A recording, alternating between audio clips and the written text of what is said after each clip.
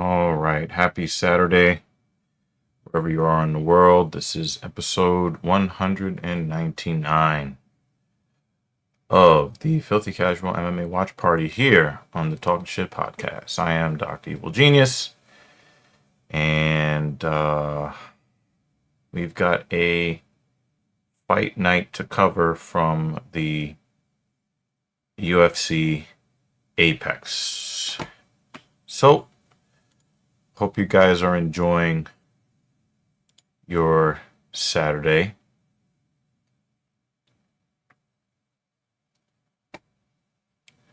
All right, just setting things up here.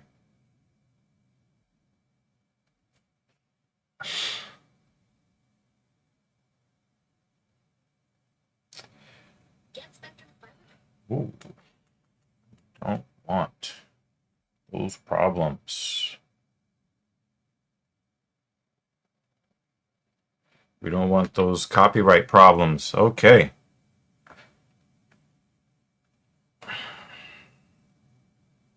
How are you guys doing today? We have to start off Kai Kamaka III versus Dakota Hope. So we got some names here. Definitely sounds like some Dragon Ball Z shit right there. Wow, the Iron Turtle was supposed to fight.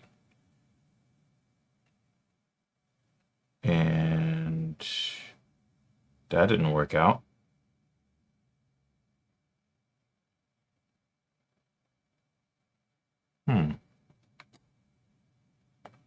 Iron Turtle normally doesn't pull out for fights. Wow. How do you have a minus 650 favorite and a plus 135 underdog? That doesn't even make sense. What is going on here?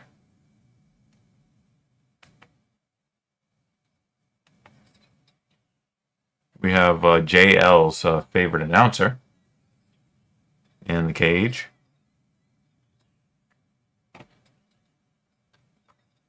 Let me see.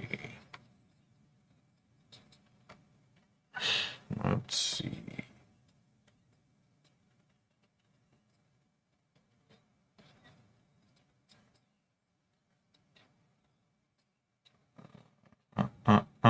Ooh. We got Lando Venata fighting. Haven't seen him in a while. I thought he was going to retire. Or maybe he got released from the UFC. What? He's been gone for a while.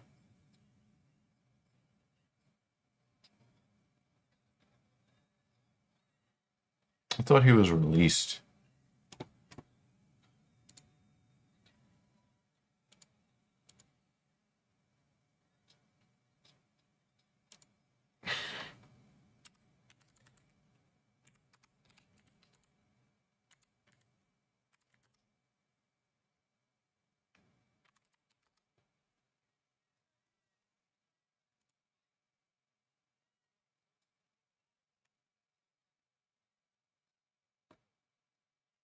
Okay, so he took time off for personal reasons. So very interesting. Um,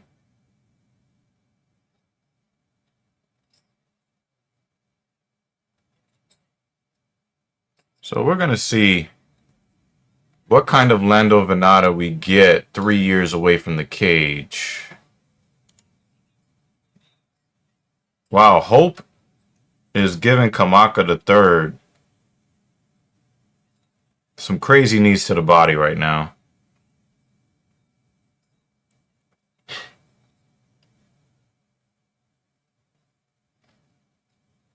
Oh, nice elbow in the break, Mr. Hope. Sounds like a name that you would see in the Matrix, right? Mr. Hope.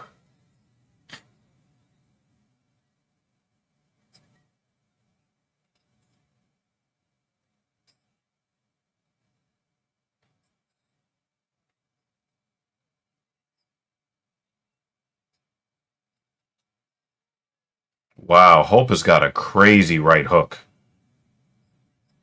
That is not a right hook you want to get hit by at any weight.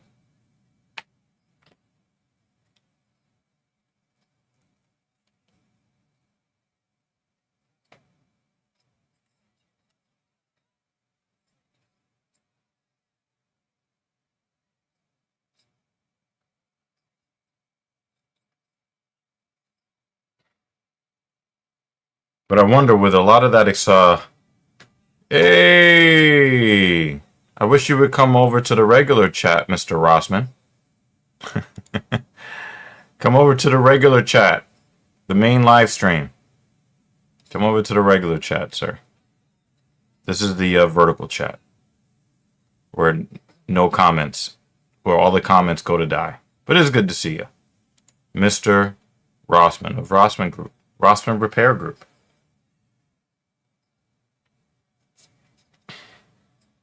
Oh, that is a crazy, crazy power from Dakota Hope. Crazy power. Oh my goodness.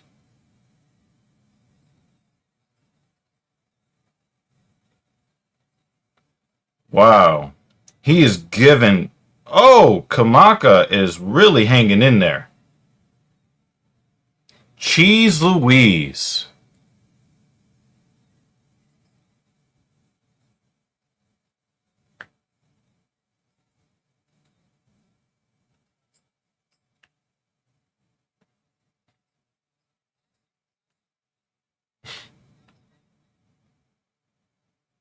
Hey, Kamaka really stayed in there. I thought that we were looking at the end. Wow. I still don't understand how Kamaka. There's no way that Kamaka was a 6-1 plus favorite, but Hope was almost an even slight underdog. There's no way that those numbers work. Ooh, good leg kick. But of course, Hope acts like your typical black man and does not check leg kicks. He just eats them.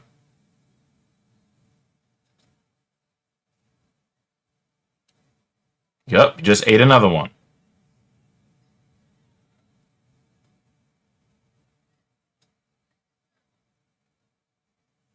He's gonna eat another one. Wait, they're not. All right, they were in opposite stances. Now they're both back to orthodox, and I think Kamaka's gonna smash that calf again. Oh, he went for inside leg kick on that one.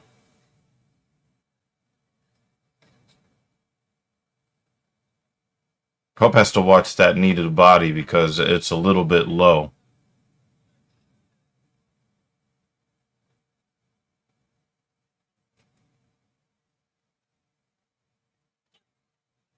Nice elbow in the clinch. These guys fight in the clinch pretty well. Both Kamaka the third and Dakota Hope.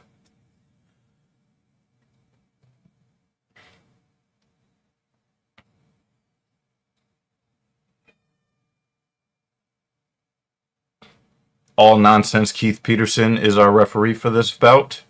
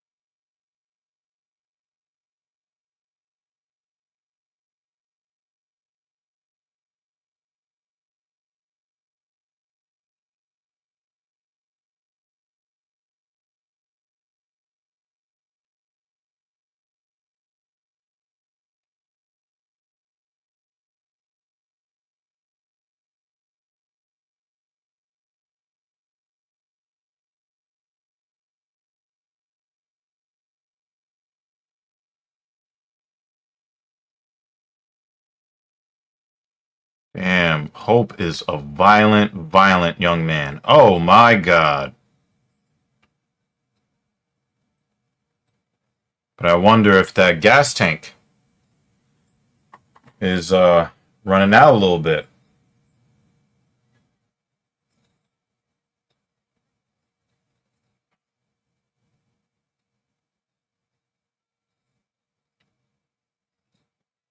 Yeah, both of these guys do really good clinch work.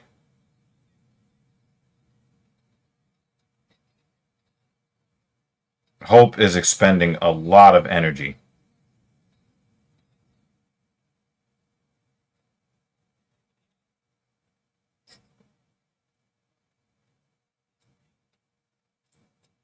Oh, that was a nice high kick from Hope. If he has any chance of winning this fight or at least sustaining a draw, Dakota Hope is going to need to win this round because I can already see that he's starting to fade.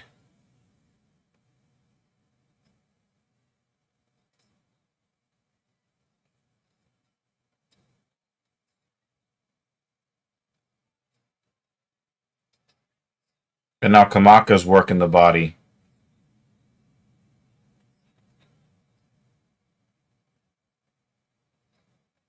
Which is further going to dig into that gas tank.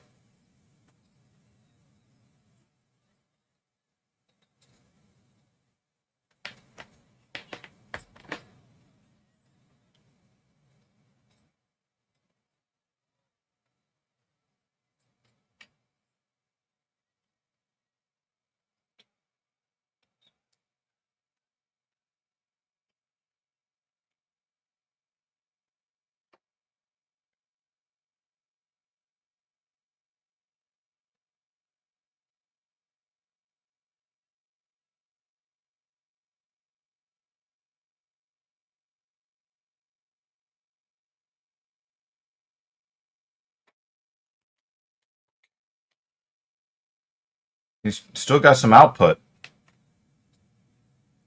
But he's going to have to do something that definitively shows the judges he gets round 1 and 2.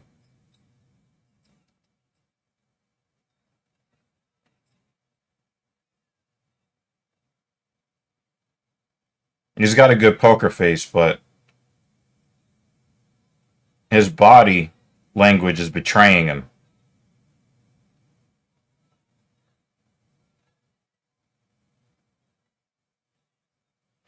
And I wonder if Dakota is used to guys folding in the first round.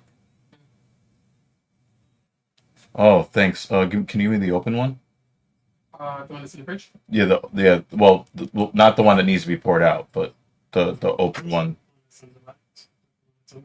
Yes.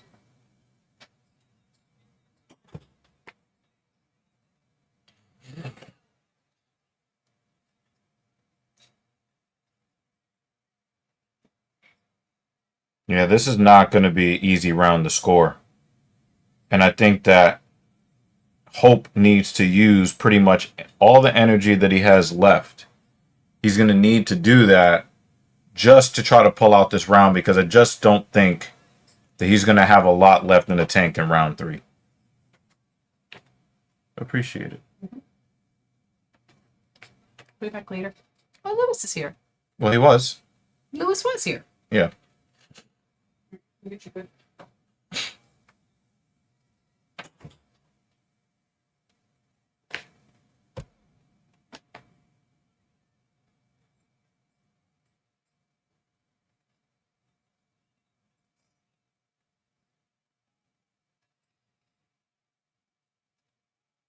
He needs at least 2 referees to say that he won this round.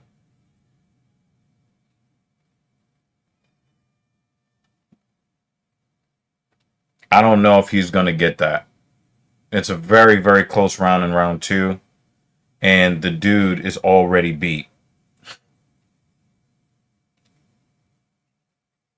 he's beat. And you can see it too.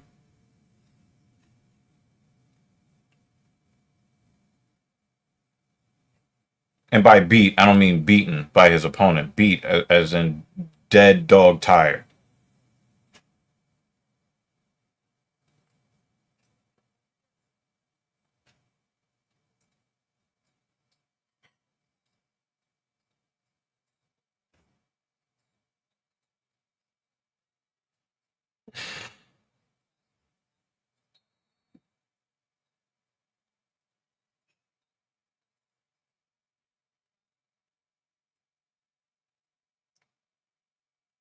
And it's got to be a little bit frustrating for Dakota Hope to go into the UFC, this being possibly his UFC debut, and understanding that, the guys in the regional circuit would get down and lay down, but not the guys that put on the UFC uniform.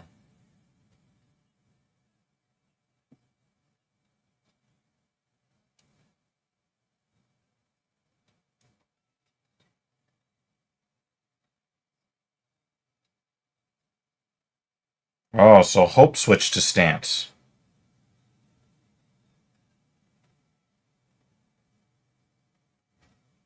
The worst thing would be if Dakota got finished here.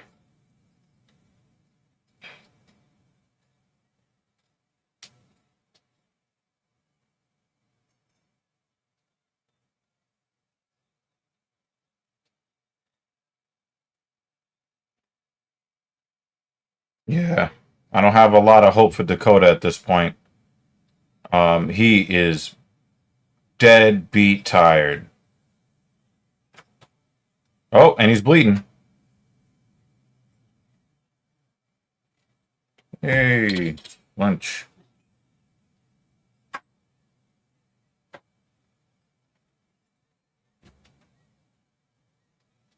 Yeah, he's moving in slow motion now.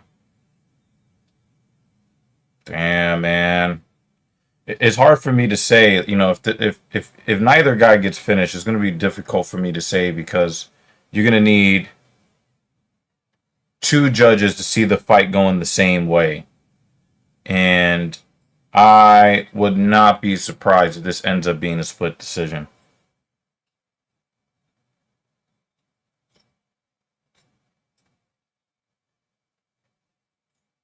Oh, Kamaka's got the bloody lip.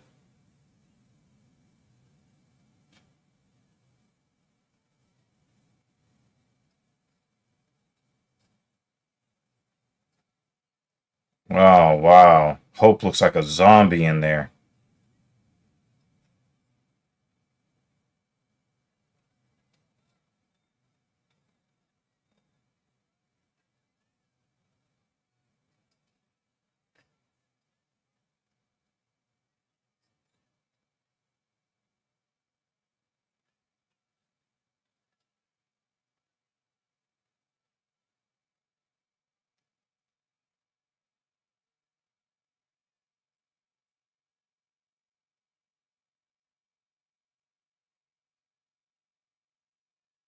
Hope does a really good job of avoiding the traps of headhunting. Oh, another calf kick.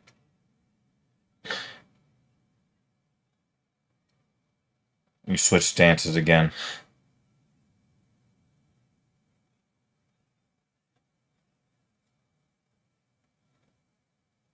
I hope that Hope gets another fight in the UFC and they don't just because the thing is he's got he's got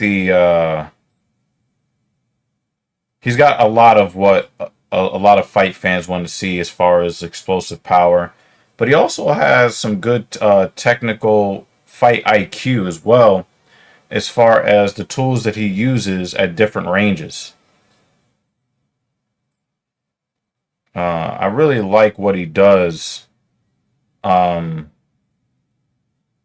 I really like what he does when he gets into dirty boxing territory. He uses his elbows and knees very, very well. You could tell that he's had some good Muay Thai instructions.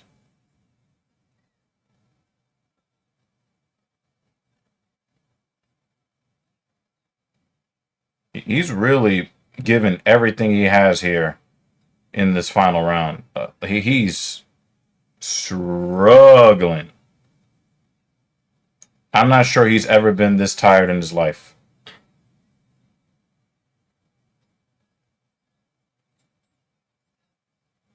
And now you can see that Kamaka, hey, got the takedown late in the round. That, ooh, I don't know. I don't know if that'll be enough. So now he's got a little bit of wrestling chops too.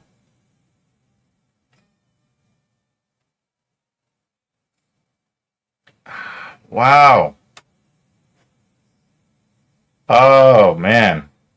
I really like the way both of these fighters did their thing. I'm gonna say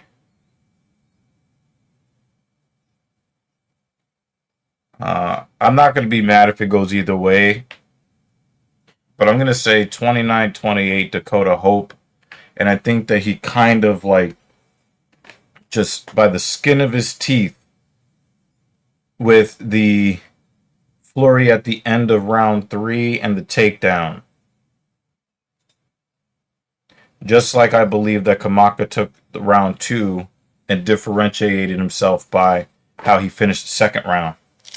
You know, when you are talking about uh, fighters uh,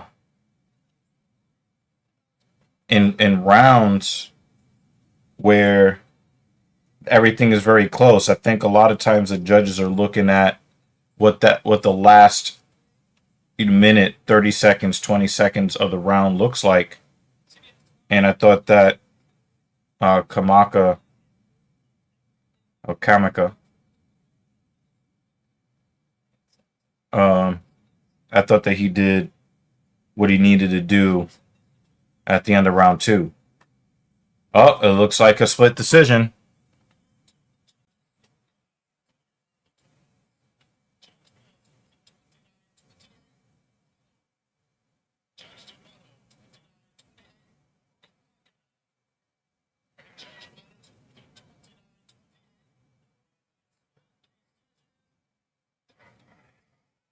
Yeah, yeah, I can't be mad.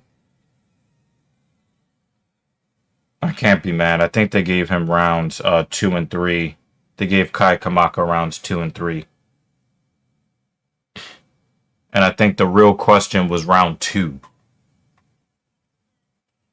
But I think I probably would have given it to Dakota Hope for rounds 1 and 3.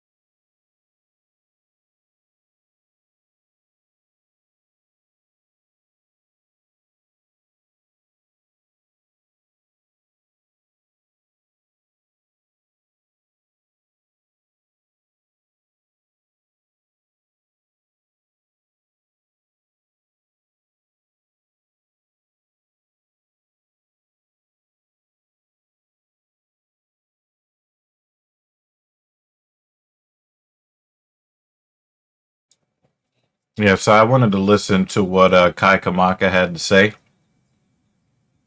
Number one, 5 kids by age 31 is wild. That dude is shooting up the club. Um,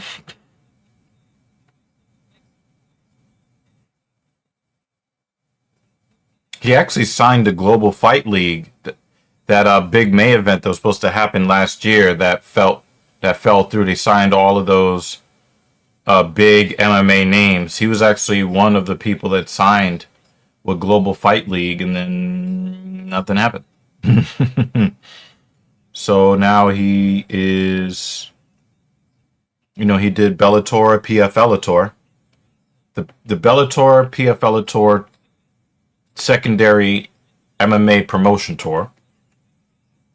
Now he's back with the UFC.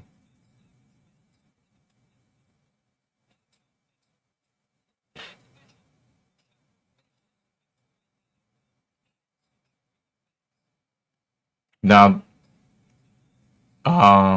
he did win a fight in 2023 where he won the fight by split decision, but all of the media gave it to his opponent. Now, to know that he is very friendly with Sean Shelby,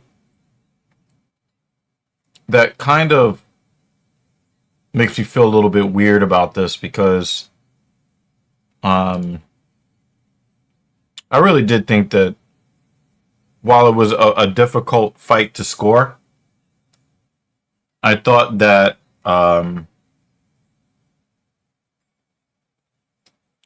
Dakota won the fight, and let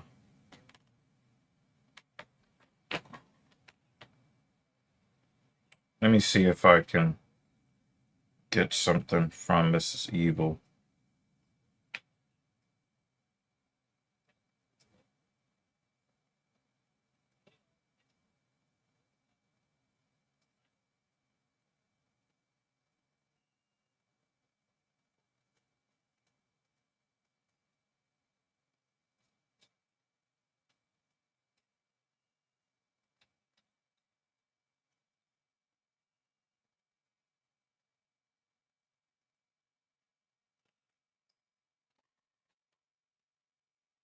All right, so that is that. Again, I really thought that the fight was close, but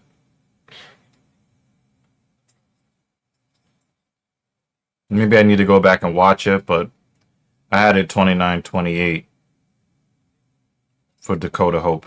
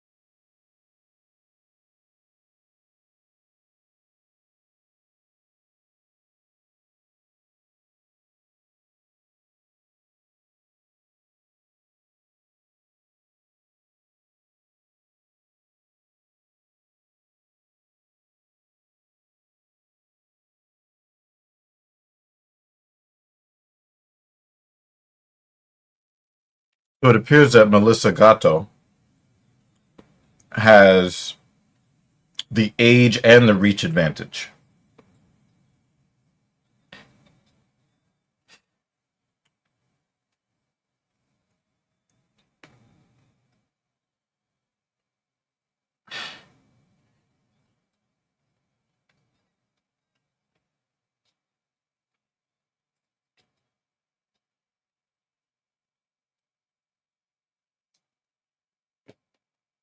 We have Brasilia violence in this matchup.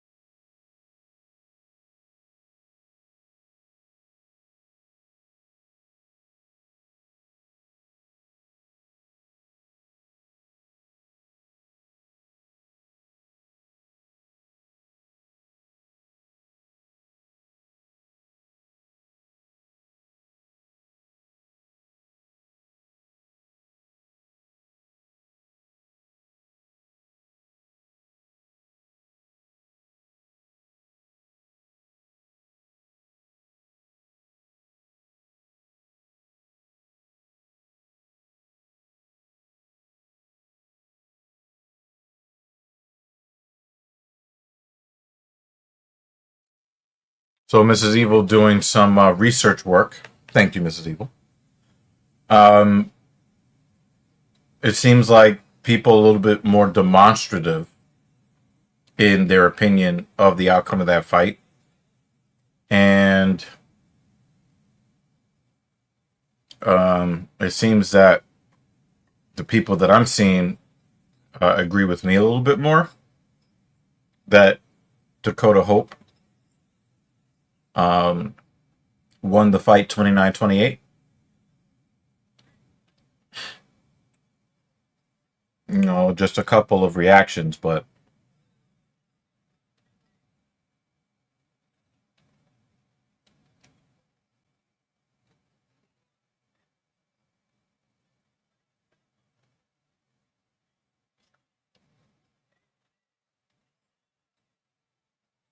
Barbosa's throwing hands.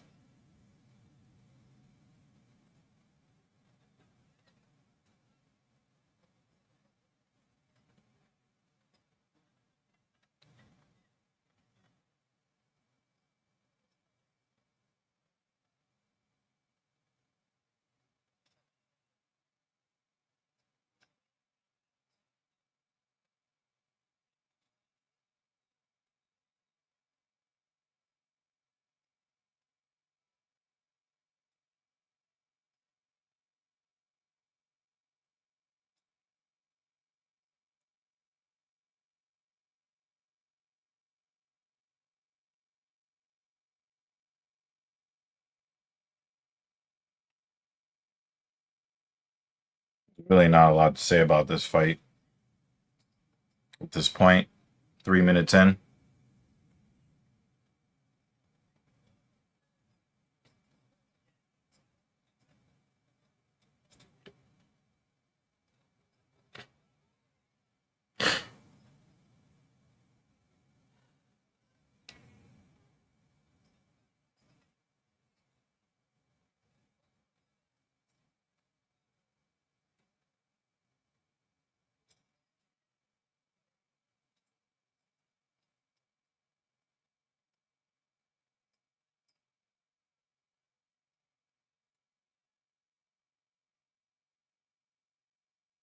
This fight is just awkward. This is an awkward fight.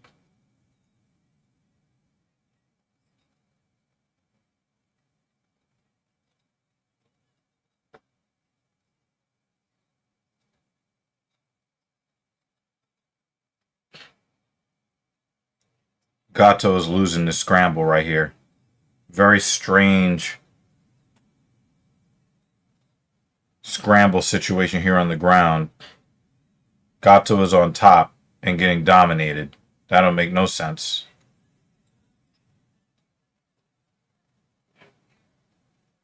This is just strange.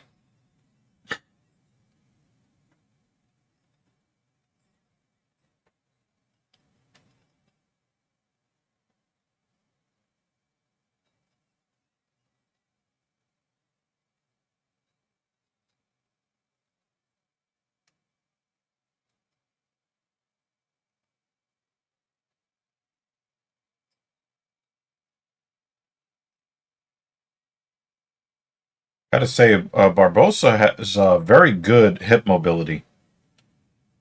And she is making life very, very tough on Gato, even though she's on the bottom. Also, she doesn't waste a lot of opportunities. When she sees an opening, she takes them. And I wish that more fighters of both sexes would have more of that mindset. I thought that Dakota Hope was a guy that took every opening that he could when he had some oxygen in his lungs.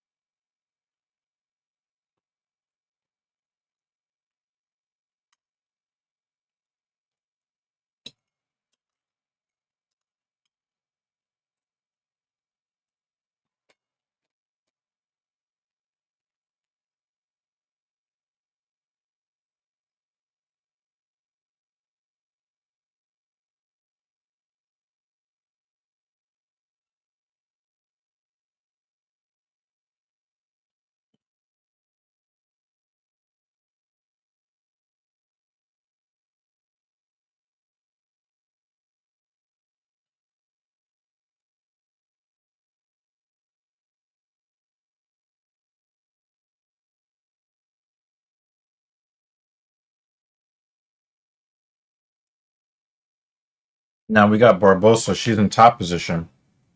She dominated from bottom position to end round one. I want to see what she's able to do here.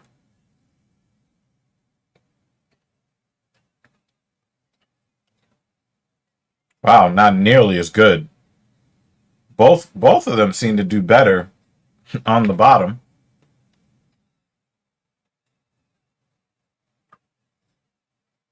Was that an illegal knee?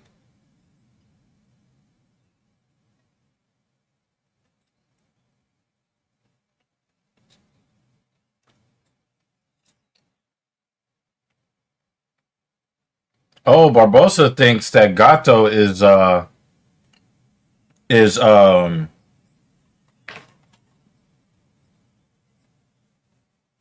was in the chest. Yeah, she did kick her in the chest.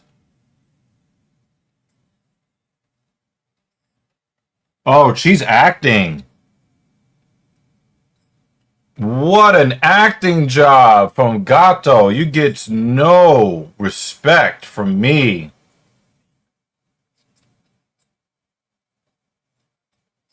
She kicked her right in the chest, and then she got to her hands and knees and then rolled over like Aljamain Sterling. She act like she got knocked out. That was complete BS. Oh my god. That was so BS. Oh my god. Somebody send her to Juilliard or some sort of acting school or something, because that is terrible. She didn't. Come on, son. She did not get knocked out. She got kicked in the chest. She got that hot stink meaner action. I hope they look at the replay, because she did not.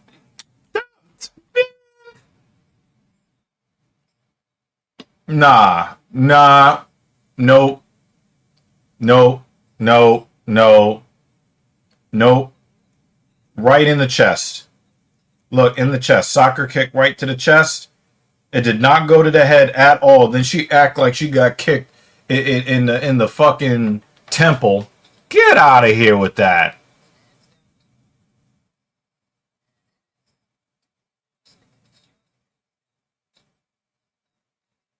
Get out of here. Get out of here. I don't know what you're apologizing for, Jay. We're here to entertain you. But this is the worst acting job since Aljamain Sterling. I hope they look at the replay, because that's some fucking bullshit.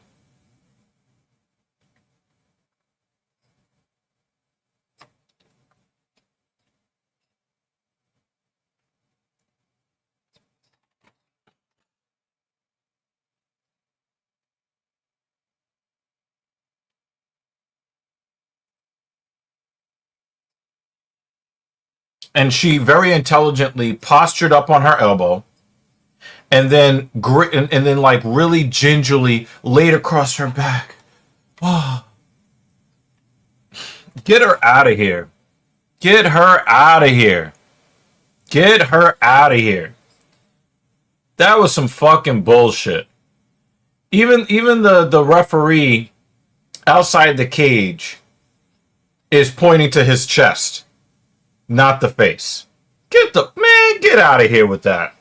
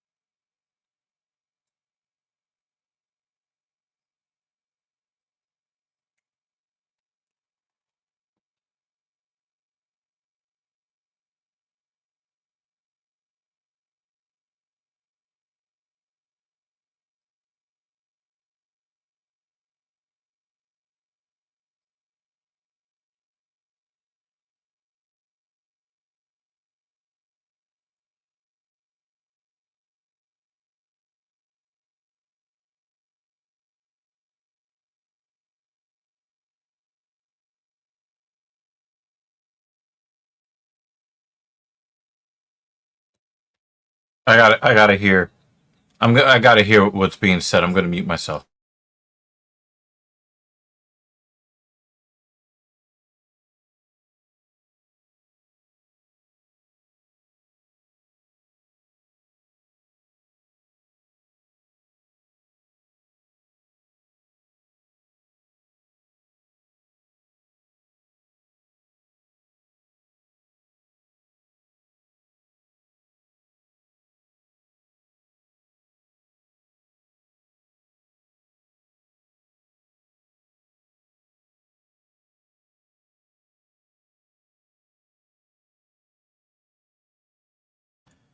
This card is not starting out well at all. That was some fucking bullshit. They took a point from Barbosa after this chick did the. She did the fucking, you know, when you beat Chun-Li in Street Fighter 2. Oh my god, that was horrible. And they let her get away with that.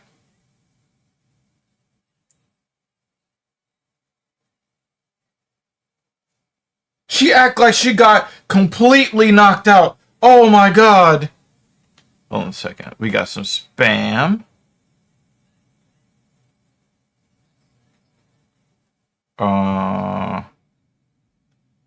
Shit. Let's pull the comments off this.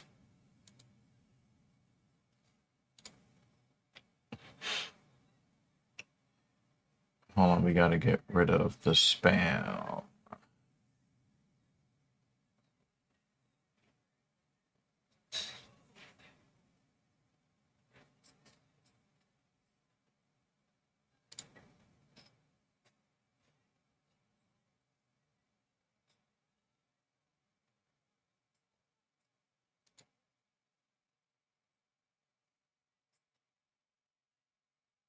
All right. Got rid of the spam.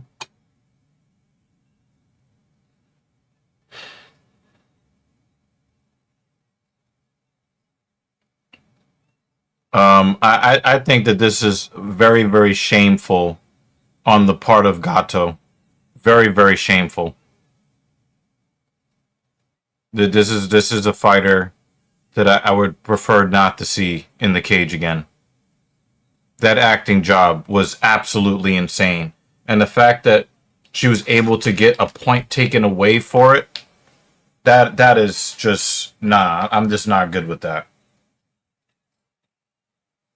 I'm not good with that. And look at her. She act like she got knocked out from a kick to the chest. And now she's over here just taking punches with no damage.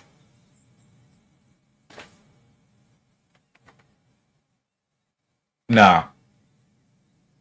Nope. Nope. Nope. Nope. I hope she still loses. Because the answer is no. That is one of the... Oh my god. Hopefully this card gets better.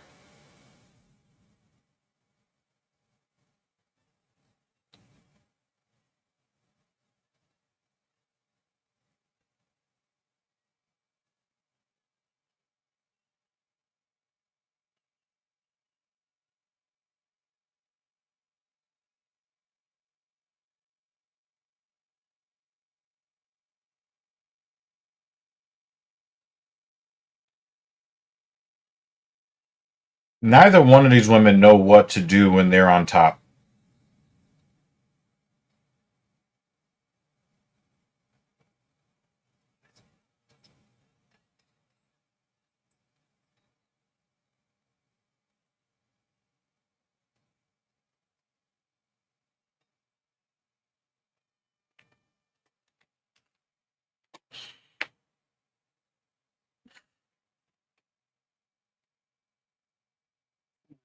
Nice.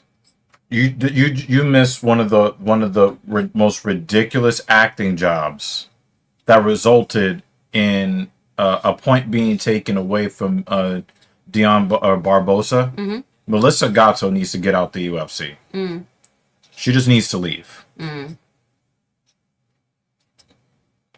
Is that what Jay's talking about, the acting job? Yeah, if you can go and look at social media for us, you're our correspondent for the evening. Mm-hmm. And let me know what Twitter is saying, because she act like she got so she had knees on the ground and hands on the ground, and the chick looks like she throws an illegal kick, but it hits her in the chest. Mm-hmm. Clearly hits her in the chest. Mm-hmm. She gets kicked in the chest, and then she postures up on one arm, and then she gently rolls, and then acts like she got completely knocked the fuck out. Like it is one of the worst acting jobs since Aljamain Sterling. Mm. She acts like she got completely knocked the fuck out, right? Mm. Then she starts taking hammers to the face from Barbosa, crazy elbows with no damage after that. Mm. But you just act like you got completely laid out and you need to win by disqualification for a kick that hit you in the chest. Mm. The acting job led to Barbosa having a point taken away. But we can't get a point taken away for blatant kicks to the dick. Mm-hmm. And many other things. I mean, at this point, I just say everyone grab the cage, kick each other in the ball. Yeah. So, Just, but like if somebody punches you in the face, just act like it was an illegal elbow or something, and they'll take a point for that. Need anything else? Let me know. Pop it in now.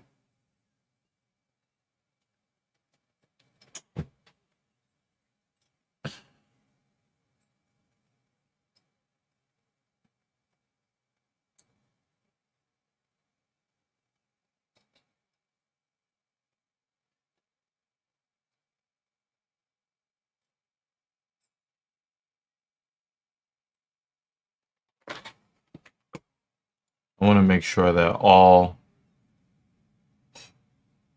I want to get rid of all.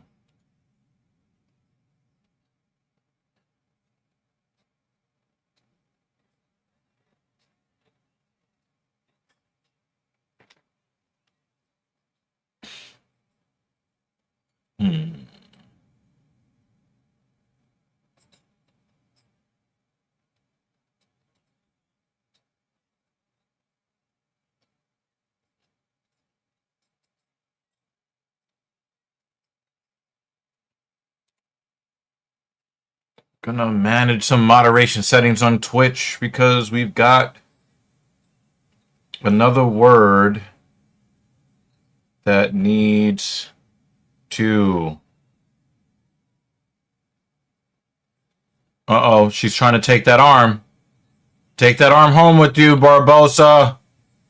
Take that arm home with you. Take it home. Take her elbow.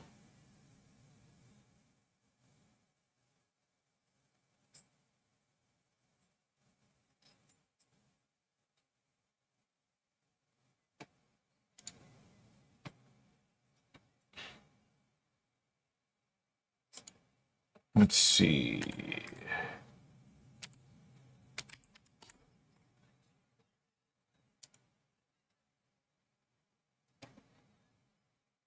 All right. We don't have comments on the stream right now up because I don't allow spam. I don't allow spam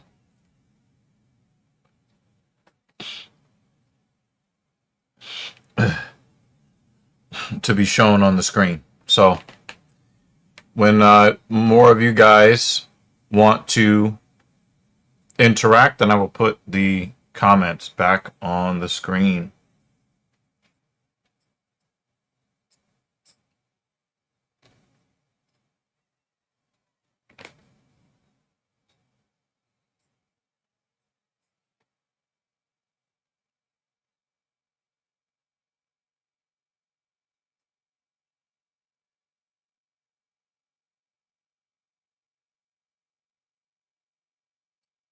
I really hope Gato loses this fight.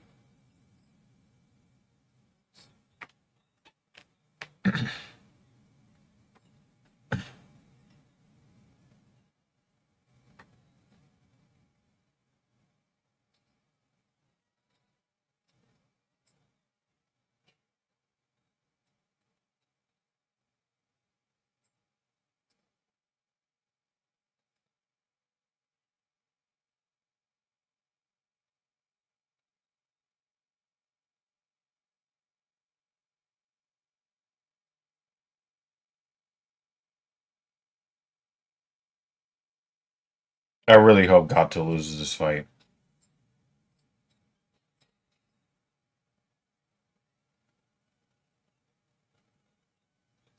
Yeah, elbow that calf. Give her a Charlie horse.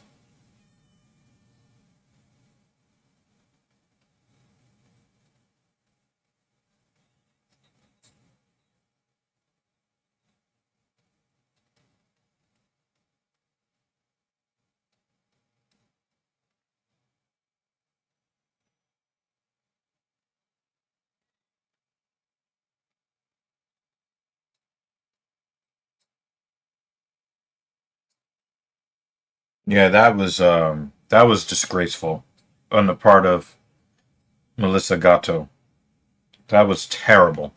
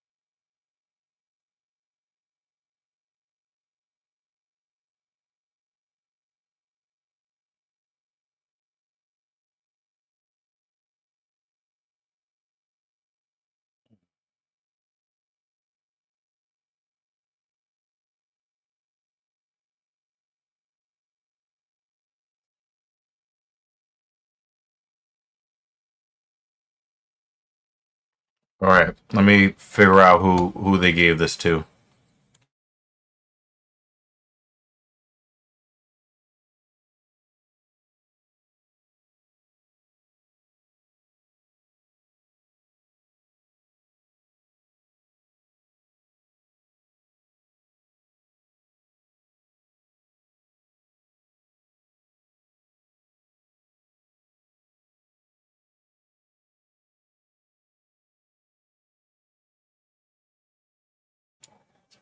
Yeah, they gave it to Barbosa.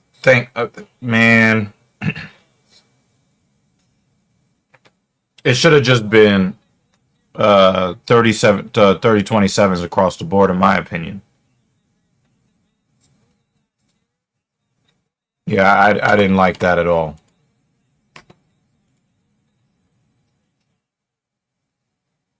It's amazing how Trayshawn Gore um still has employment in the UFC.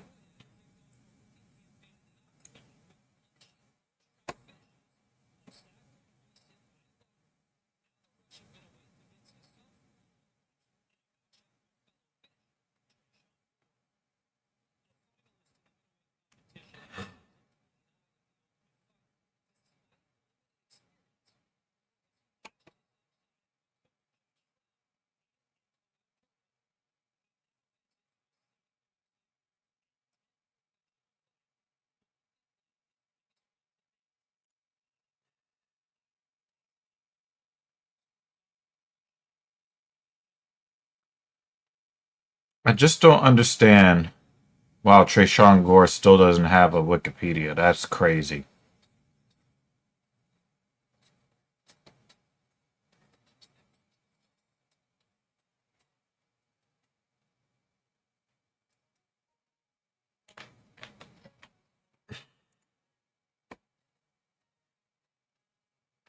Oh, here we go with Brooklyn Breeze.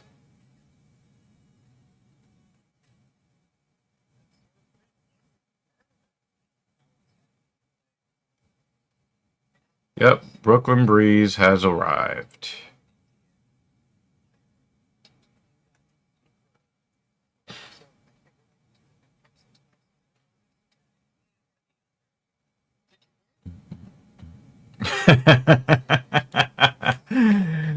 I can always tell when Brooklyn Breeze is about to show up in the chat.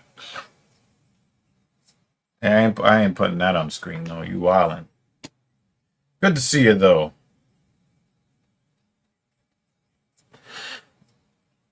Good to see you. Ooh, ooh, ooh, ooh, ooh.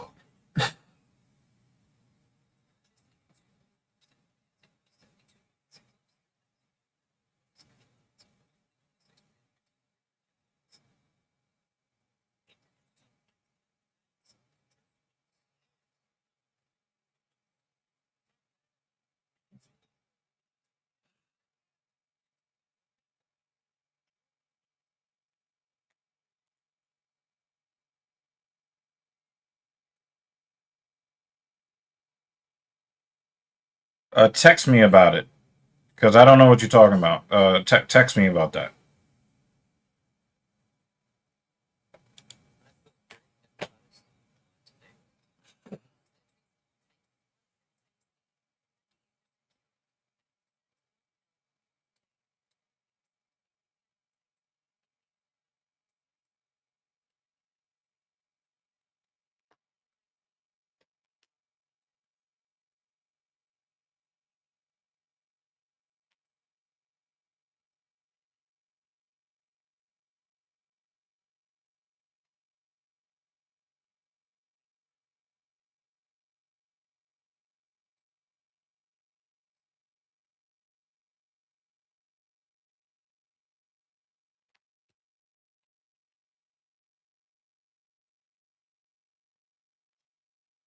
All right.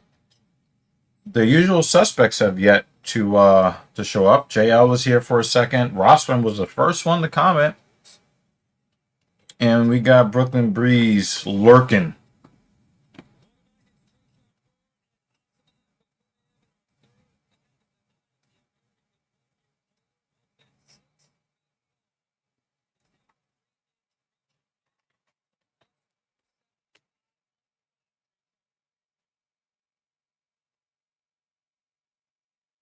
Oh, okay. Oh my God, they're drinking in the morning? Good God Almighty.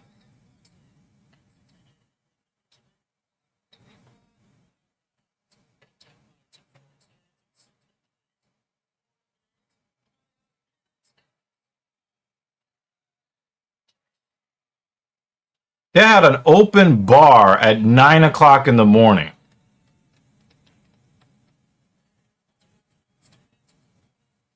That's how you know this shit is for old people.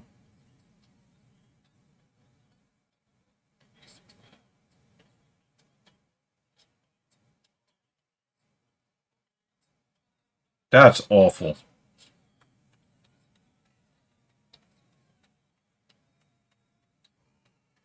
That's just that's that's crazy.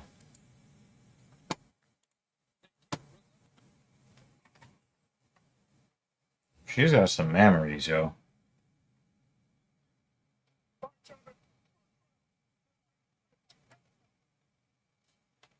Yo, the event has people trying to party at 9 o'clock on a Saturday morning. That's some old head shit.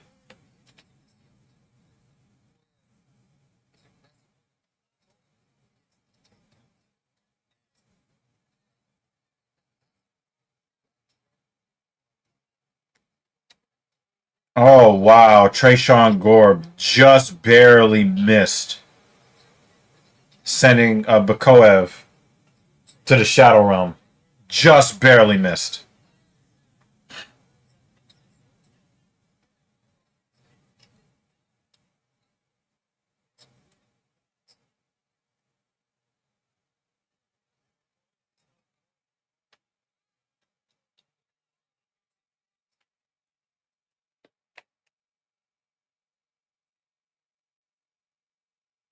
You should be ashamed of yourself, sir. You should be ashamed.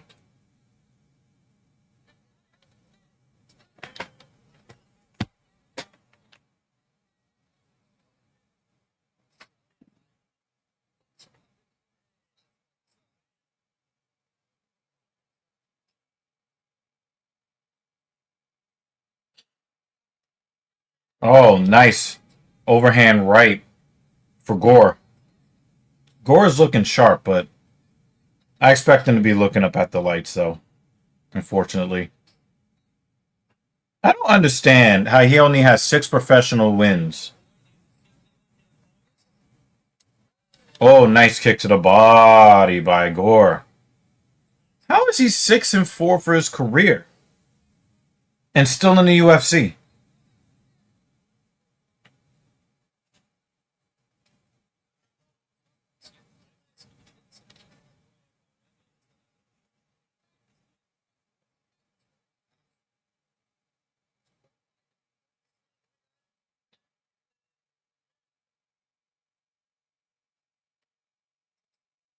Nice left hand from Bakoev.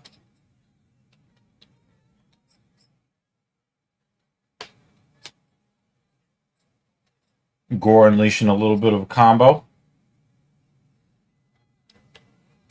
And he's doing a good job of countering any kick that Bakoev is throwing.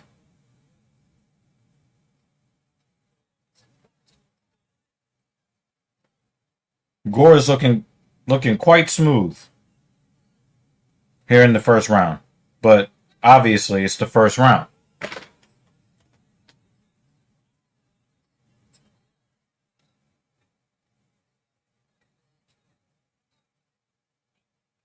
Wow, he's got Gore moving backwards now.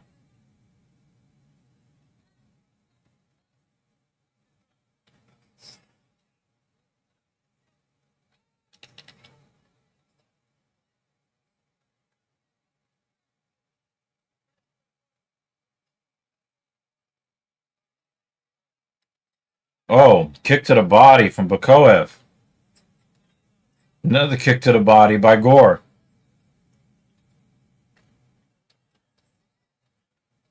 Gore looks like he's been training a lot. He definitely doesn't look like the same brawler that I'm used to seeing. He actually looks very technically sound. Now, again, this is the first round. So there's no guarantee that as his tank goes down, his newfound technical skills won't also. Yeah, he's definitely looking good. What's going on, AI Hal? Our AI overlord has arrived. Good to see you again.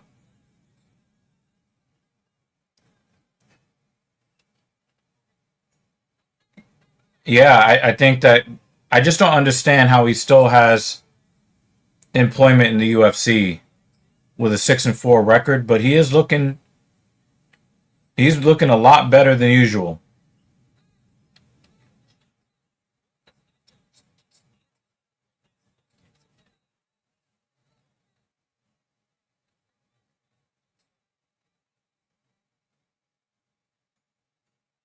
I just don't understand why his eyes are so close together.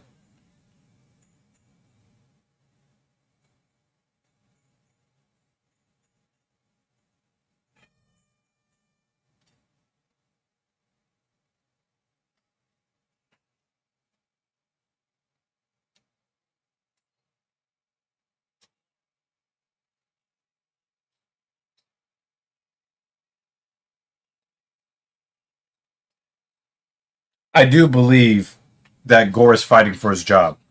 100%.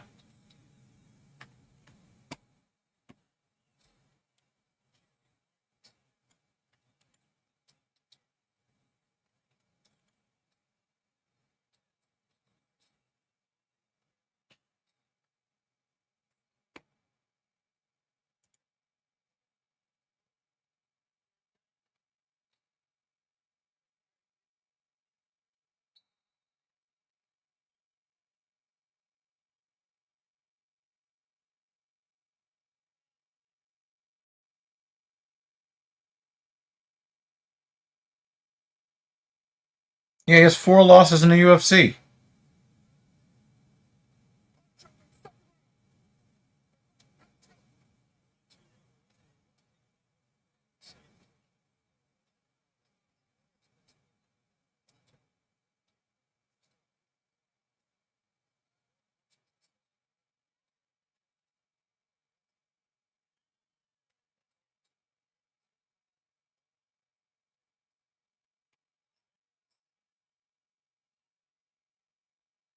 He does have he does have one performance bonus.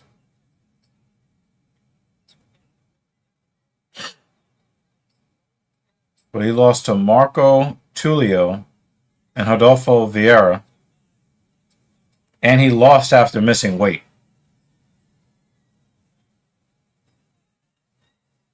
Gore's in a lot of trouble here. Yeah, Bo Nickel. In 2023, they were supposed to fight. Um, the Dobson, AJ Dobson, was 2024 that was canceled.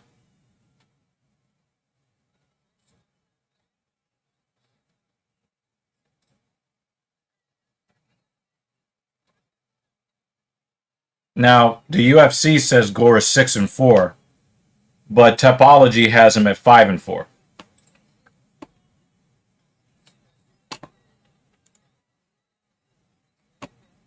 At least the correct woman won the fight. At least the correct woman won the fight. I that acting job by Melissa Gatto really pissed me off.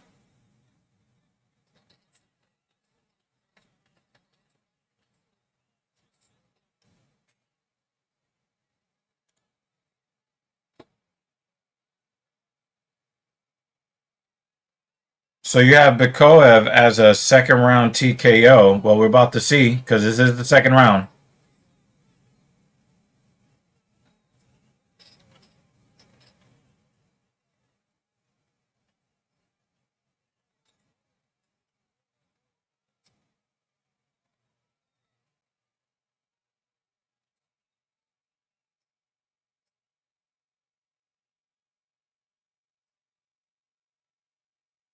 All right. So Bakoev has implemented the wrestling. So that should pretty much be a wrap for that.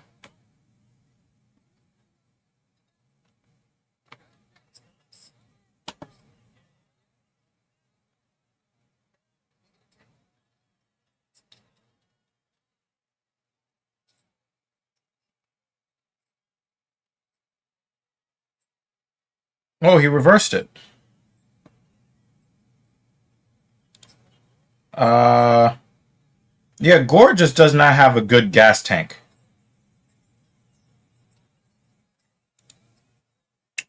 Yeah, I was saying in round one he looked very, very good. He doesn't look as good here in round two, but he's a gas tank issue and always has been. So I'm not surprised. He did reverse the bottom position, while Bakoev is just physically powerful. Tresean Gore is a very physically strong guy. And the way that Bakoev just got up from the bottom, that was crazy.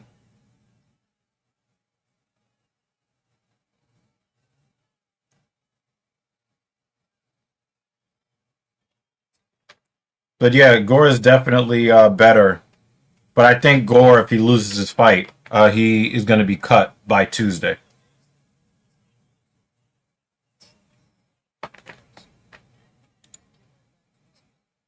Well, he wasn't crotch sniffing in round one, but he did get this takedown and has implemented a lot of grappling and clinching here in round two.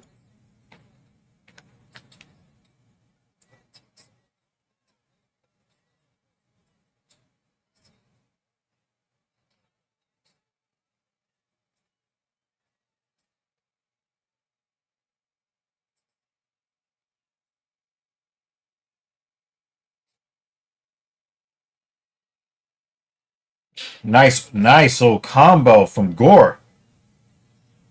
Oh, nice lefty. Now it's just boxing time.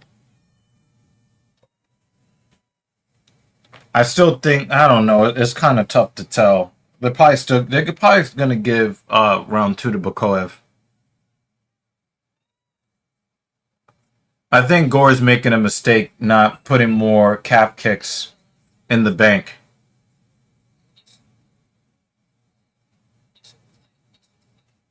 It is good to see you guys. We got JL, we got Ryan, we got our AI overlord. We have Brooklyn Breeze here for a second or two. Pretty cool. Better late than never.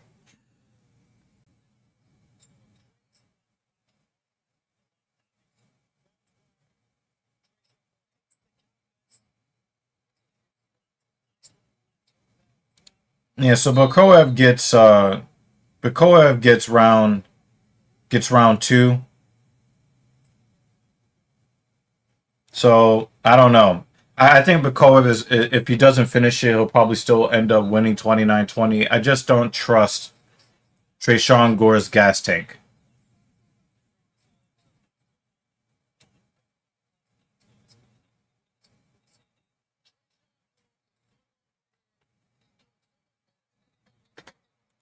Isn't Wilder kind of like past his prime in boxing? If I'm not mistaken, he's taken some knockouts and I don't really watch boxing, but everything that I've heard has said that that he was just a puncher anyway. I don't know. JL, this is like the seventh time you've asked me this, but I'll address this later. Now, I did say that Gore should do more on the leg kick, and as soon as he did,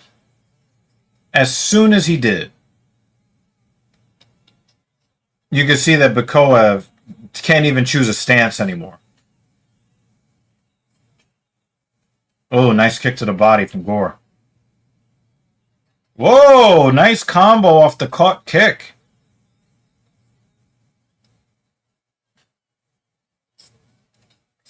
Absolutely. Absolutely. But I also think that Gore knows that he's fighting for his job.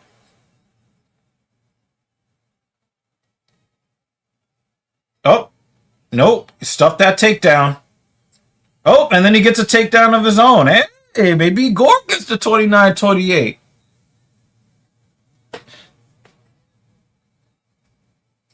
Could you imagine if he wins this fight and Dana cuts him anyway? But yes, Tresean Gore definitely looking worlds better. I mean, Gore has always had this. The problem is the difference between Joaquin Buckley and Tresean Gore is that Buckley has the gas tank and Gore doesn't. No Neck Jr. Yeah, I think he's gonna win. I think he's gonna win. But again, you know, he's fighting for his job.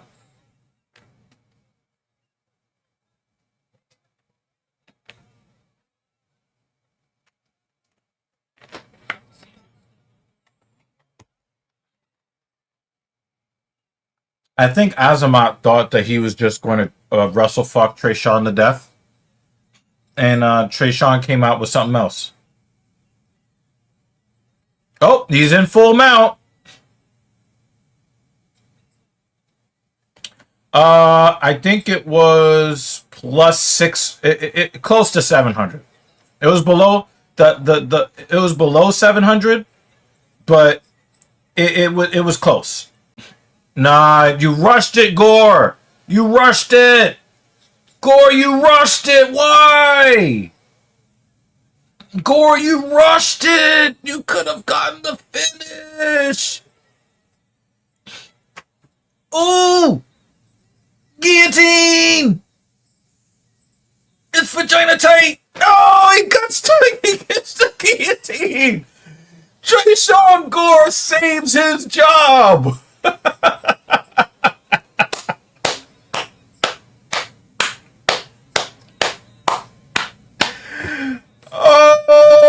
Oh!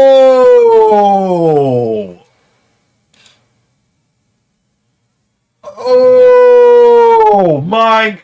And he had, and I'm like, no, he rushed it. No, and then wow,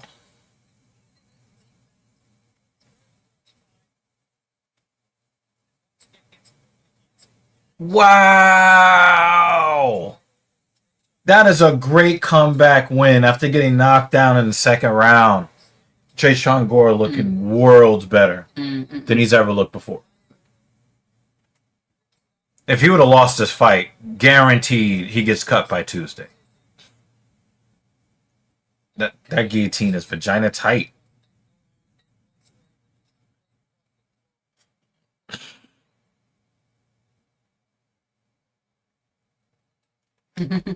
Rita said, go, go, go, go, go. He's out, he's out, he's out, he's out. Wow. We don't cut him. How about that? We don't cut him. Very happy for Tresean Gore. He came out looking super sharp, technical. He got knocked down in round 2, kind of looking like the old Tresean for a little bit. Ended the round on top, which I thought was, he had gotten taken down. He reversed it. Then he rushed it in round 3, and I'm like, damn. But then he...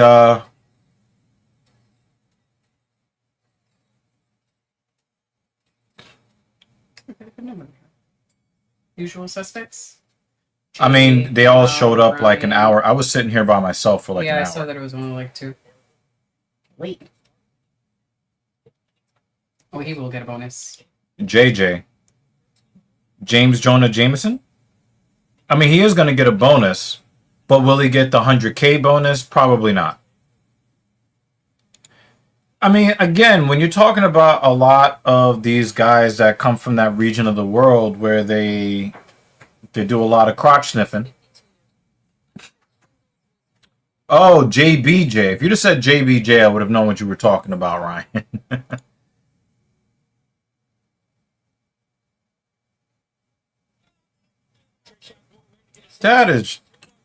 That, come on, Breeze.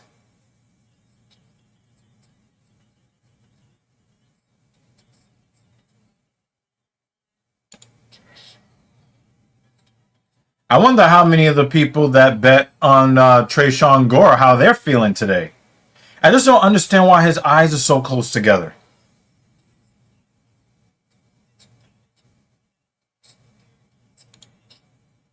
Let me listen to what Trayshawn has to say.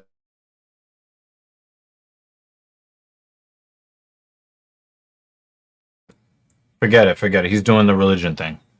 I just don't understand why his eyes are so close together.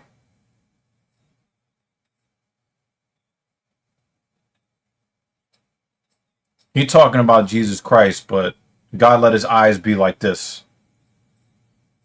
Like, come on, man.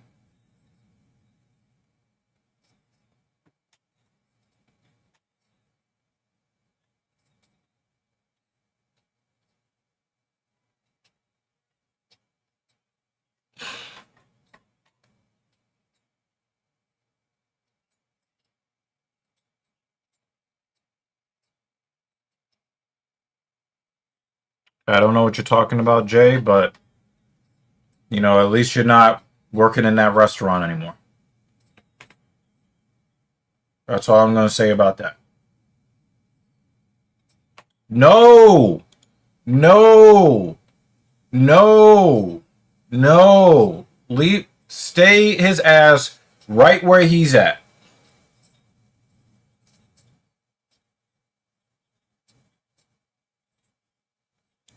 The answer is no. We don't need to see him miss weight 7,000 more times.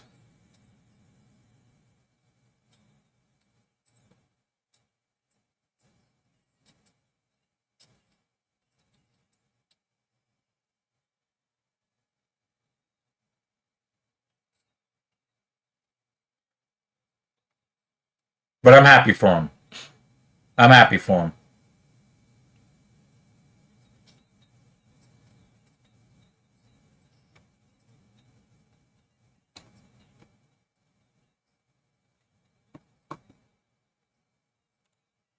Yeah, I'm very happy with his performance. Very, very happy with his performance. Very happy with Trayshawn. I'm happy for him because he was this fucking close to getting cut.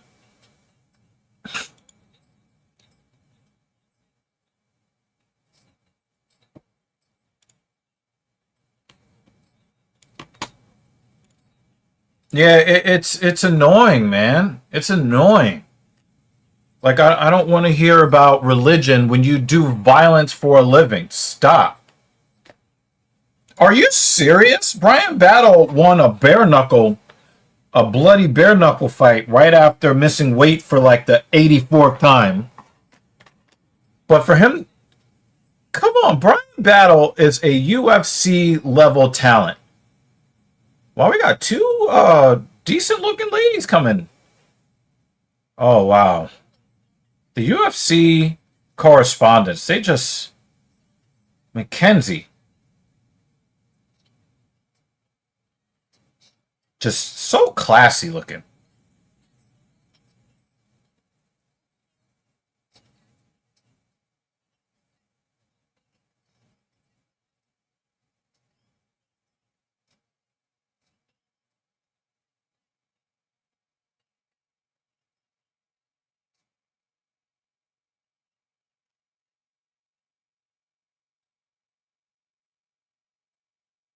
Oh, Johnny Eblin beat him. Okay. Johnny Eblin is a good fighter. Okay.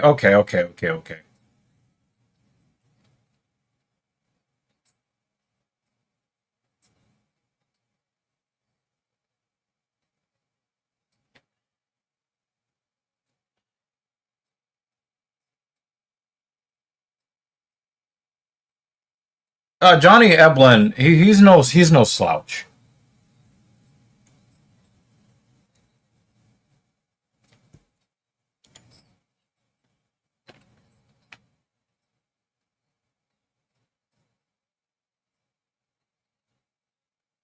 Now, Haley Cowan is not bad looking. However, she does look like the type of woman that will call the police if she sees a black man walking down the street in her neighborhood.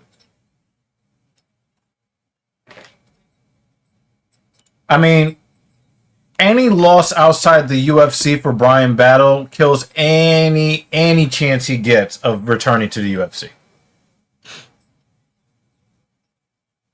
And as good of a fighter as Johnny Eblen is, he still lost outside of the UFC after being unceremoniously removed from the roster because his weight issues keep cropping up. Damn, she is good looking.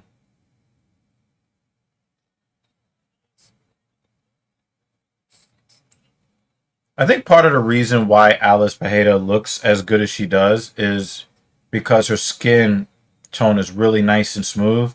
Becoming a professional fighter is not going to be good for the health of her skin.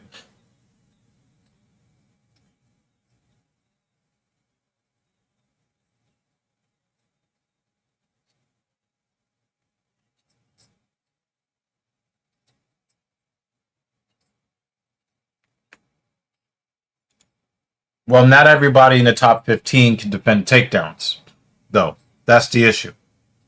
If I'm not mistaken, Battle was fought Eblen at 185.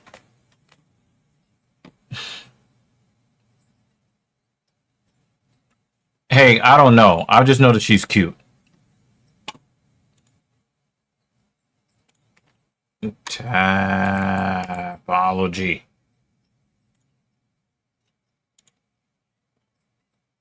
Who are we looking for? Brian.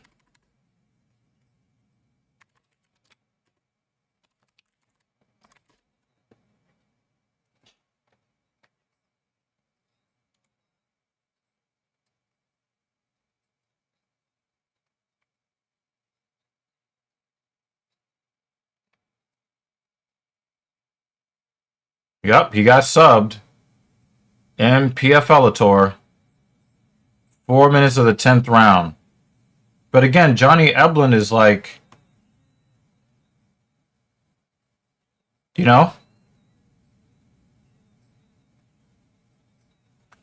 I mean, Bo Nickel has beaten a lot of fighters.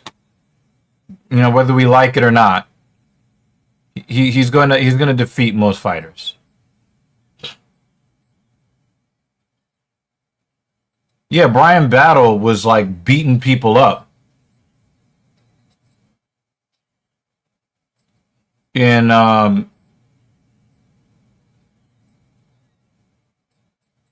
bare knuckle.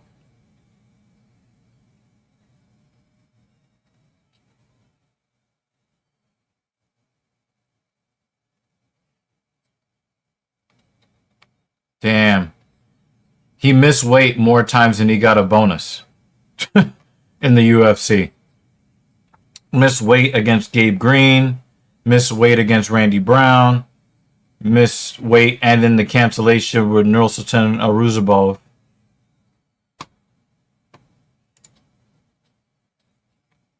I'll look at the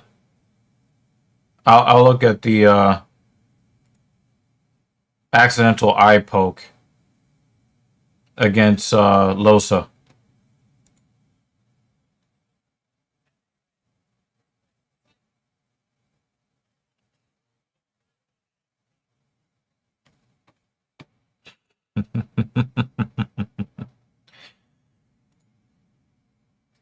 I don't think fight is the right word.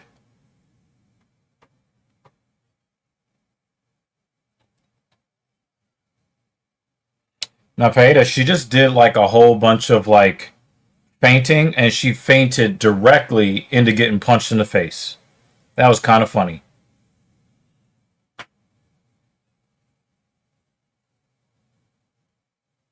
Now, I do like the fact that both of these women seem very interested in fighting right out of the gate. Is that a bruise? Or I mean, she is super white, but is that a bruise already on Callan's face?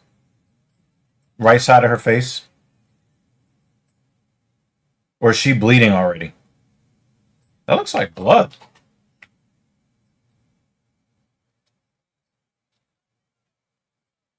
Hmm.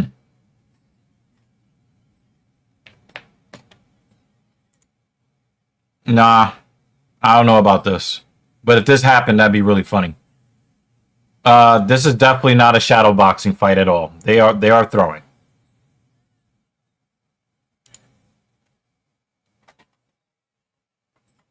Yeah, I mean, but this looks like a deep red, as if, and she's playing with her nose too, as if there's some blood. Yeah, she's bleeding. She is bleeding. Everybody reddens easy when they're bleeding, except for black men. She doesn't really seem to care. She's very offensive minded. I think that once she saw Cowan's blood, oh, she gave it the takedown. These look like two chicks fighting after school. I love it.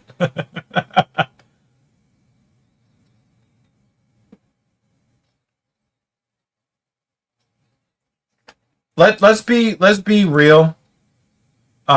We need way too reckless in the UFC. We don't have enough way too reckless right now on the roster.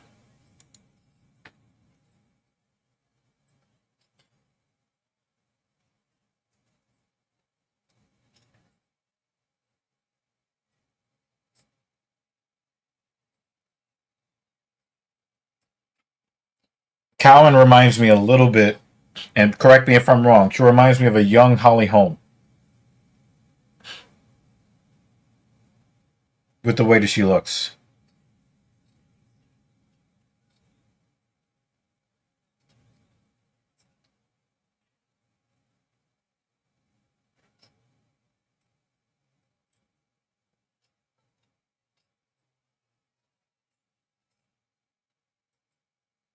She looked like she can be a distant relative of Tom Cruise.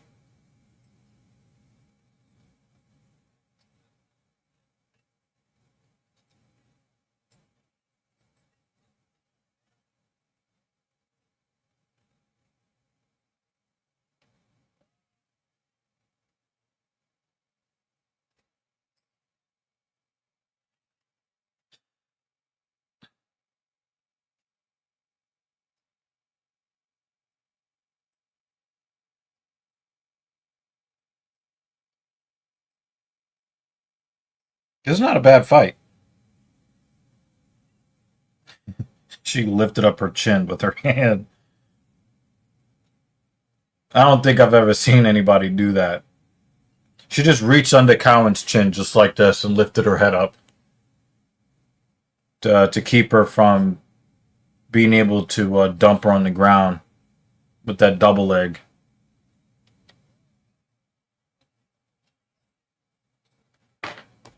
Well, dude, hockey is a very strange sport where I've seen a very poor New York Rangers team um, get completely dominated and win 6-2.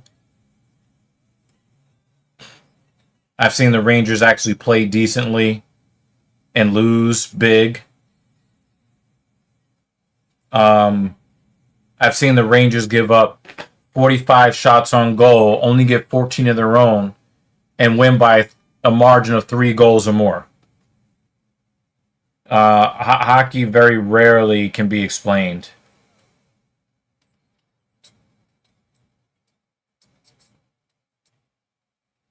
I think NHL hockey is one of those sports that absolutely needs um, 82 games. Yeah, I saw Luka Doncic has the grade 2 hamstring strain, so he's going to be out. I think that he's going to be out at least through the first half of round 1 of the playoffs. Um, he might be out all of the first round if if LeBron can step in and lead the team through the first round. But we have that kid Austin. Is his name Austin? Reeves. You know, if Reeves could step up and do what he did when LeBron was out in the beginning of the season, then they have a chance. As far as the Dodgers are concerned, I think that they're old hat now. I think that right now, what I'm enjoying about baseball is the new ABS system and how it has added a dimension of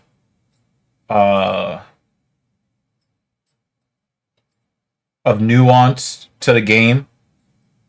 I think that the pitch clock took away a lot of nuance from the game. I think that the disengagement rule took away from the game as well. But I really do like the ABS challenge system a lot. I think the final few will be the Jays, Yankees, Dodgers, and Seattle. That doesn't even really make sense because you just named 3 AL teams and 1 NL team. So the final few, that's impossible. You're going to have to take away one of those AL teams, and you're going to have to add an NL team that you think is going to be in the final 4. I think that you could probably take... I just don't believe in the Seattle Mariners. So I would say Blue Jays, Yankees, Dodgers, and I'd have to think about who could really step up in the NL to be right there in the NLCS. Why are you saying that? That's another AL team. You have to choose a National League team. You know, none of those teams are going to be in the NLCS. You need to find a team that you think the Dodgers are going to face in the NLCS. If you think it's going to be Blue Jays and Yankees in the ALCS, all right, cool. Oh, she tried the axe kick. Yes, they do have... what's his first name? But he's one guy.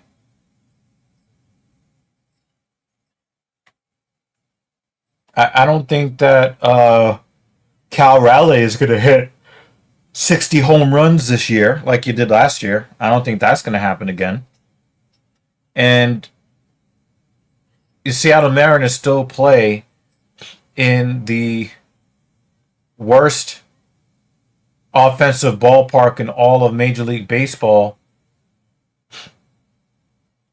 You know, Jorge Polanco is not there anymore. He was a good clutch hitter for them as well.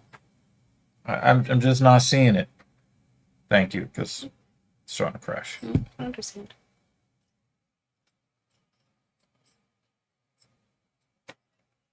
The Cubs, I think the Cubs have. I think the Cubs might have that. At least on offense and defense, they're really good. I'm not sure about their pitching. But I like the Cubs. I like the Cubs as a possible team that you would see up against the Dodgers in the NLCS. As far as the New York Mets are concerned, I think the New York Mets have a really great collection of talent, but I believe that the uniform is like kryptonite for baseball players. Like, you will see players play really, really well, show a lot of skill, and then they put on a Mets uniform, and then all of a sudden, all the bad... Oh, she's dead!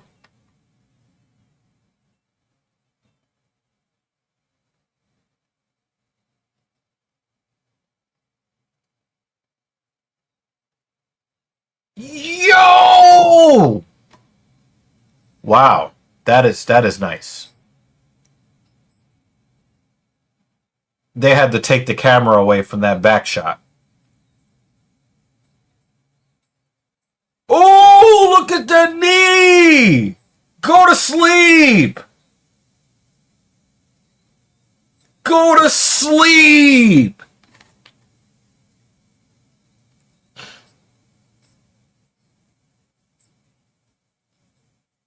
Keith Peterson was so happy that he could jump on top of her like that. I wonder if he smells like alcohol and cigarettes. He could not wait to get on top of her.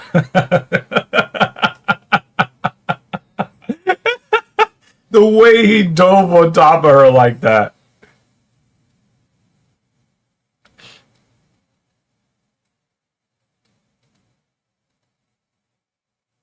Wow.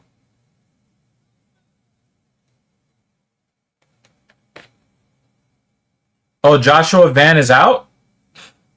Wait, are we talking about Joshua Van?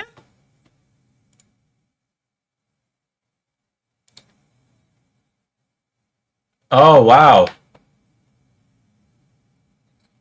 Let me check something.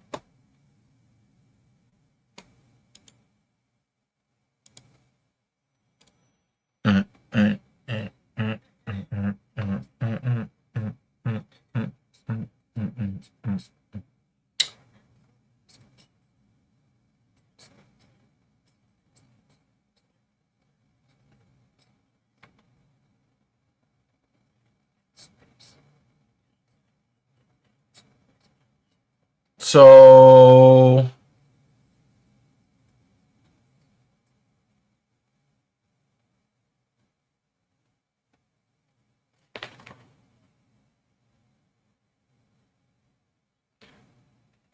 all right. Wikipedia has updated the fight order, the fight card, but they have not offered an update on what's going on. So it looks like the co-main event is going to be Curtis Blades, Razor Blades, versus Josh Hokett. Now, guys, if you ever want to bet on a double KO, we've got Dominic Reyes versus Johnny Walker. Dominic Reyes versus Johnny Walker. That is a double KO. Right there.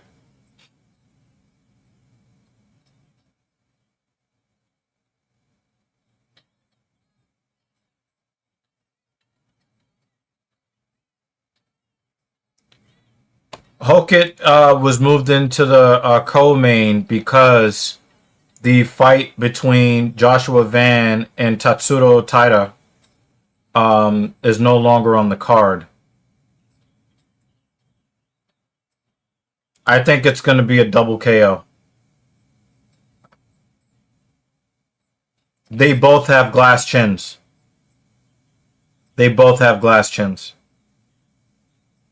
So, my prediction is double KO. In your opinion, since you're a native New Yorker, which part of the city are Mets and Yankee fans? I would say that the entire planet Earth is Yankee fans because it's easy to be Yankees fans. In fact, a lot of the Yankee fans are now Dodgers fans. Let's just put it like that. Okay?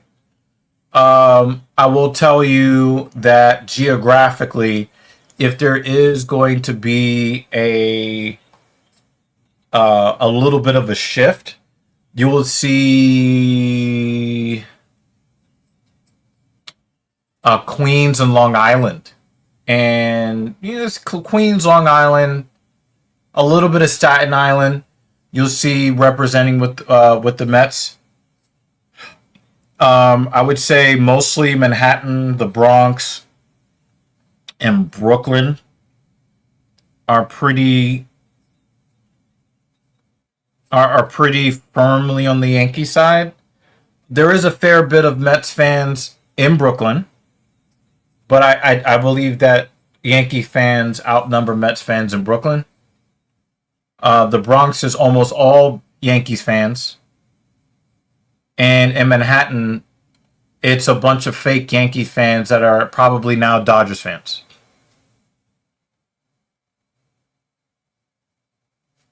But the thing is that when you have a group of people that really care about winning more than anything else, they don't really have. All right, so here's the deal about Staten Island. Nobody hates Staten Island people. New Yorkers don't like Staten Island because it is not part of the continuity of the public transportation system. So it's technically New York City, but the subway system doesn't go there. You have to take a boat or a car to get on to Staten Island. And so a lot of people feel like the essence of New York is, the subway system. And the subway system does not connect to Staten Island. So we kind of look at them as kind of like fake New York. Nope, the Jersey Shore made the Jersey Shore look trashy and ghetto. um, and that's my opinion on that. But Staten Island is very heavily conservative. Let's say that they're not the most friendly place to people who are non-white and non-Italian white. They really do pride themselves on being separate from New York City in culture and in their feelings of,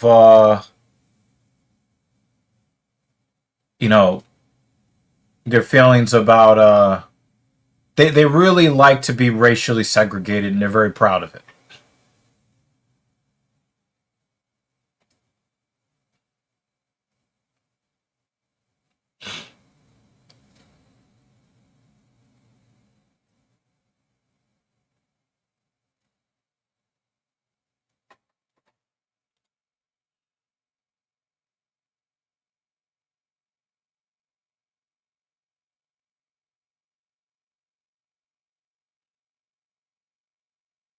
So the Stream Deck added another Stream Deck with a lever on it. Is that official?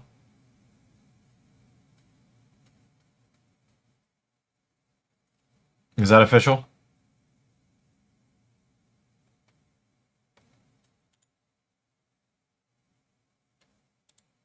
Okay.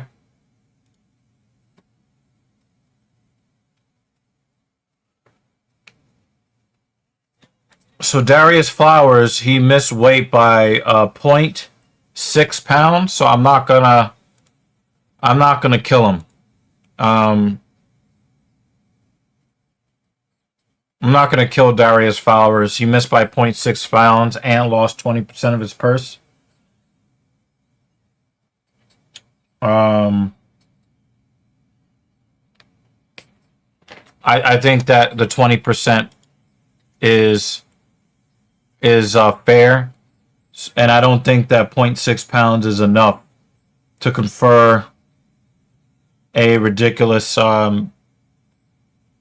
advantage. Still, I would prefer if he made weight. And if he does win, I hope that he doesn't do the weird thing where he starts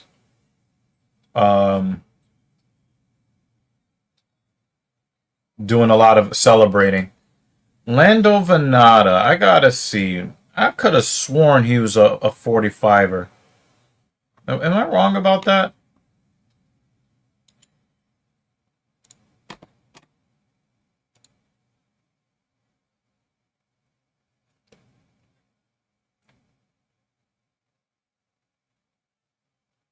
Nope, that looks like 55.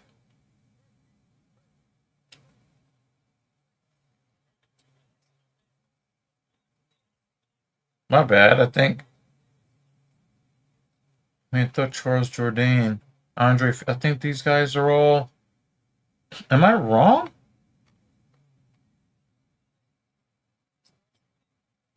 Let me put his name into Tapology, because was he always a 55er?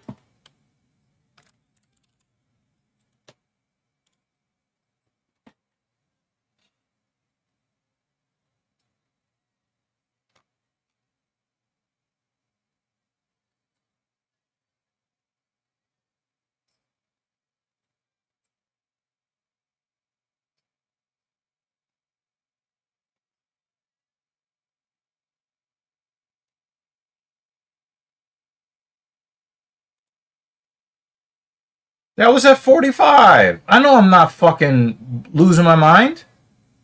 And then he fought Daniel Zellhuber at 55.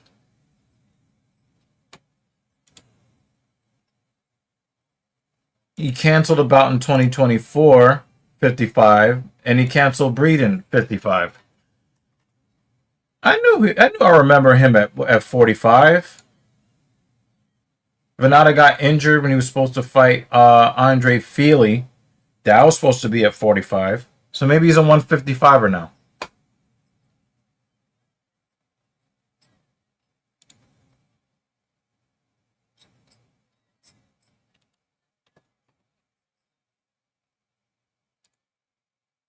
Well, I definitely hope that Chris Duncan wins the fight. Who do I think is a better fighter? That's hard to tell. I haven't seen Chris Duncan fight enough to but I hope he does win.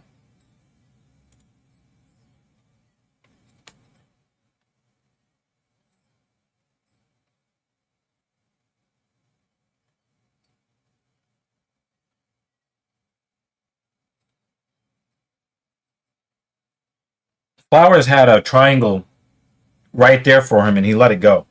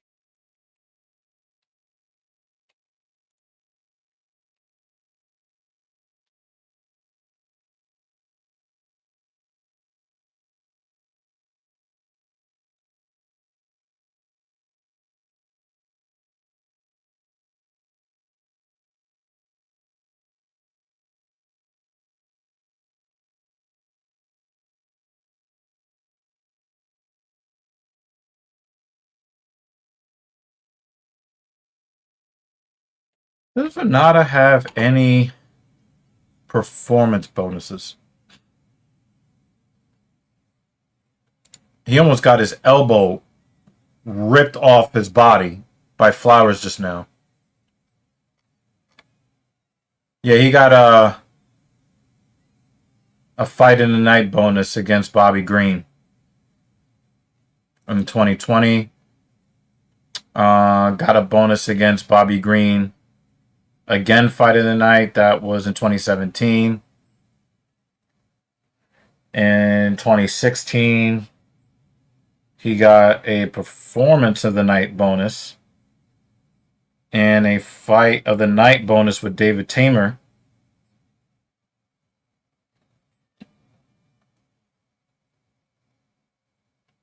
Venata was doing well until the end.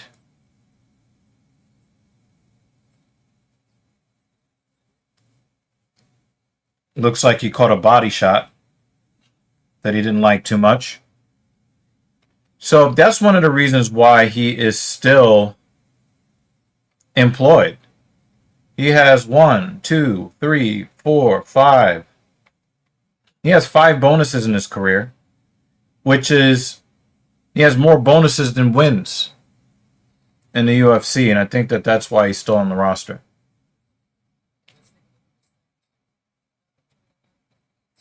Oh, he got the shoulder in his ribs. Ow! Oh!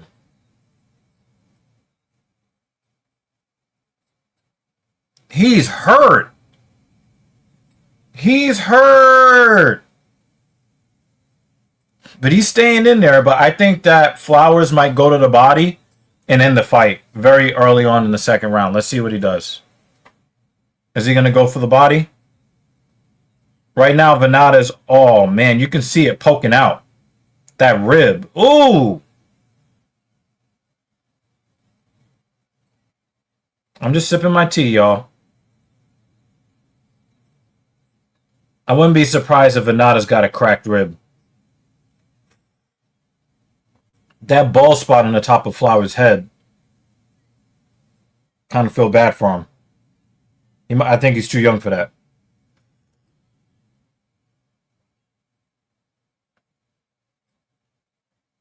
Venata needs to start grooving because I think he takes one body shot, it's a wrap. Yep, he's hurt. Did you guys see? Did you guys see?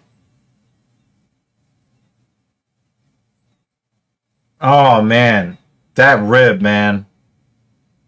Oh man. Oh my God, that his rib cage is hurting. I really wish this guy would stop celebrating. He missed weight.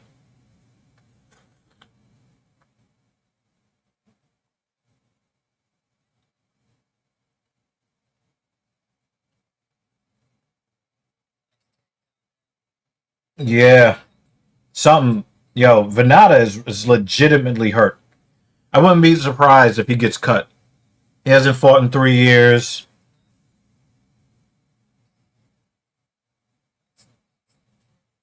That trip was pretty, but yeah, I don't think Lando Venata is going to retire, but I do think he's going to get cut. I do think he's going to get cut from the UFC. I think that they have given him a lot of run, a lot of leeway, and um, it's unfortunate because I like Lando Venata, but now he has. First of all, he has a 40% win rate in the UFC, and he's got twice as many losses as wins. And again, he has more bonuses than wins.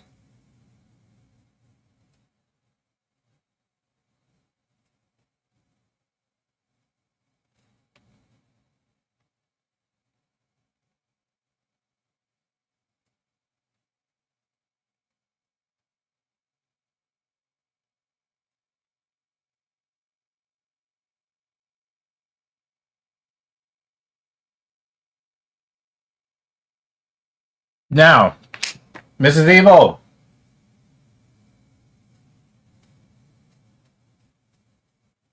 I want to point something out.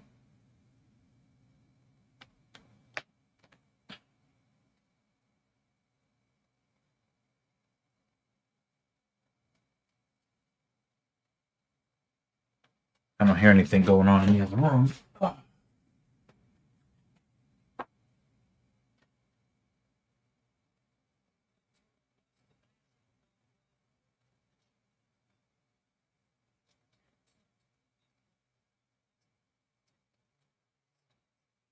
Oh, there you go. I was like, where the hell did you go? So one of the things that you might want to, uh, first of all, his rib got fucking imploded on a slam. Lando Venata. That's number one. Now this guy missed weight by 0.6 pounds. I do believe that Lando Venata is probably going to get cut after this because he now has twice as many losses as wins in the UFC, even though He also has more performance bonuses in the UFC than he has wins. Right? Okay. Now, the thing here is that, like, when they go to commercial, it just says that they're at a commercial break. They're not showing the commercials. Oh, nice. So I wonder if Paramount is responding to a lot of the criticism that has been going on as far as, like, the enshittification. Because one of the things that they tell you is that even if you pay extra money for no commercials, when you watch live television, especially the sports, there's still going to be ads. Now, the only ad that I think that I've seen here is for a one championship MMA movie, Right. but haven't seen commercials really for anything else. And that ad, I don't mind.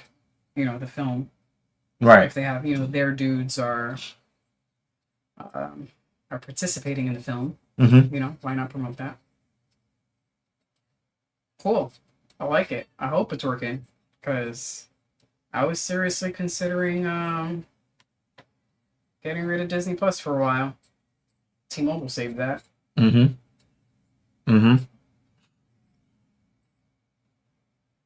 I don't know why this guy is so happy. Like, I get it. You only missed weight by 0.6 pounds, but you still did miss weight. I don't understand what's all the bluster for. Like, Maybe he thought he was gonna lose. I mean, Lando Venata was 4-7-2 before this fight, and he hadn't fought in 3 years. Maybe he wasn't very confident in his own skills. Yeah, I don't know. What I mean? Yeah, I don't know. But he missed weight, and I really don't like to see too much of that when somebody misses weight. But we did actually have a fighter miss weight at heavyweight, I think 2 years ago. I forget who it was. Oh yeah. But we did have a fighter miss weight. She definitely got a personal trainer. You can tell. See the skin around her knee is a little and she used to be definitely also, I think she's on Ozempic. That's what it is. Because her face is starting to look like kind of messed up around the mouth. Okay. I think she's on Ozempic. Because now she doesn't have that same sexy fullness to her body. She now kind of looks a little bit on the sickly side, and now she's kind of got that jowly look, like that bulldog. Like this part is starting to fall. I think she's on Ozempic, and I think she does that. Obviously, she's Asian, so she wants to be skinny, but I think she thinks it's making her look better, and it's making her skin look super loose. Yeah. And it's just not as good. This is what we've been seeing now between fights now. I like it. Cool. All right, I want to constantly be reminded about some sort of pharmaceutical something that I don't care about. It's either that or there's some technical difficulty with their commercials, but I would much rather this than that. Like that, especially. But then you the viewer can let me know if you guys have the lower tier of Paramount Plus. Are you guys still seeing ads? Let me know. You gonna pass me the dish thingy? You can put this in the fridge. It's the kitty cat. Yes.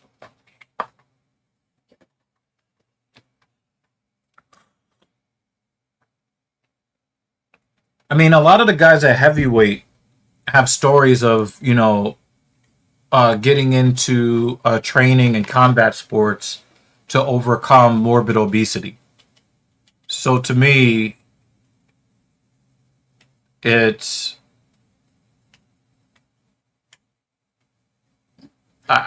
when a heavyweight misses weight, yeah, and then he went on to lose to Bobby Green after that, after the draw. And it doesn't look like he got a chance to to do the mat steamroller for Vola. He wasn't able to get that one back. It's 2018. Majority draw.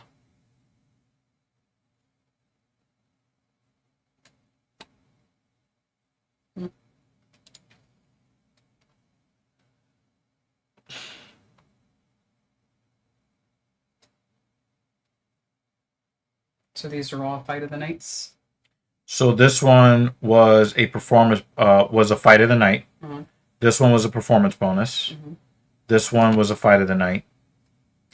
And this one was a fight of the night. It's probably what's kept him Yeah. in the UFC. Even Also- though he's been losing. Yeah, that's why. Yeah. That's 100% why. And he canceled. He actually has pulled out of 3 of his last 5 fights. Mm. And, again, he had not fought in 3 years. And then he comes back. But the thing is, he was holding on to a backpack, but not a backpack, but he was kind of trying to secure a guillotine and got picked up by Flowers. And then when Flowers slammed him down, his shoulder was pinned against his ribs. So when he went to the ground, you immediately saw the pain on his face. And then he got tripped and landed on the ground again. And you can see, in Lando Venata, he doesn't show, he's a poker face guy. Yeah.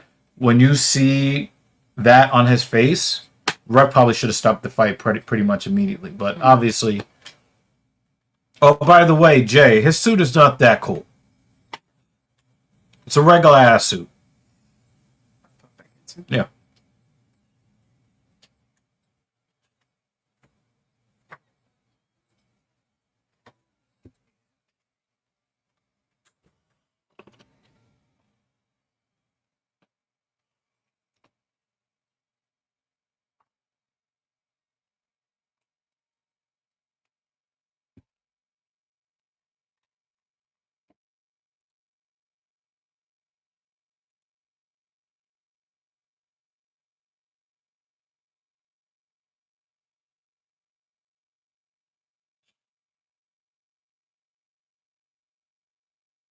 We know that Janjidoba is going to win.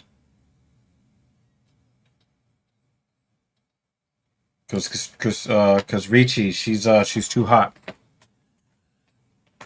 to actually win a fight. I guess somebody that's looking in 2 directions at the same time.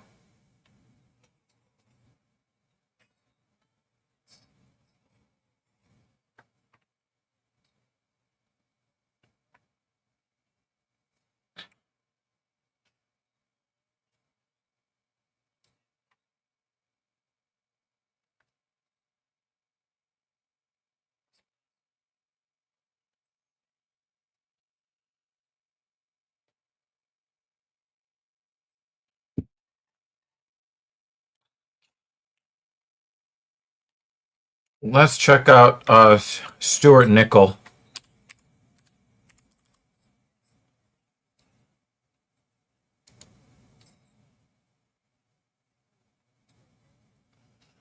Kakamura.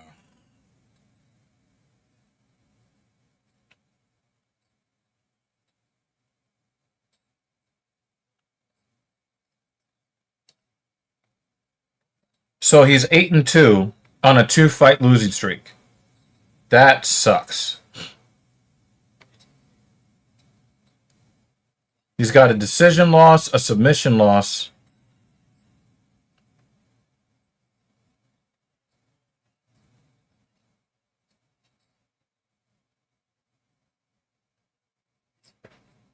He got choked out by Jesus Aguilar in 2024.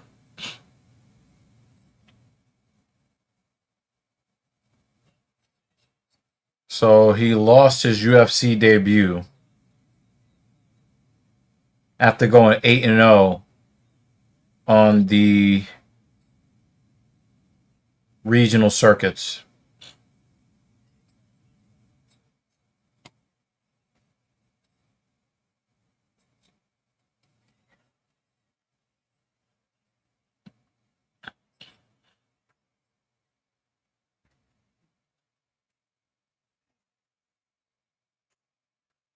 Hello.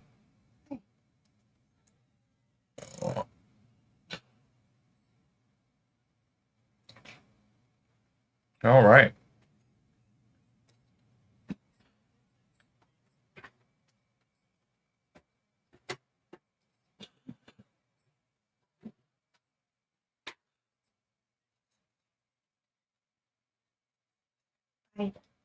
All right.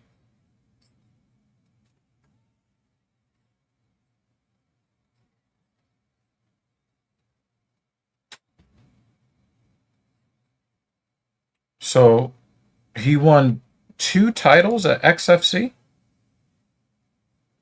the flyweight championship, and then the flyweight championship. I don't. That's weird. They claim that he won the flyweight championship and then won it again. I guess they don't have records on who was the champion at the time.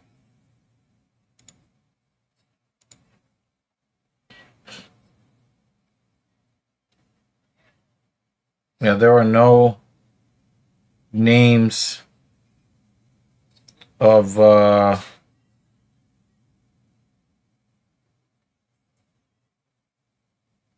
note as far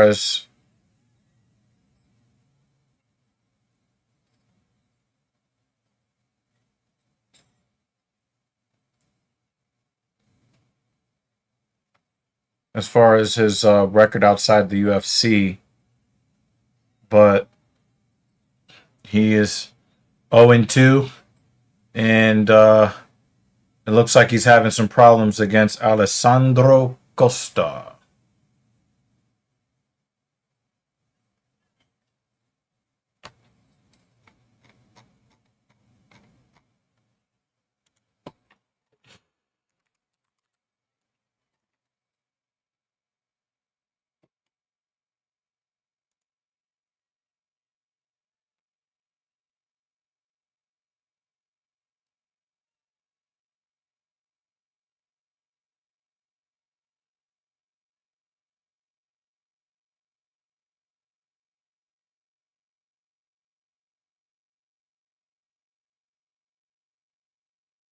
Oh, spinning backhand attempt by Nickel was defended against.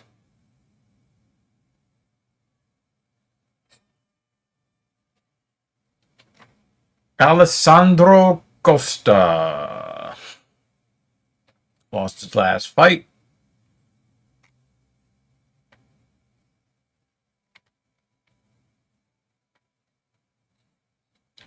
Won the Contender Series bout in 2022. He has lost to Amir Albazi like everybody else. Steve Erceg before Steve Erceg, started losing.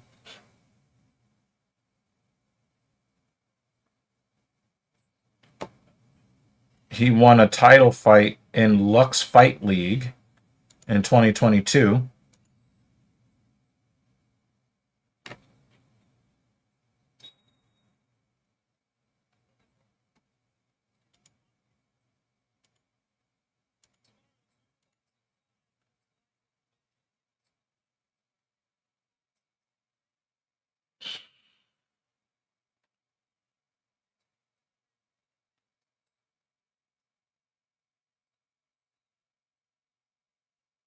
I guess he vacated. So he won a split decision in the Contender Series in 2022 and then returned to Lux Fight League and I guess won their belt back.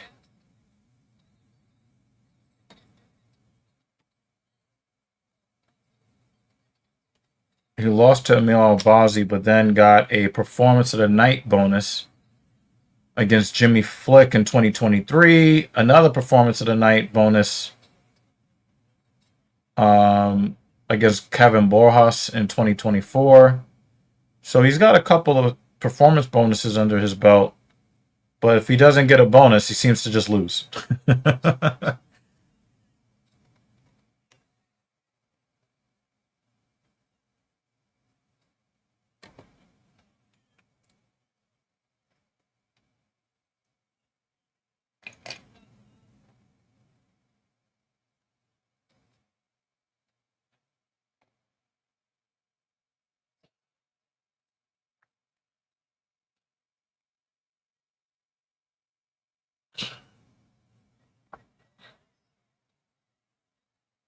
Oh, Nichols just. Oh, it looks like he's about to get taken down anyway.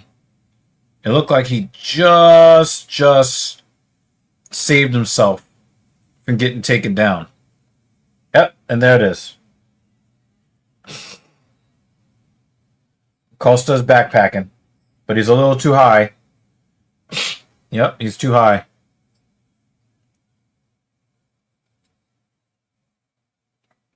It looks like he's settling in. Still a little too high.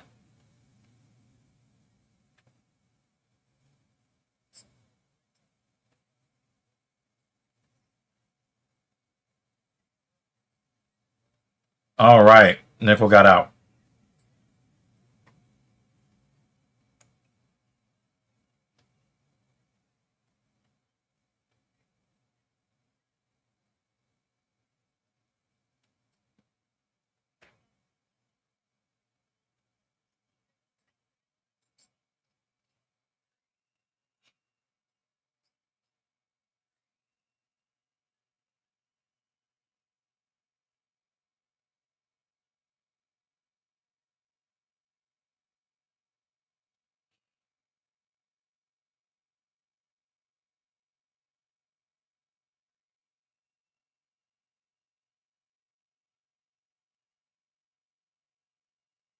Nickel went for a single leg, a high crotch, and he turned it into a high danger chance for Costa.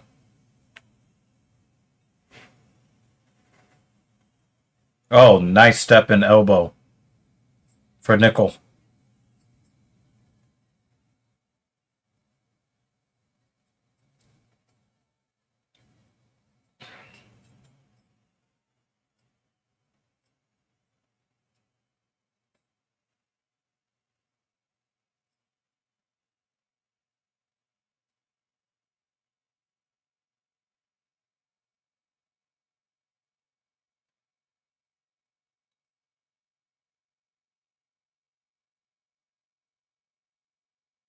Ooh, spinning back elbow for Costa.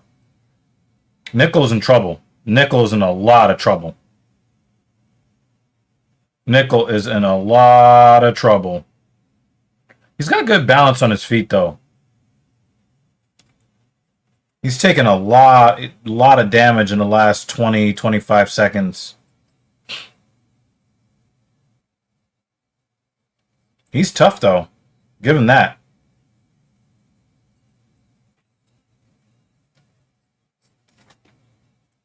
I haven't seen anybody really that good at getting rid of a backpack. Costa's gotten into position very quickly, and Nickel just has a way of, just kind of grabbing the heel to remove any kind of hooks or body lock, and then just turning. Oh, nice 1-2 from Nickel. Oh! Oh, he caught it to the body! Oh! He went to the ground immediately!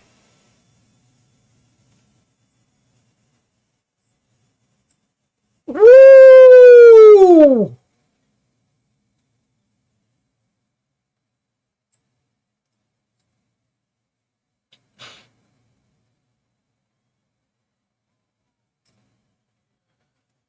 Look at this body shot. Dang! Hold that. Damn. Ugh.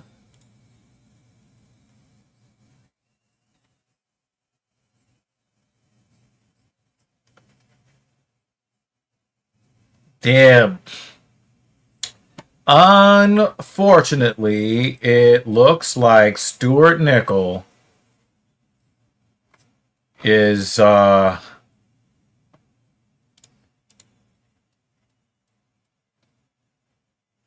think he's gonna get cut. That's 0-3 in the UFC. I think he's going back to beat down promotions.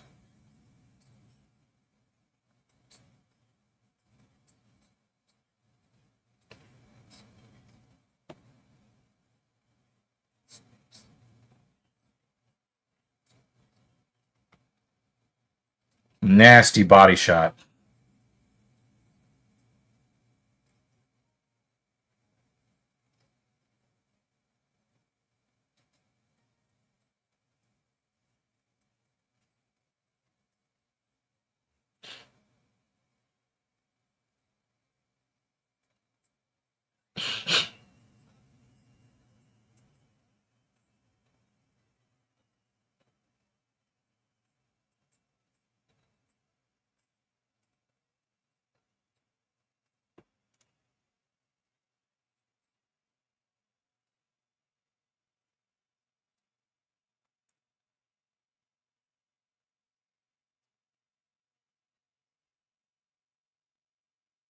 I think Stuart Nickel is gonna have to go back to the regionals, but he is for sure. He is for sure getting cut after being finished like this.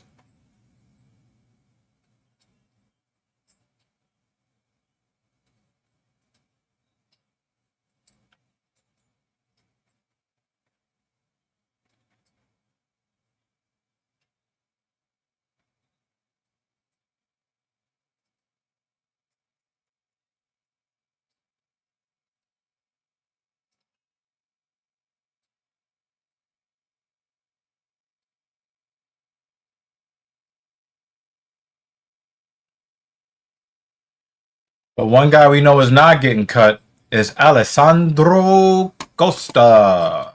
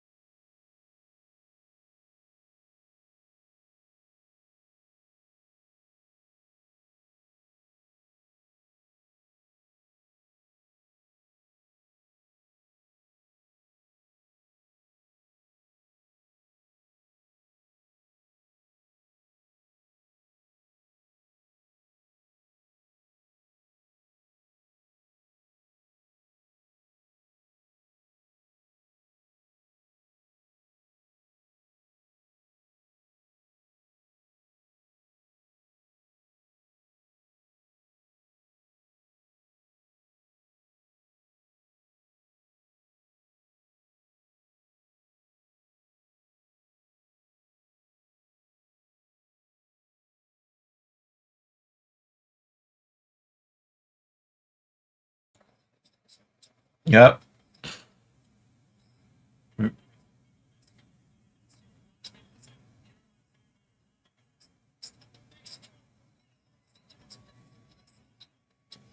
Yeah, very nice. Very nice for him. Unfortunately, Nickel is going to have to go back to the regionals. Yeah, that body shot was insane. That body shot was absolutely insane.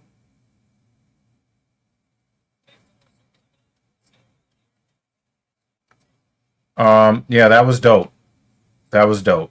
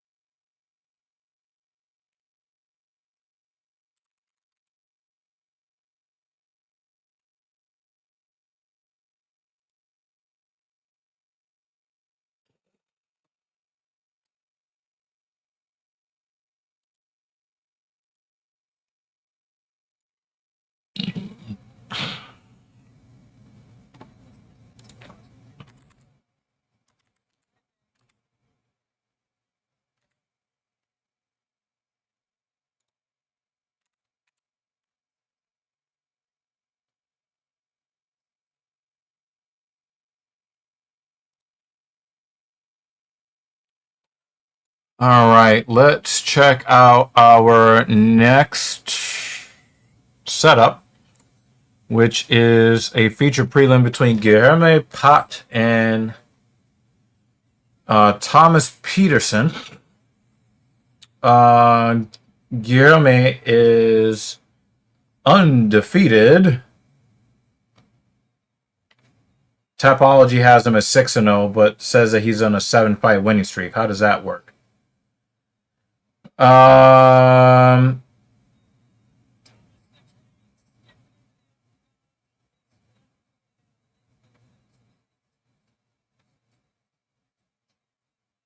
He forced somebody to quit in 2023. But this all looks like Brazilian stuff. He got a win in LFA in 2024. Had his Contender Series bout canceled in 2025 and then got on a fight night card and got a unanimous decision win against Alan Fry Jr. in December.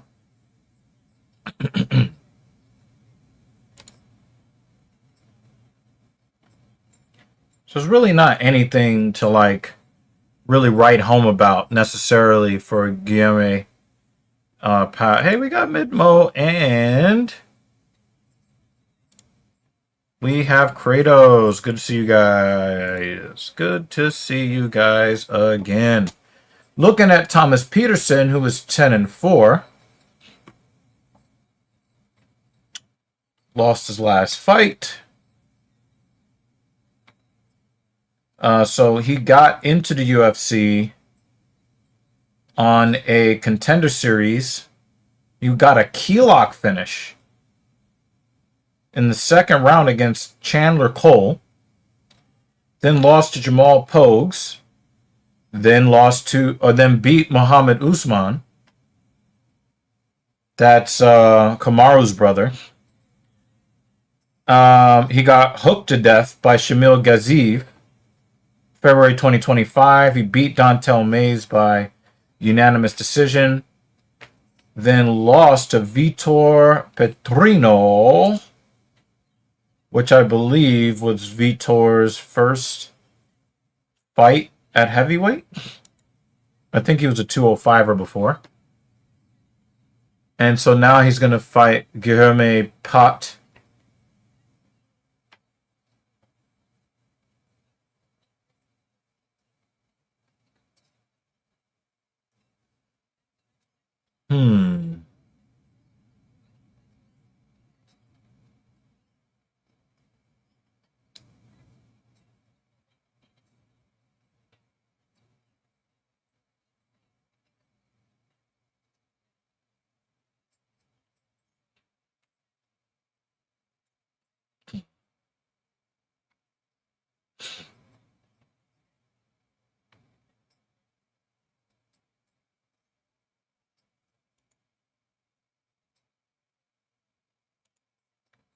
All of these regional.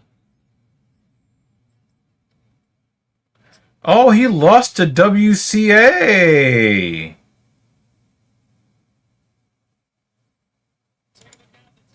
So he's already fought WCA at LFA and lost. Now WCA is looking at possibly getting close to a championship opportunity at heavyweight in the UFC. All right, Midmo, it's good to see you. We need to get you to start decoding kayfabe again. We'll see if that's in your future. Thank you for dropping by and dropping a like and all that good stuff. I do appreciate you, good sir.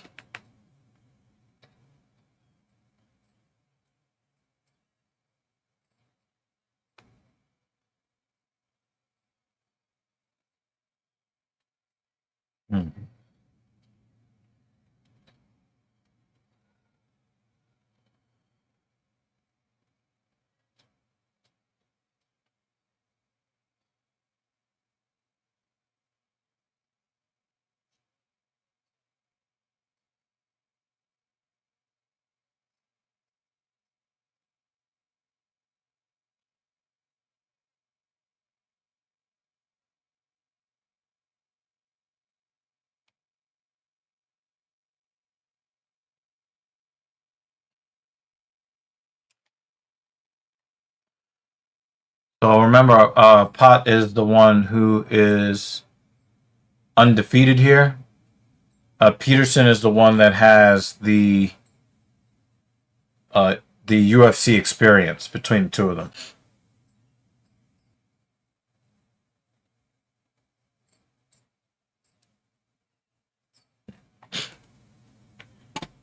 That's what I'm talking about. This is that time of the year people start waking up, getting it together.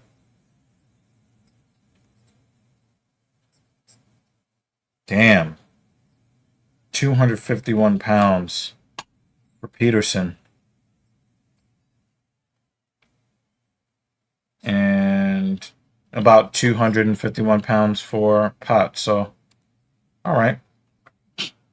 One definitely looks more athletic than the other. Pot is just fucking stalking him.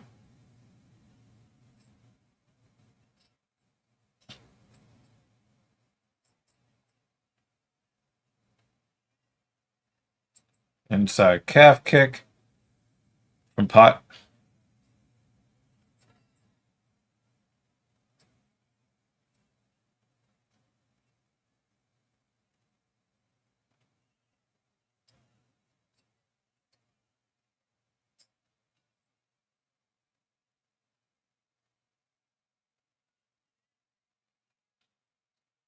He's got a good body lock. Peterson's got a. Oh wait, did he just grab the fence? I'm not sure if Pot just grabbed the fence, but he definitely did something to stop that takedown involving the fence.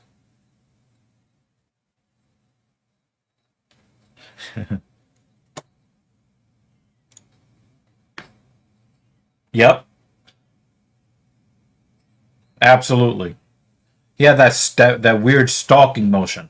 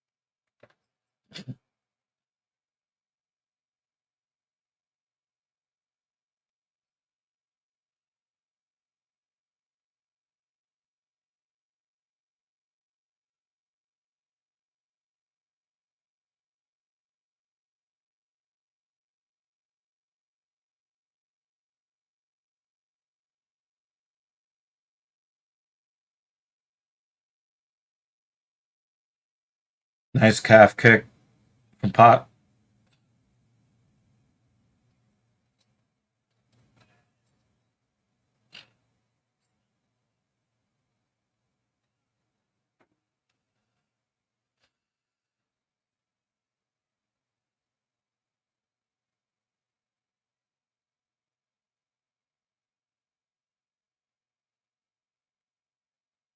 It looks like Pot is already.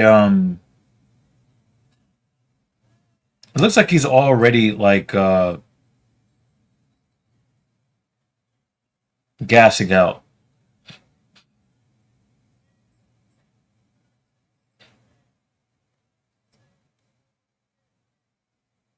Well, let's actually be fair. This card has been very good, minus a couple of little weird oddities, but the action has been pretty good to this point.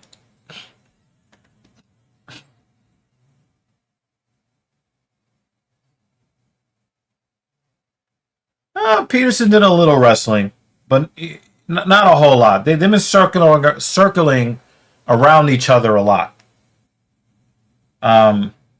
Definitely could have been more action, but I thought that um,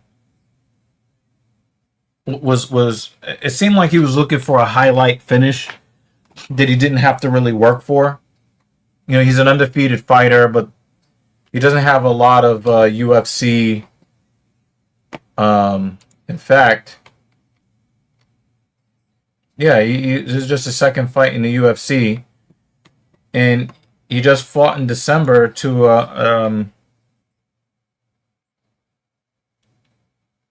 UD against Alan Fry Jr.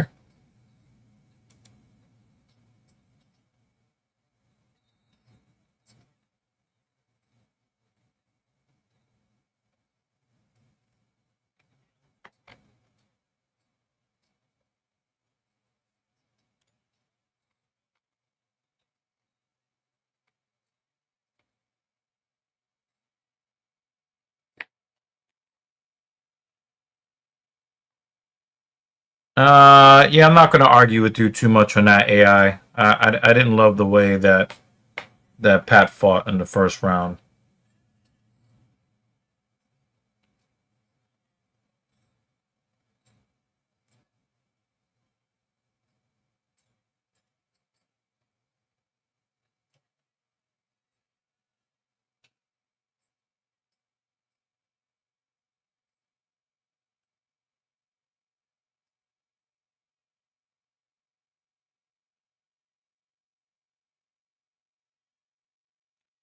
Peterson being the shorter, stouter fighter who was looking to implement this wrestling, not being able to land a takedown.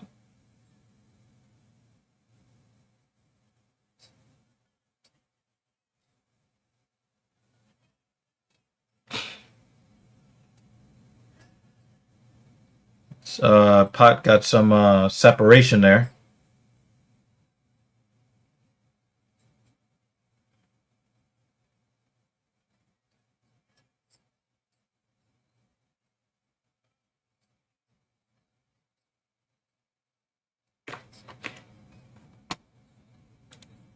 Yeah. Although the cute chick um, getting that knee finish was really good too. That was Alice Pereira putting a knee to Haley Cowan's jaw.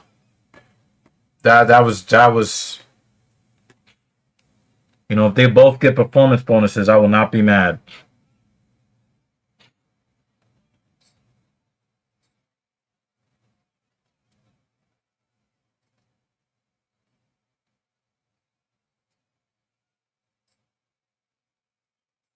Peterson is doing if Peterson is not trying to wrestle, he's running. And that's really weird. I've never seen a heavyweight run around the cage as much as Peterson.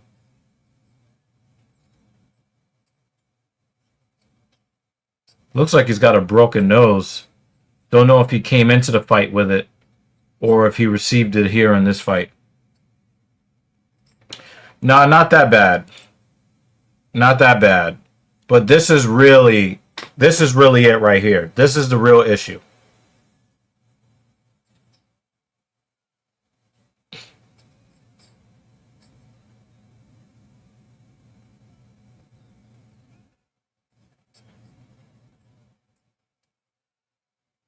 He's like a very, very, very poor man's John Jones.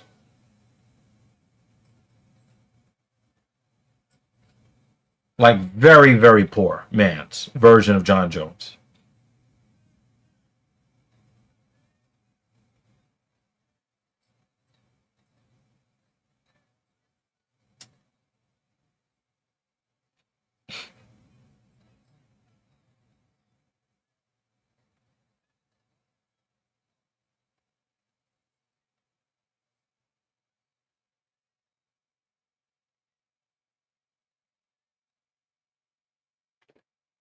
Yeah, yeah.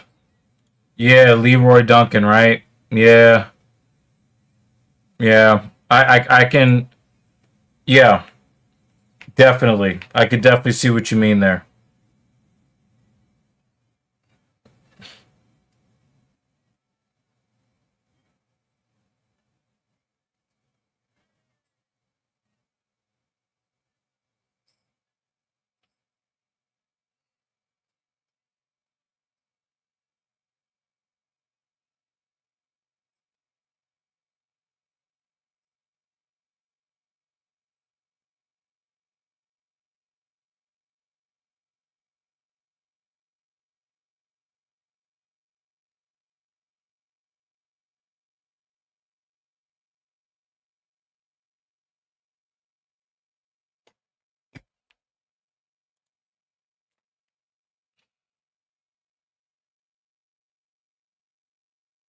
Although Peterson's got good footwork. Peterson's got good footwork for, a pudgy boy. But the flow of this fight is not doing it for me.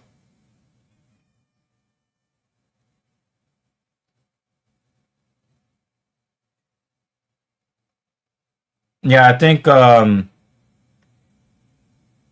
Peterson got his broken nose in this fight.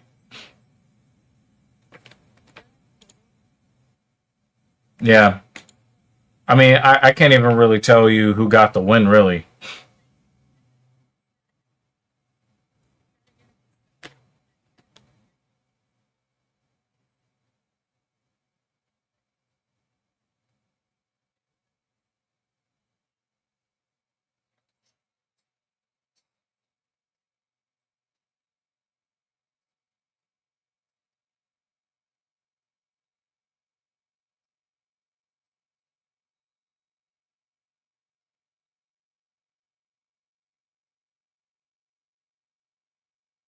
Oh, the Lakers are fucked.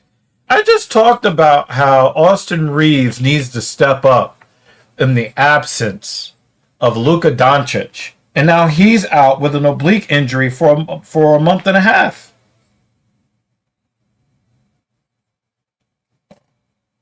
He's got a grade two strain,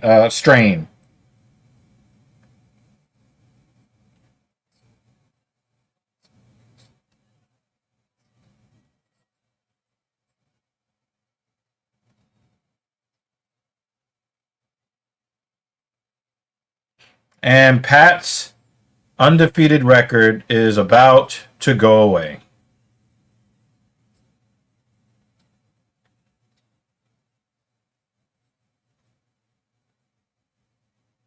Wow. Pat almost knocked himself out trying to get the knockout.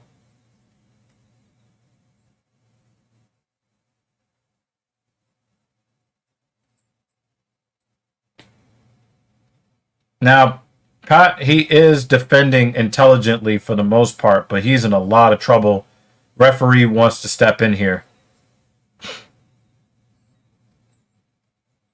But it would have been really funny if he would have gotten that knockout before he slipped and fell. He almost knocked himself out. But Peterson was backing up because he was catching a lot of damage.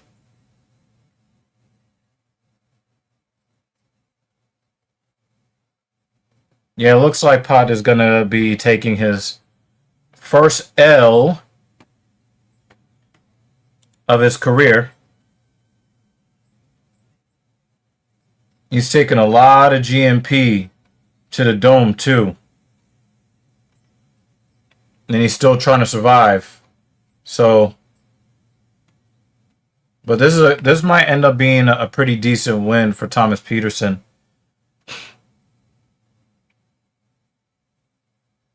I think Peterson got tired from beating him up.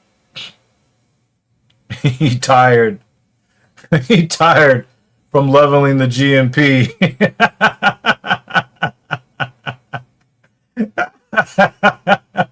Heavyweights can be funny sometimes, man. Pot is tired from getting beat up, and Peterson is tired from beating him up.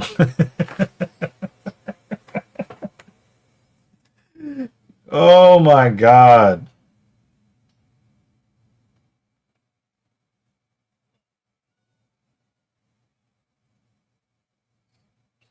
All right, we still got half guard here.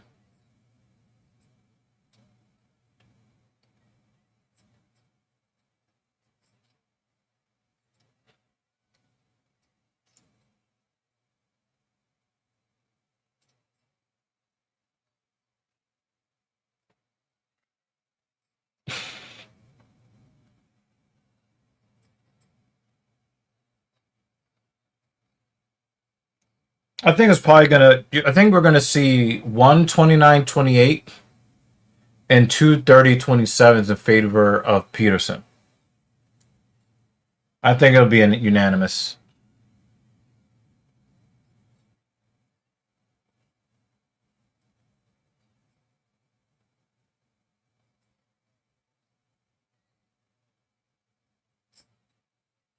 Although we might be getting into 10-8 territory here in the third round.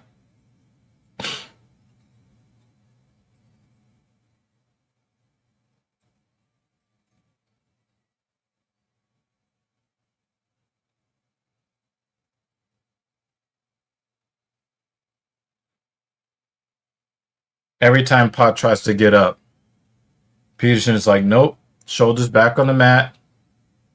Let me rub my knuckles on your eyebrow a couple of times so that the referee doesn't stop the fight. But this is where the fight's going to end. Grab that wrist, remove the post, back to the ground. Nobody is happier than Peterson right now.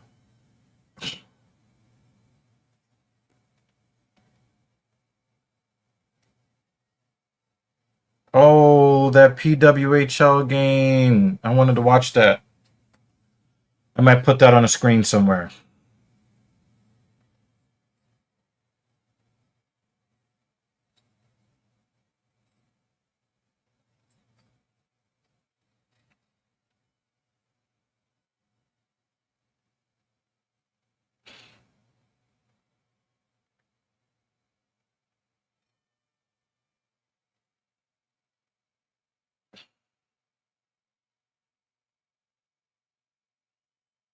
Now, that was not a pretty fight, but you gotta give both guys some credit.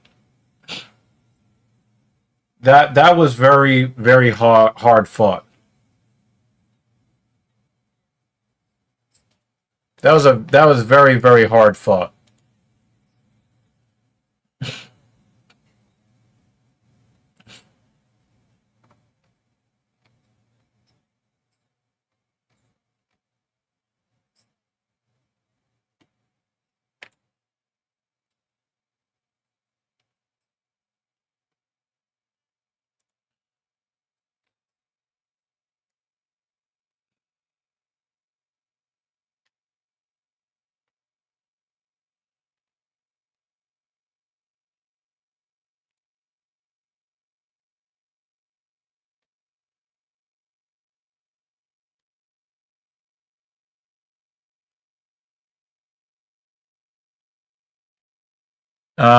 We might even see a 30-26 in there.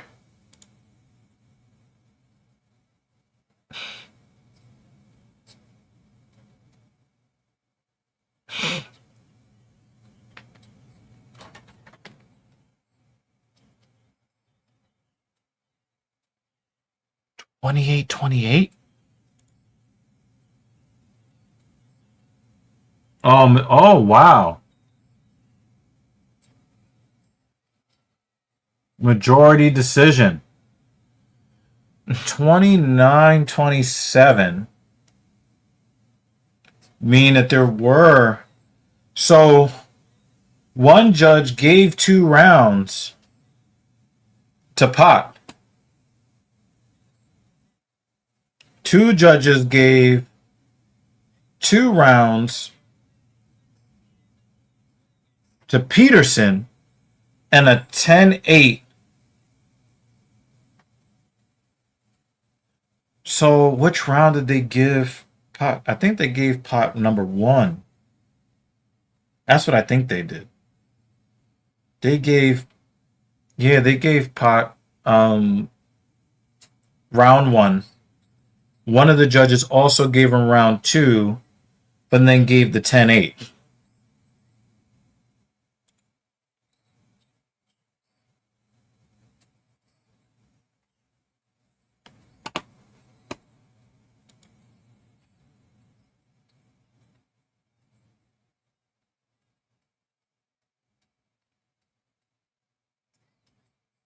Wow. If Pot could have just did better in the second round, he would have at least earned an opportunity for a rematch.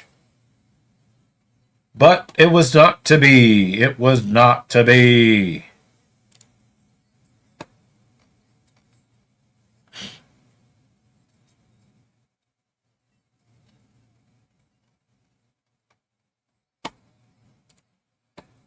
Okay. Okay.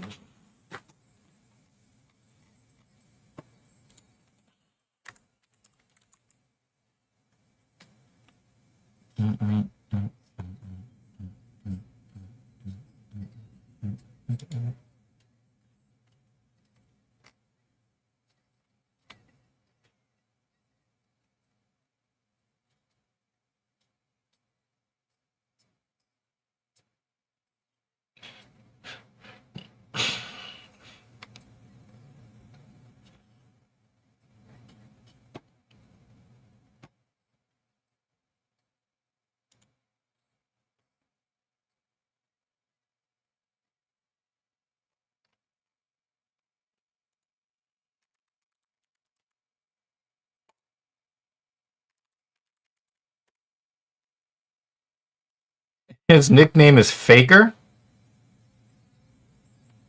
The fuck? What the fuck kind of nickname is that?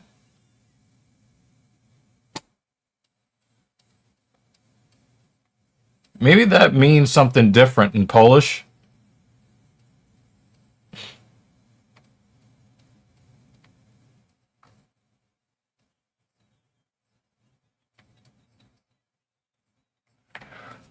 All right. So,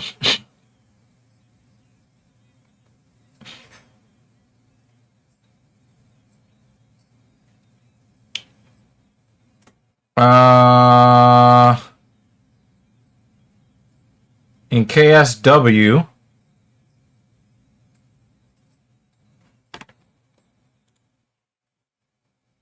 Ruchala has won some bonuses, performance bonuses. You got a fight of the night in 2022 in KSW 75, a performance of the night in 2020, KSW 56, KSW 58, performance of the night.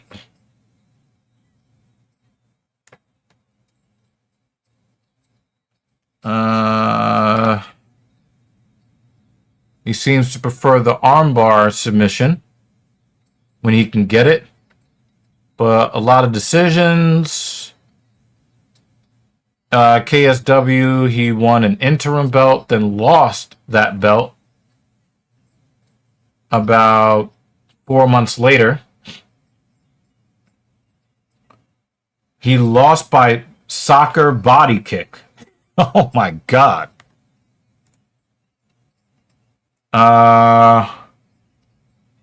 He then won the belt back the next year.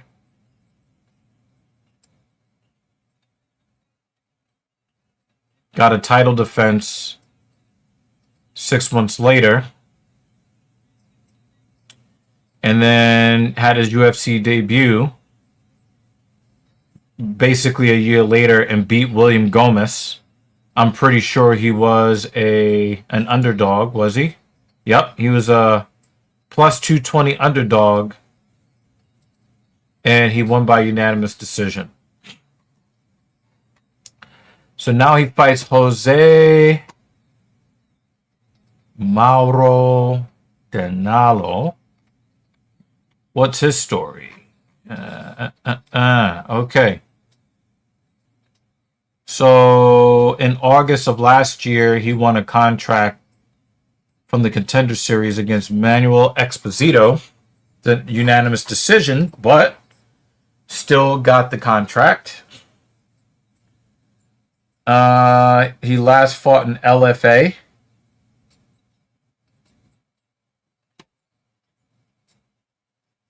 Won some titles there.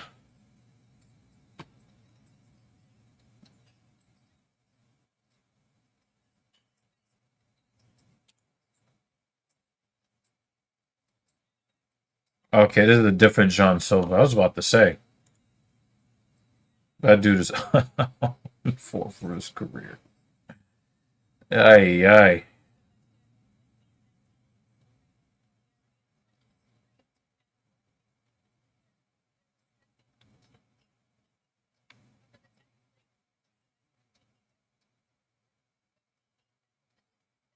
Yeah, actually, it looks like he lost two of his first three professional fights and then started winning. Decisions. We've got what kind of submission did he get here? Doesn't say. Professional Shoto Brazil. He got a submission in round 2. Doesn't say how. When he beat John Silva, it was a Kimura. When he beat Paulo Ricardo Rodriguez, he got a knockout in round 2. Got a unanimous decision. In Favela Combat 30, back in 2018, just working my way backwards. In LFA, he lost to Gabriel Santos. He took a liver shot. Yikes.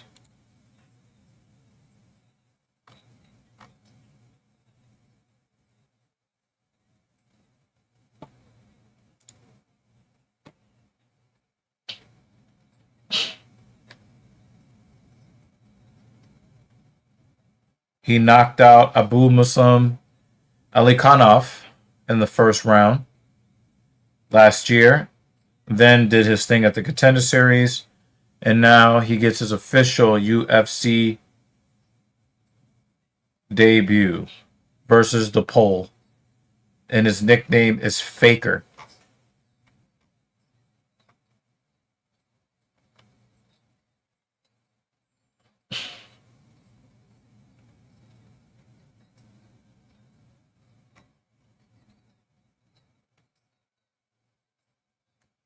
Well, let's hope that this is going to be Ewell versus Bogdan.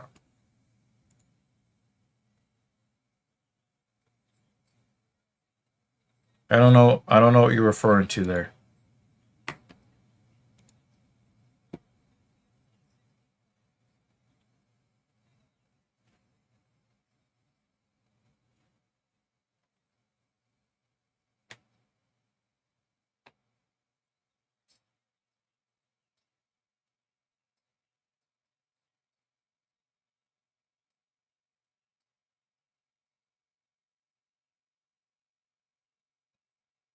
Well, hopefully this is going to be a good fun fight here at 145.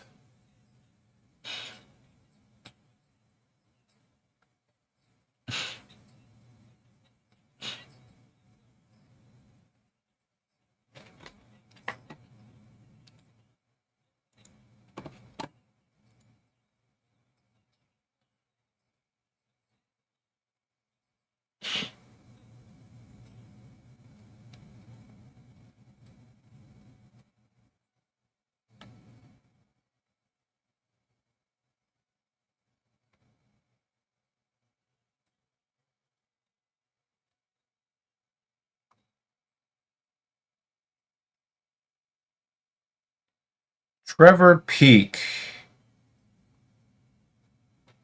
Let me check that out for you.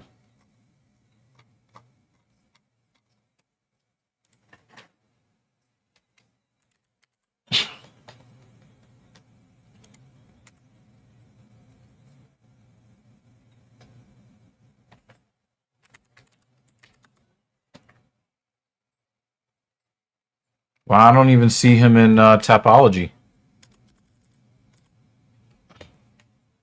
Oh, you spelled his name wrong. That's why.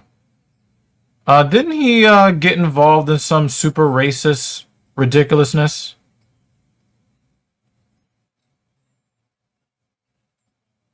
Two and three in the UFC. Had a cancel bout in 2025. He lost to Yanal Ashmuz and Charlie Campbell. He beat Muhammad Yahya. He lost to Chepe Mariscal.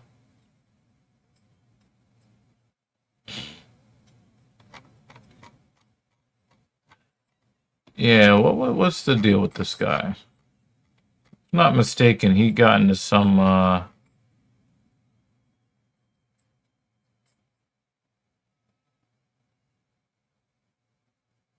think he got released by the UFC.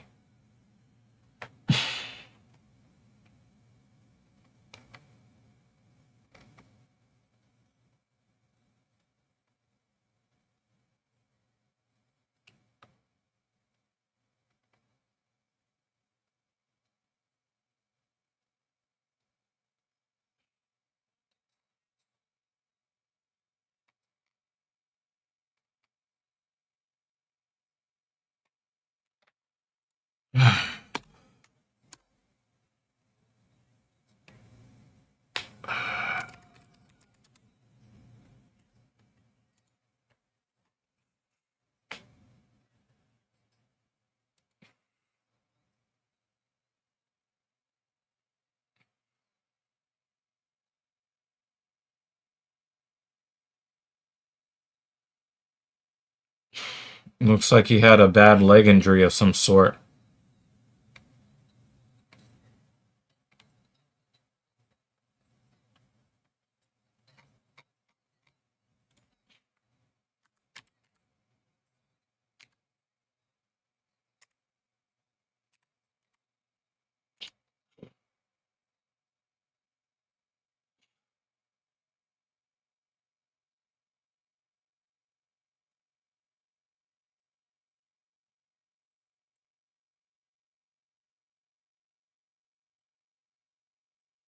Mm.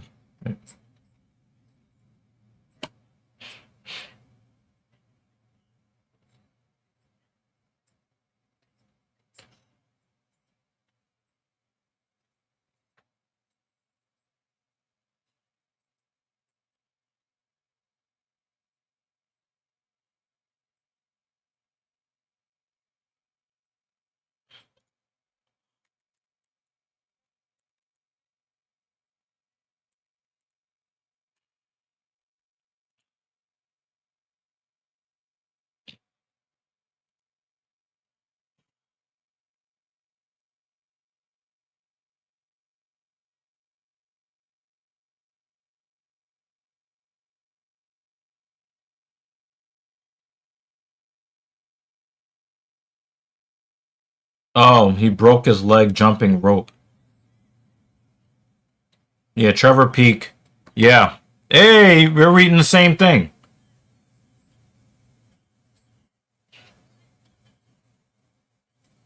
We're reading the same exact thing. Yeah, his leg exploded from jumping rope.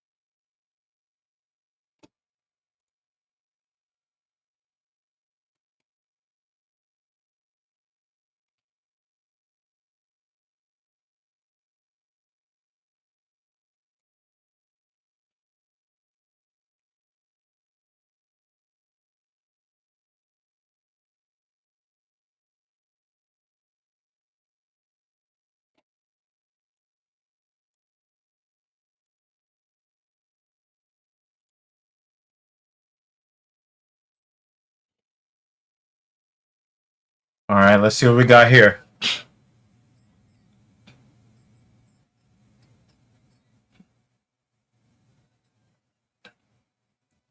Yeah, I would be surprised. I would be surprised if this goes to the judges.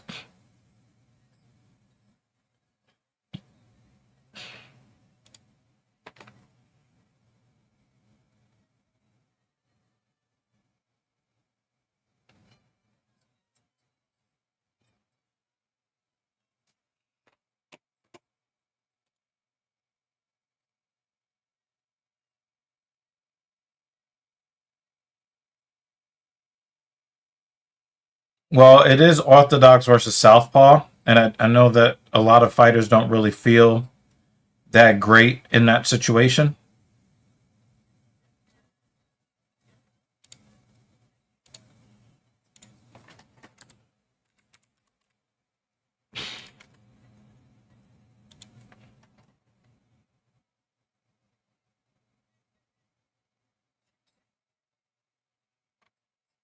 Oh, he's a Bible thumper.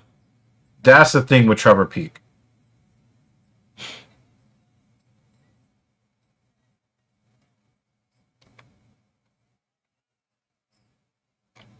He's a Bible thumper.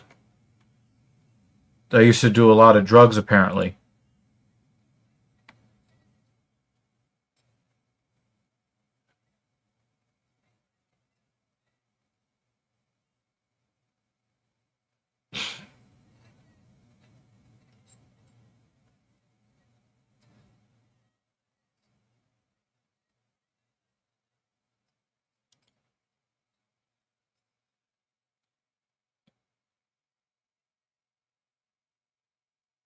Oh, great. We've got a paywall to read that article.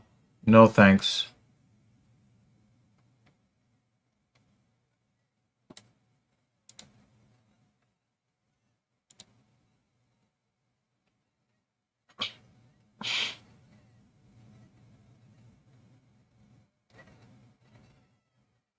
But apparently he was into drugs and getting in trouble with the police.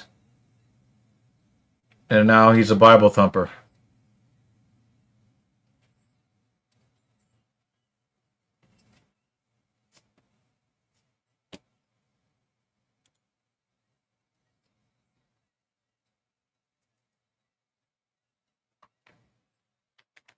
Back to this fight.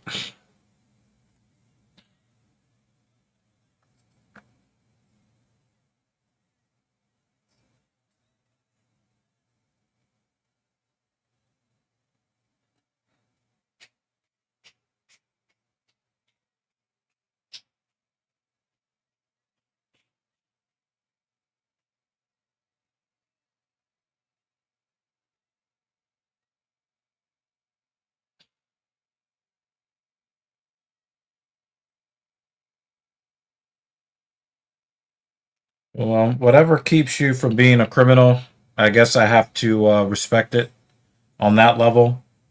But I don't really love all the Bible thumping.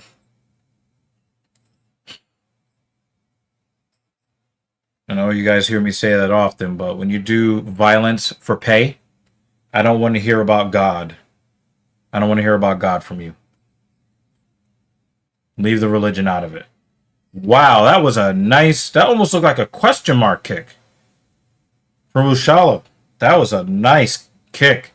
Delano seemed to be a little surprised. Rushala's got a nice high kick. He's very quick with it. Very direct mechanics. I like it.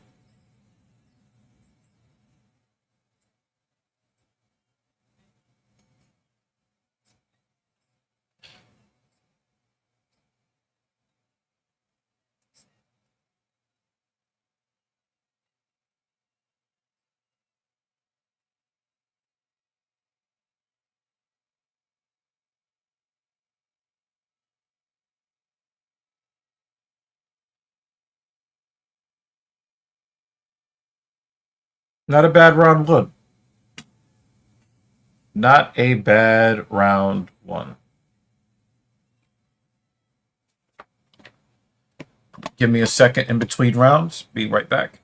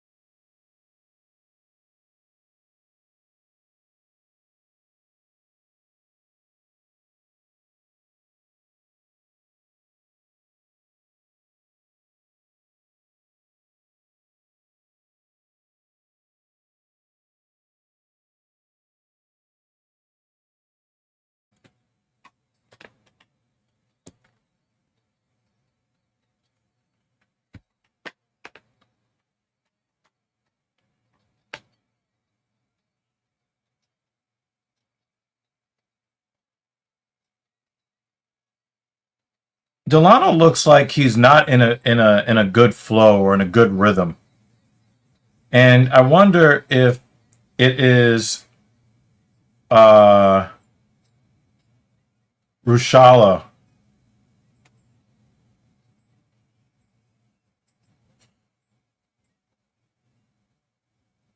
Delano has started this second round very strong, though. Rushala's kicks are very good. Very, very good. Oh. Do, re, mi, fa, sol, la.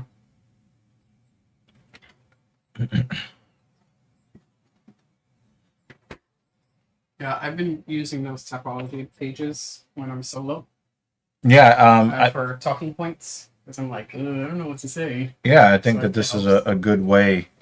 You know, I've basically just put up both pages for each fighter, kind of, especially the fighters that we don't really know that well, Yeah. and just kind of, going through Mm-hmm. what we know of them, or what Tapology knows of them. If it's a record that is somewhat significant, sometimes I'll put it on the screen at least for a minute or two before the computer begins to Cry. Yeah. just so people could take a peek. But yeah, it's been very helpful. Yeah. Let's continue doing it.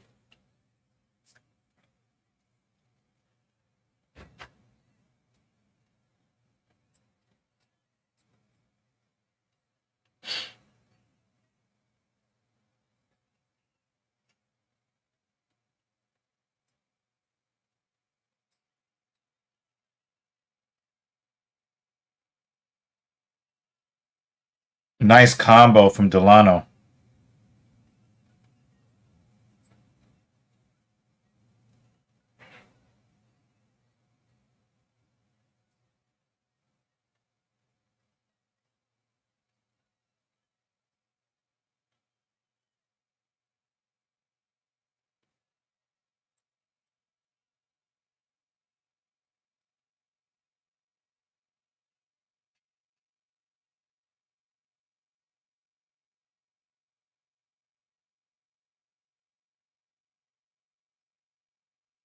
Delano's throwing hands now here in the second.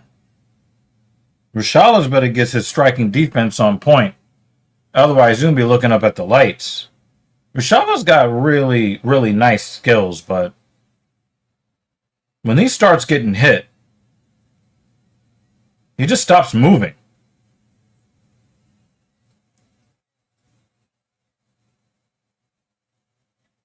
Delano is a rugged fighter.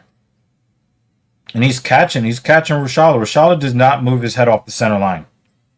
And he's got a lot of flashy kicks and punches, but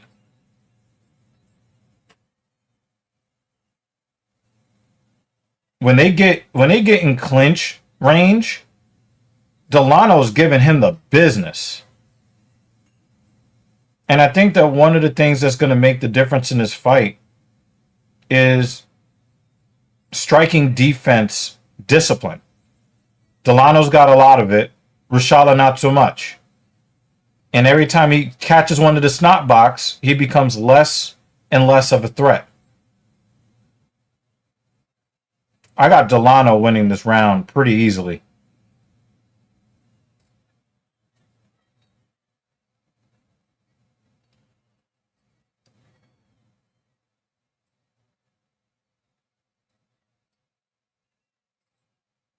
Yeah, you can't get inside on Delano.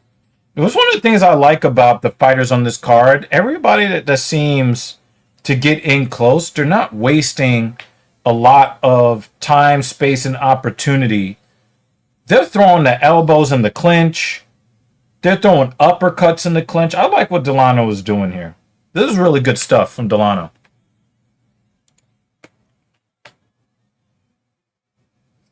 Oh, Rushala with the head kick again.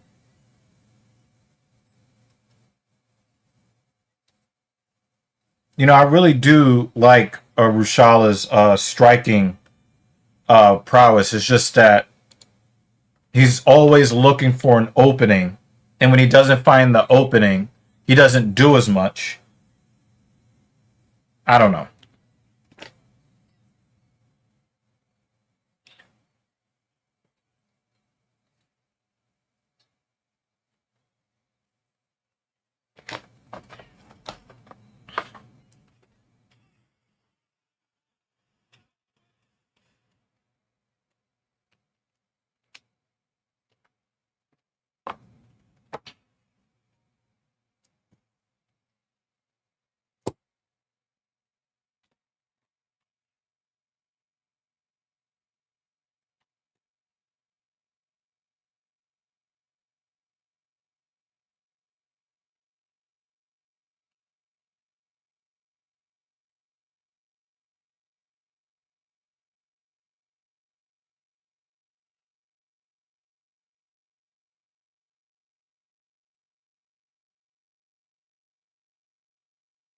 Oh, you got it. 1919. All right.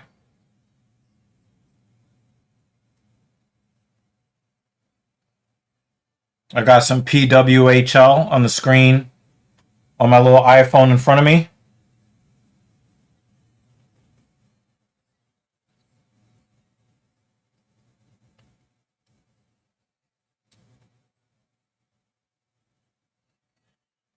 Some people got it 2-0 Delano, but yeah, I'm gonna side with you, Hal, and say 1-1.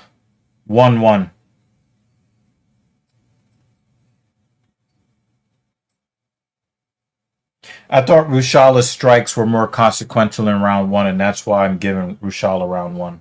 Even though Delano, by the numbers, had more significant strikes in the first round.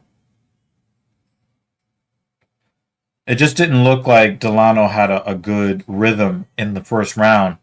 And now his rhythm in the second round was way, way better. So whoever wins the third wins the fight.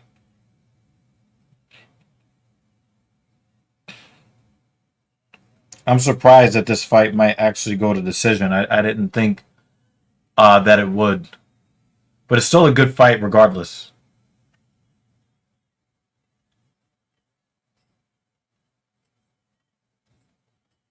Oh, nice high kick again from Rushala.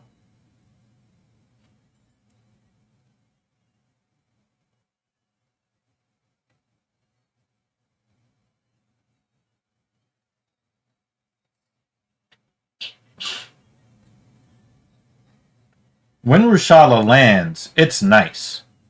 When he lands. We got what, DeMaio here? Unrelated to MMA, what are your thoughts on Call of Duty Black Ops 7? It's trash. Call of Duty is dead. Call of Duty is dead.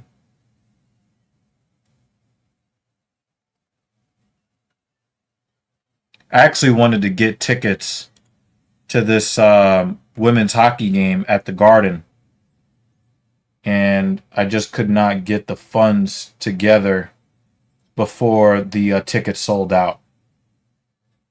I really wanted to go see that game with Mrs. Evil.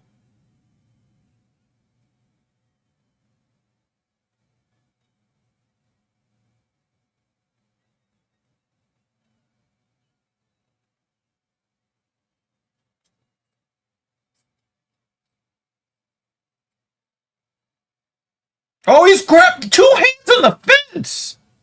He's getting a point taken. Oh my God. Yo, yeah, that was crazy.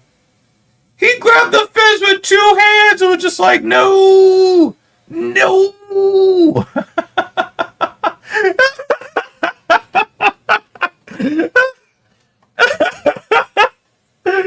Oh shit, Rushala definitely lost his fight now. That was crazy.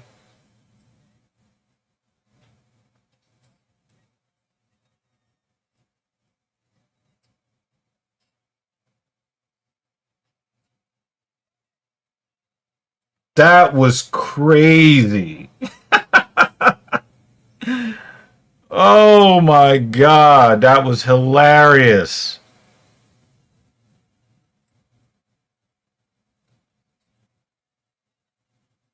I haven't played Call of Duty in years, and my life is probably better off for it.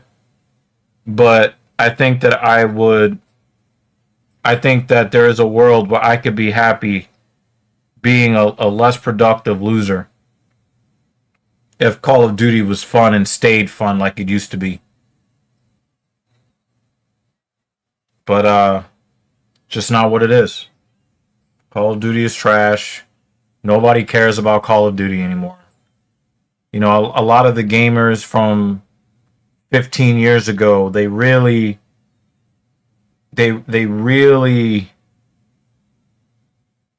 made Call of Duty the place to be. almost kind of like the cool kids club. And then they got addicted to trying to monetize every little piece of everything. And um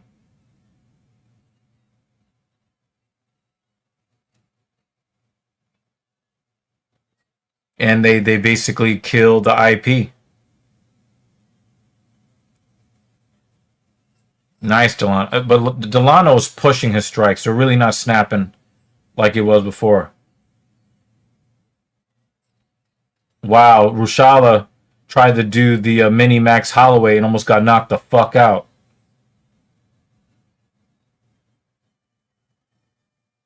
Yeah, Delano wins the fight. If there was any question, that fence clutch. I can't even call it a fence grab. It was a fence clutch.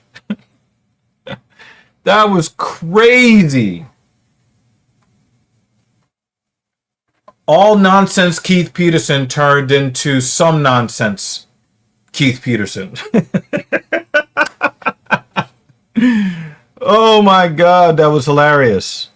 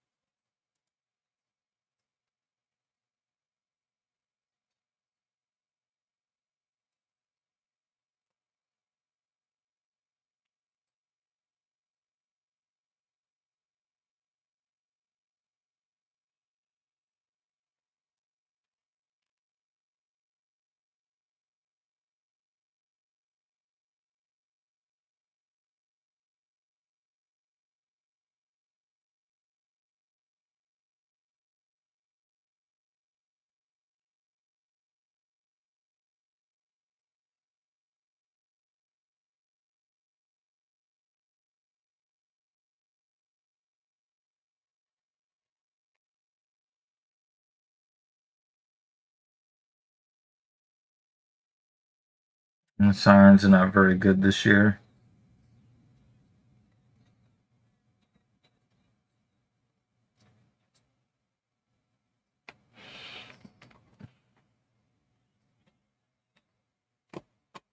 See how quick topology is.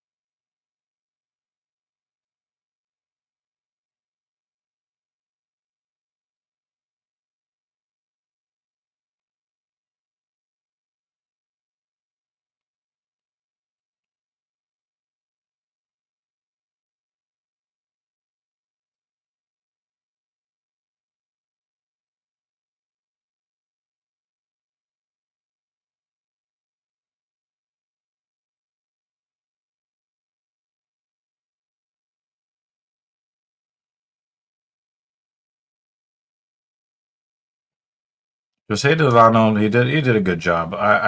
He did a good job. Um, Rushala's got some nice skills, but poor striking defense. Poor striking defense. His discipline on defense is not very good. Now,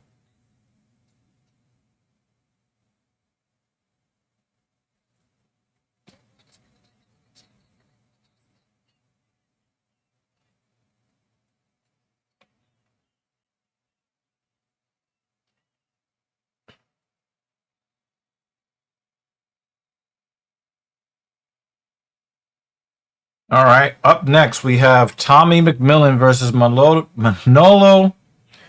Cecchini. So we're going to see what's what with these guys.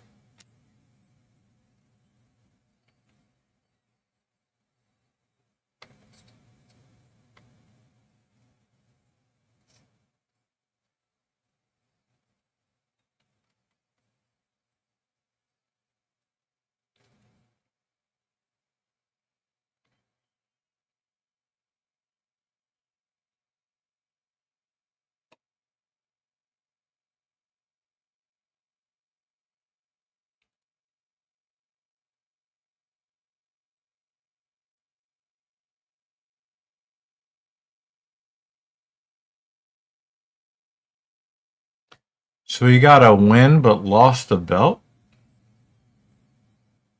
I don't understand.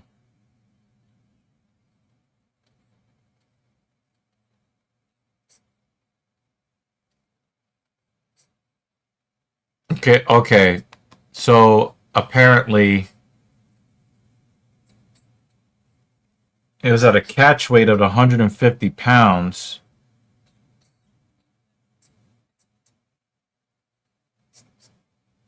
I don't know about that. That's weird. Doesn't say anything about him missing weight. In 2024 Fusion Fight League, which it seems like he got a lot of his fight experience from there.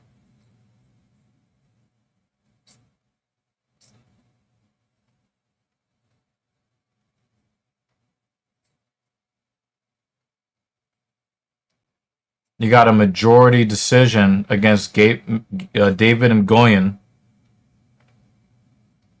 in September.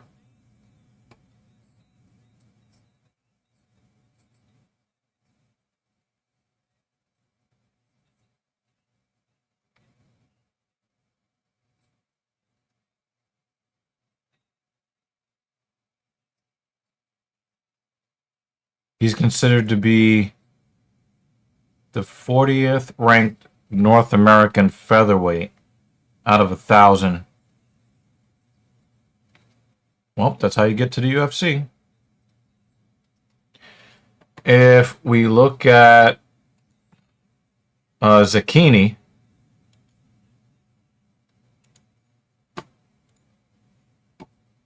hailing from Italy,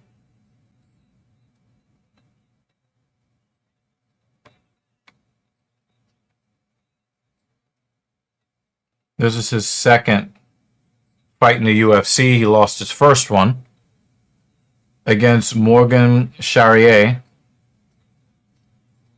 think I remember that. The fighter, anyway. But that was 2023. That was actually his last fight. His last fight was 2.5 years ago. So I wonder if he's had some injury issues.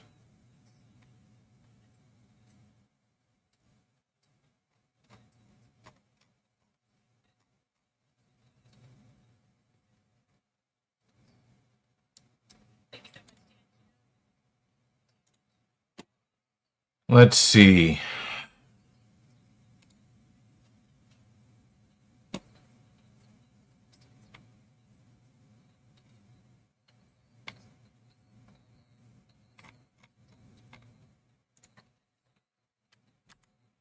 Let me see if he's had any injuries.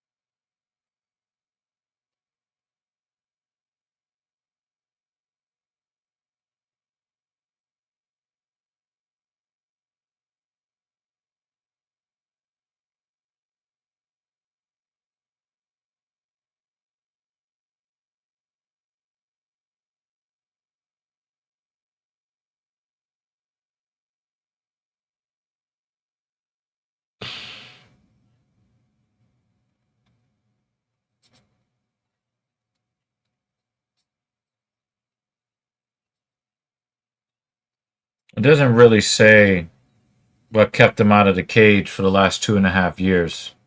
I'm not really seeing anything.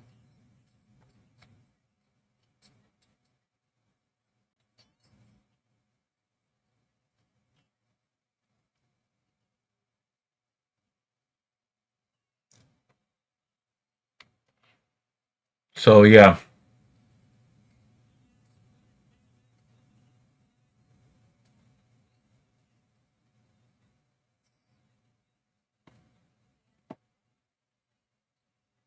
Well, we'll see what he's able to do here with the long layoff.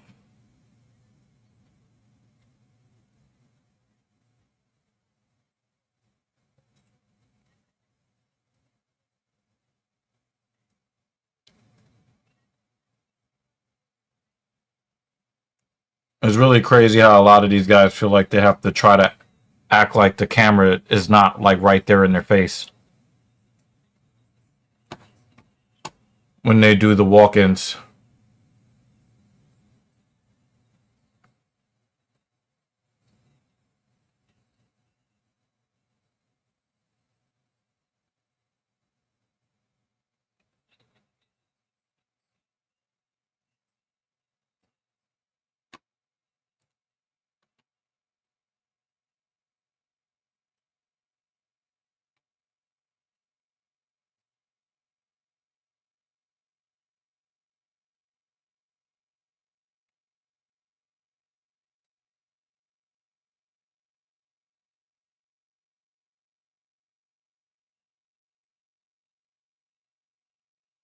If Chris Duncan can get a win, he can get into the top 15.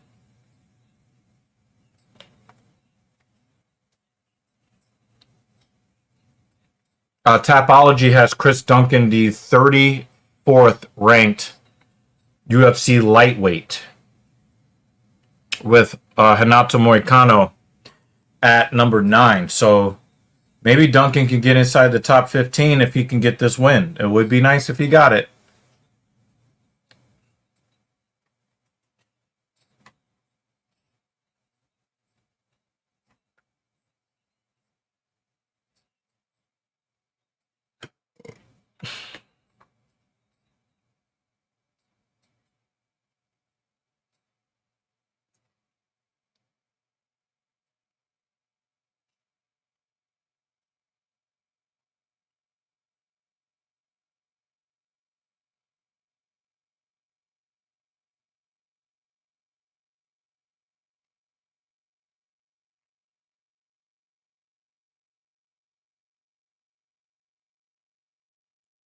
All right.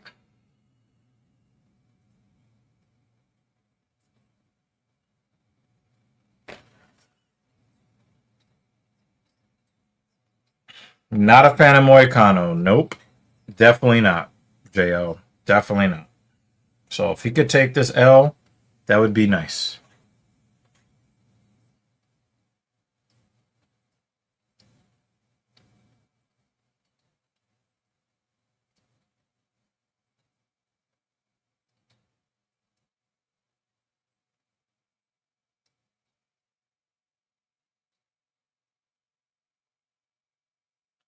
Now we got the pharmaceutical commercials now.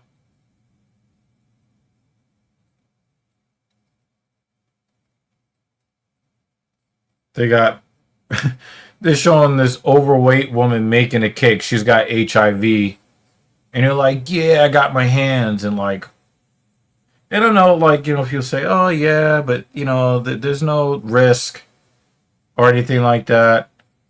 But it's still weird. It's still weird.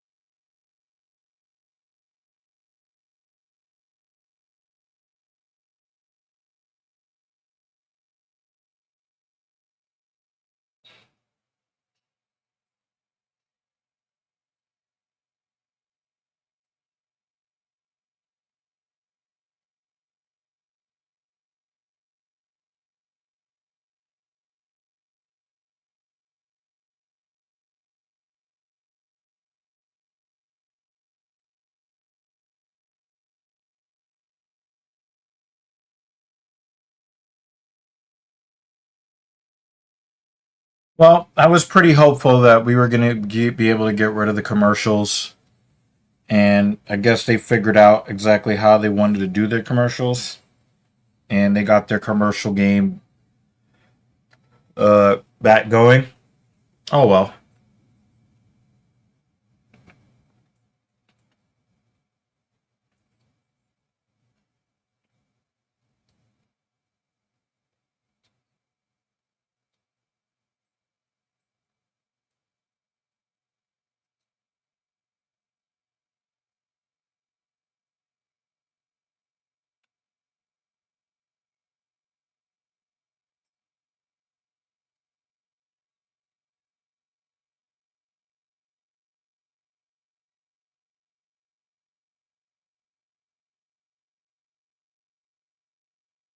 Yeah, Manolo Zucchini has not fought in 2.5 years. I'm not surprised that Tommy McMillan is a 9-1 favorite. I'm just not surprised.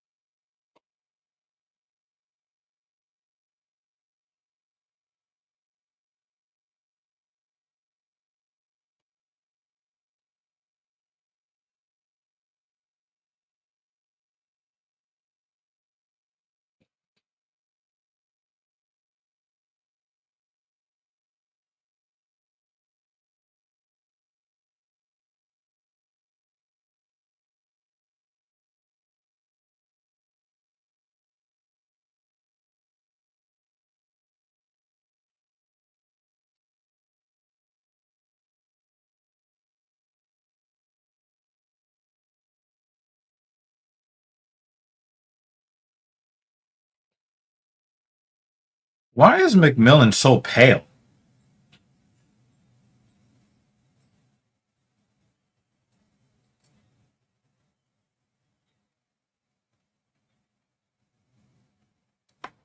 McMillan looks like he's about that action. Zucchini as well.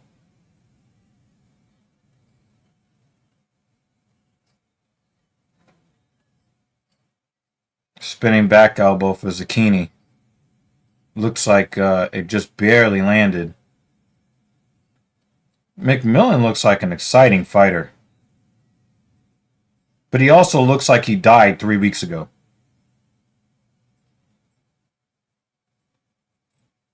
How is your hair that dark and your skin that pale? It's kind of scary looking, actually. He might be undead.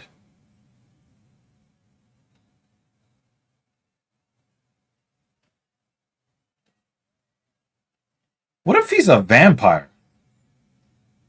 Well, look at that lump on Zucchini's eyebrow already.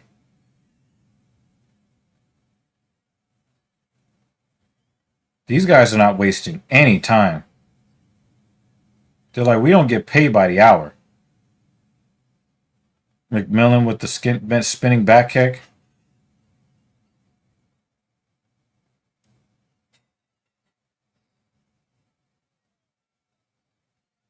Uh-oh.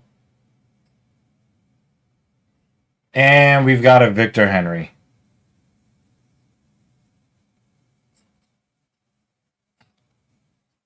I thought it might have been a body shot, but apparently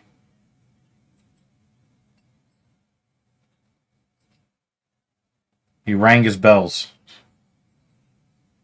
Let's see.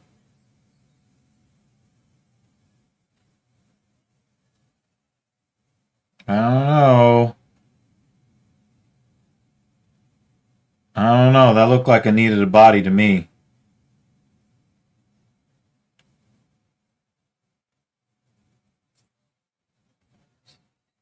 That looked like a knee to the body. That didn't look like a Victor Henry. But I could be wrong.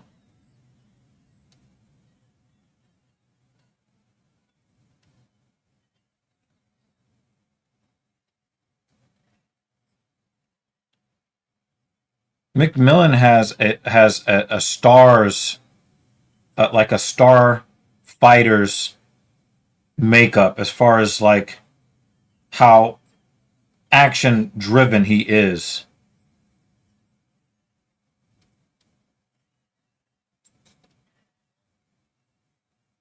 He's willing to take a couple of shots to give a few of his own.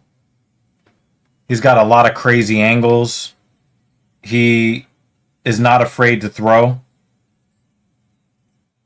He's super pale. He's got a ton of tattoos. This guy might have what it takes if he continues to win. Now, if he ends up getting knocked out here, being a 9-1 favorite, well, you know, forget all of that. But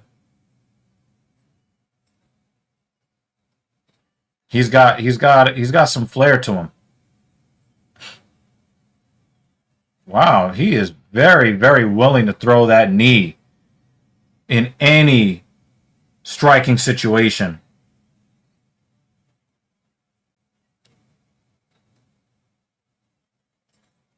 Now, the only thing that I think that would make him just devastating is if he added some leg kicks in there. Because he does seem to do a good job. Oh my God. Oh my God. He is giving this guy the business. Oh, looks like the end of the fight is right here. He is fucking Zucchini up. Boom. Knee to the body. Oh! Oh my God. McMillan. Nasty.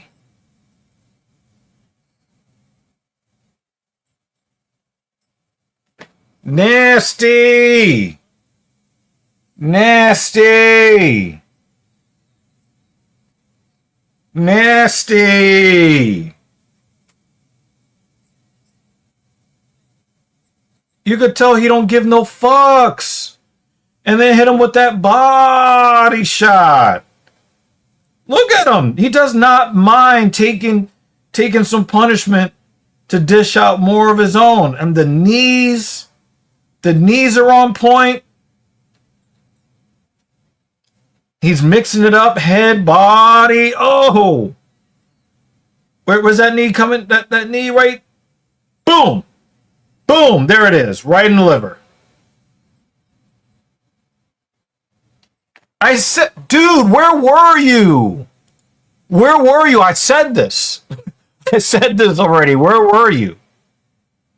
All this shit that you said, I already said. I didn't say this, but I was thinking something along the lines of this. But very, very impressive. I think he's got star power. I think he's got star potential. Absolutely.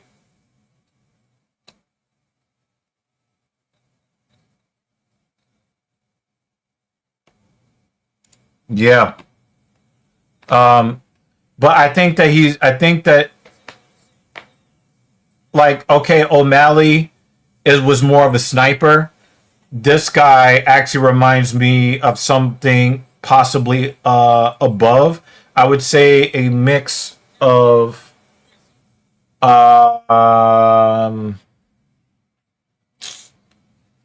shit. I see his face, but I can't say his name. God damn it.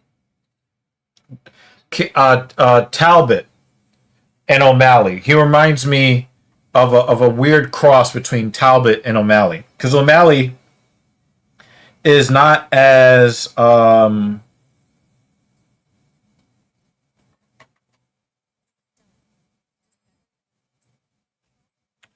O'Malley is not as active with his hands as like a Peyton Talbot. But this dude has a, a caution to the wind. Let me throw everything that I got. I'm going to throw everything I got at you and then see who's going to fall first. Now we haven't seen him. We haven't seen him when it comes to grappling, so he could be just Sean O'Malley, just more entertaining. But just from the opening 30 seconds, you can tell that that guy has something. Yo, this guy, Zucchini, is wearing it.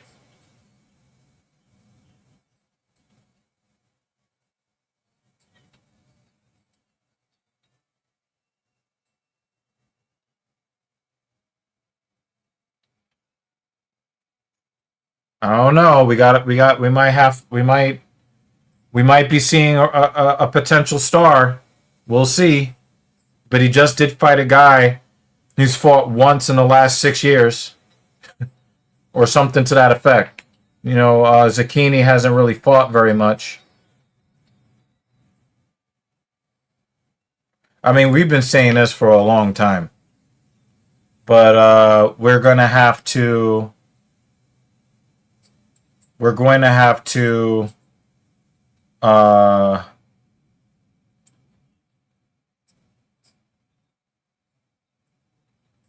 See Talbot rise up the rankings, because whether or not you believe that Sean O'Malley belongs at the top, he's at the top. And whether you think that he should have won that belt against Aljamain Sterling, I think Aljamain Sterling took a chance and he paid for it. I think he took a chance to strike with him instead of implementing his grappling. Oh, this guy's got look at his tattoos, man. His tattoos are kind of gnarly. He's got the Scarface. He's got like a dead Lady Liberty with some long rifle on it.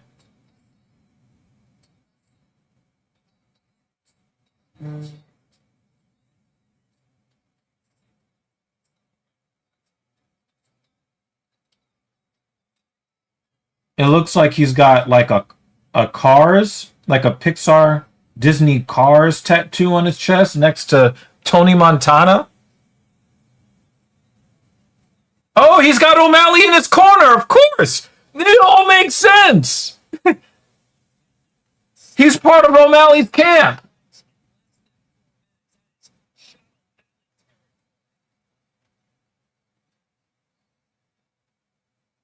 It all makes sense now.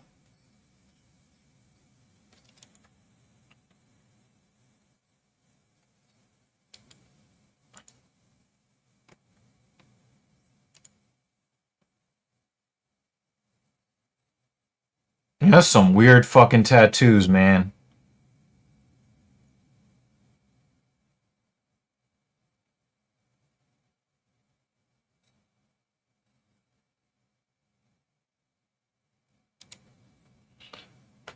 Red Hawk Academy. Yep. Okay, so these are the guys that they have.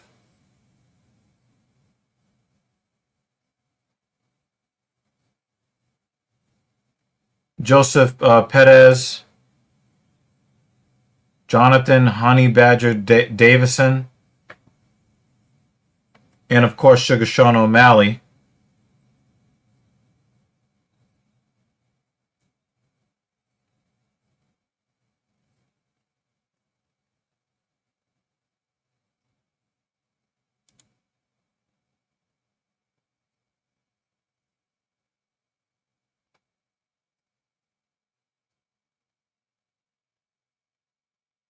So yeah, they're training out of Arizona.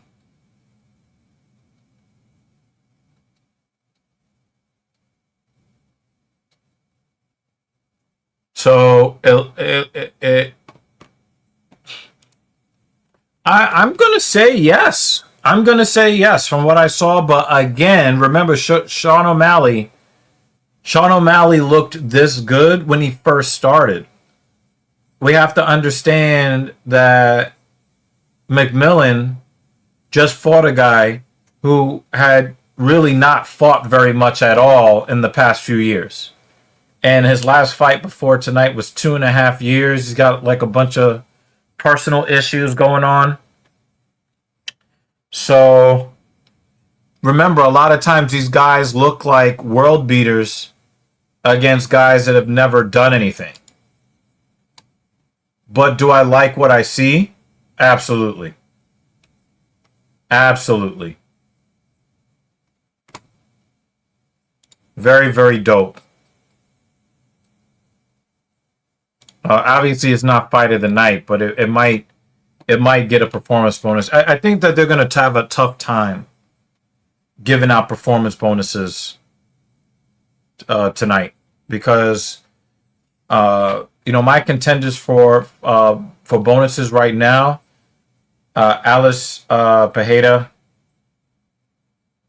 Trayshawn Gore,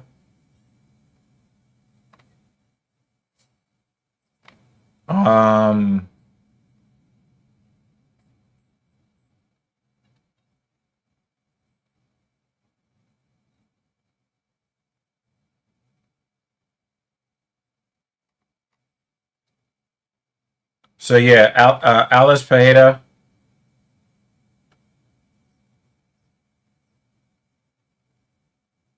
probably not the. I don't think Costa will get the big bonus, though he did get a finish.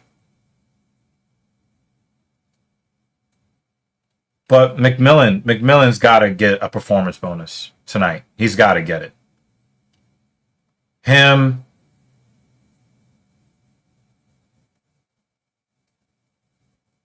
Alice, Trayshawn.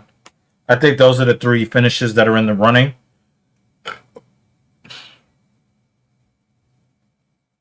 I wouldn't be surprised if Gore does not get it. So I guess Gore is not going to get it, but Alice Pereira, and right now those are my leaders. Natami McMillan, Alice Pereira. That's who I've got for performance bonuses to this point. We have an undefeated Rafael Estevam versus Ethan Ewing here at bantamweight coming up. Let's check out Rafael. Overall, 14-0. But what's his professional record? 14-0. Okay.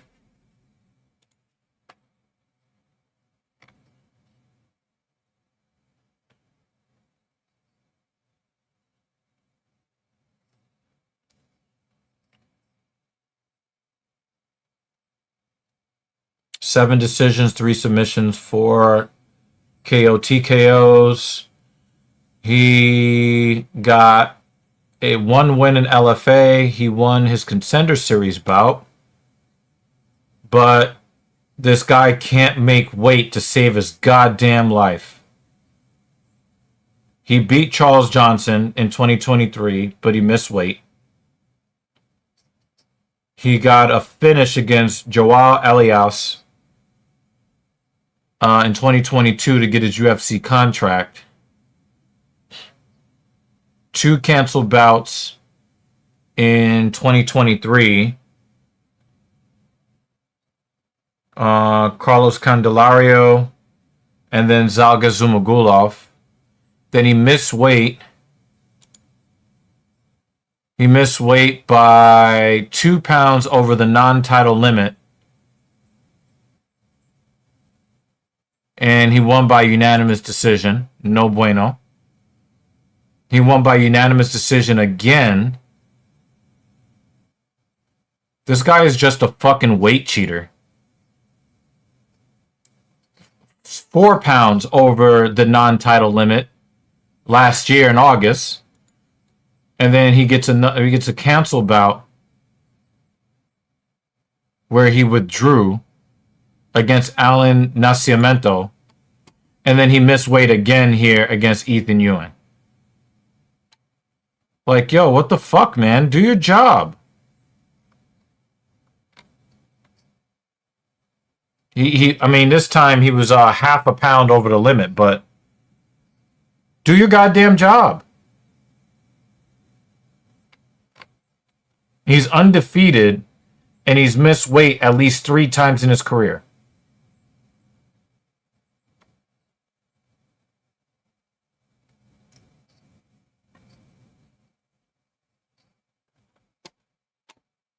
I'd have to disagree. The action is really good.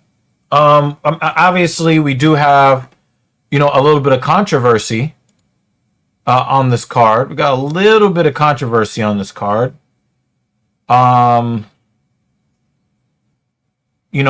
Peterson Pot fight was not really that great. Darius Flowers missed weight a little bit and pretty much broke Lando Venata's ribs. The Alex Pereira finish was beautiful. Tresean Gore, his performance was great. Melissa Gatto is a fucking... Just get her out of the UFC. That was fucking terrible. And I think most people thought Dakota Hope beat Kai Kamaka III. So there is a little bit of controversy on this card, but we've gotten some nice fights and some nice finishes.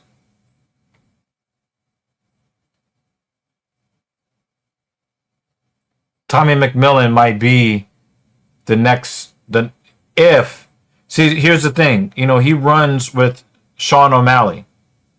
So him running with Sean O'Malley might mean that, maybe their grappling, their defensive grappling isn't so good.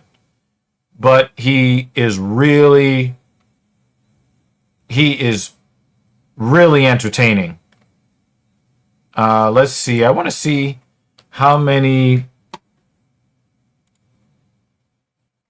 submissions he has, because obviously he's undefeated at 10-0. So he has more submission victories in his professional career than TKOs. So, I mean, he's got a rear naked choke. He's got a guillotine choke, rear naked choke. So, he does have some submission, grappling, arm triangle choke outside the UFC, rear naked. He made a guy quit on the stool.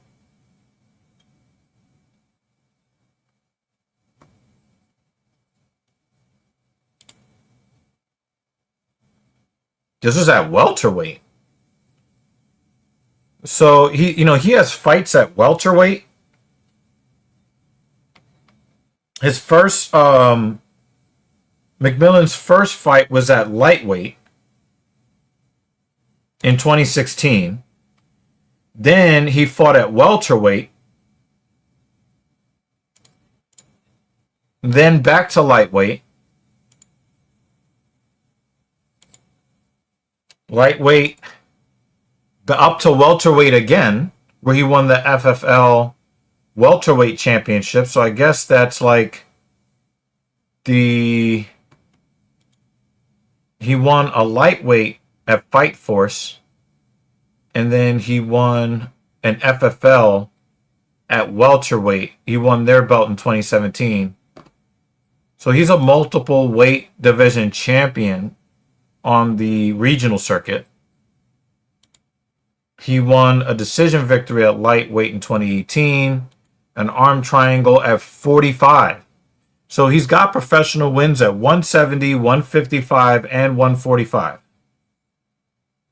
And I don't see any weight misses. But he does have a catch weight.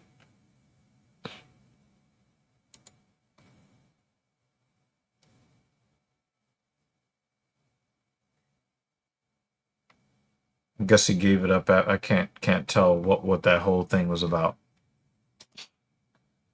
But let's see what we're gonna get from Estevam, the weight misser, versus Ethan Ewing. Estevam is undefeated in his entire career, but this is the third straight time he's missed weight, if I'm not mistaken.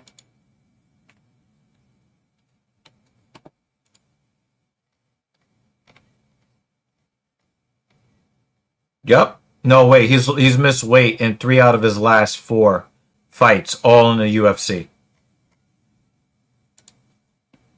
So even if he wins, I think he's in danger of getting cut. He just can't make weight. First of all, let me figure out what weights is he failing? Because if he wins this fight, I can see them forcing him up to lightweight. Not lightweight, welterweight. All right, so he failed to make weight at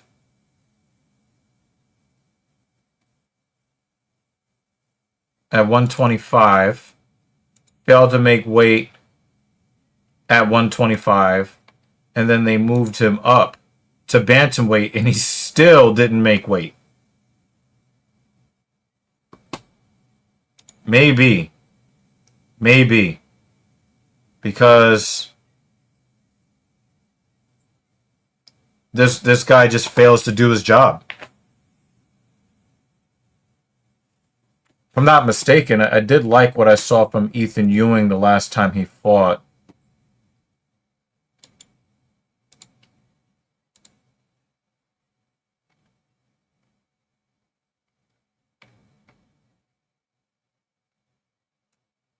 Yay, he beat Malcolm Wellmaker. Wellmaker was highly favored in that fight. And for whatever reason... Oh, we got a Victor Henry. Short notice fight. Okay. But it doesn't negate the fact that he's now missed weight in 3 out of his first 4... or 3 out of his last 4 UFC fights. So, I mean, come on. Get it together.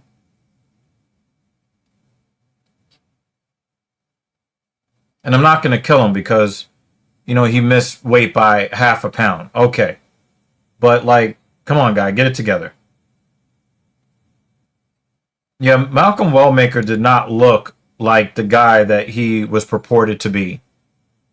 And Ewing did a really, really great job in that fight, and I like the way that he carried himself in that fight. So, you know, we'll see. I hope that he also exposes this guy as well. When you said short notice, you're talking about Ewing. Ewing, when he beat Wellmaker, he took that fight short notice. Yes.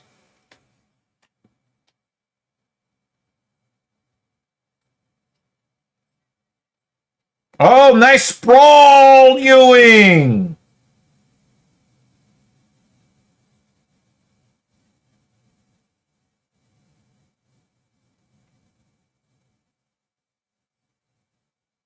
Oh, right cross, right on the jaw. It's very difficult not to like Ethan Ewing.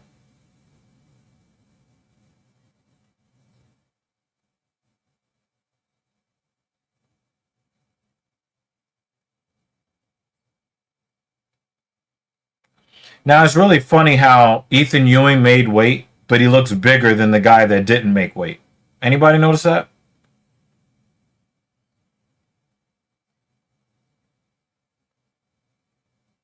New York Sirens are losing to the expansion Seattle team. If anybody cares about PWHL. It's not a great name for the league. They need to change that.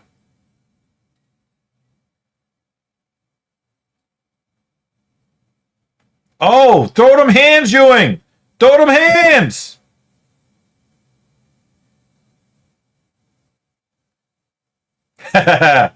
He's got a little flair in there.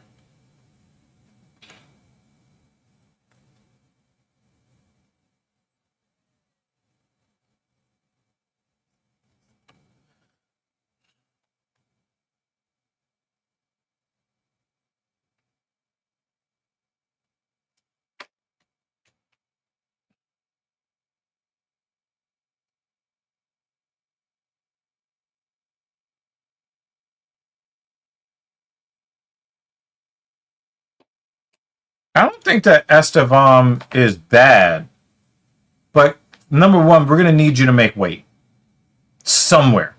You need to make weight. And the thing is, I don't know if Ewing is a future title contender, but at the very worst, he'll be a gatekeeper. I like his attitude. I like his fighting style. You know, the UFC really needs fighters, fighting fighters. They need fighters. They need fighters that other fighters like. And I think Ewing is one of those type of fighters.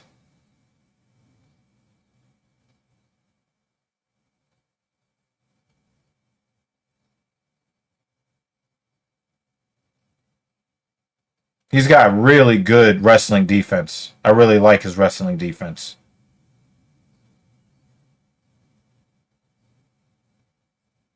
He's 5 for 5 on takedown defense to this point. And Estevam's shots are not bad shots. It's just Ewing's defensive wrestling is just that appears to be that damn good.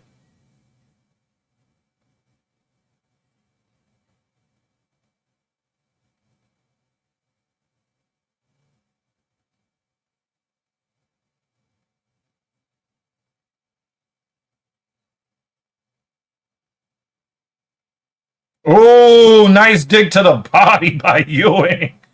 And he's already busted open Estevam's snot box. I like it when guys don't headhunt and they figure out a way to open up the defense by switching levels. And Ewing is doing that very, very well in this fight.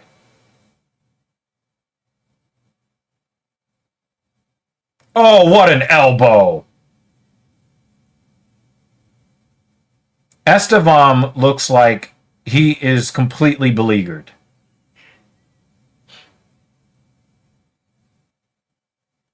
And Estevam, I think, has above average striking defense, and that's the only reason why he's not looking up at the lights right now.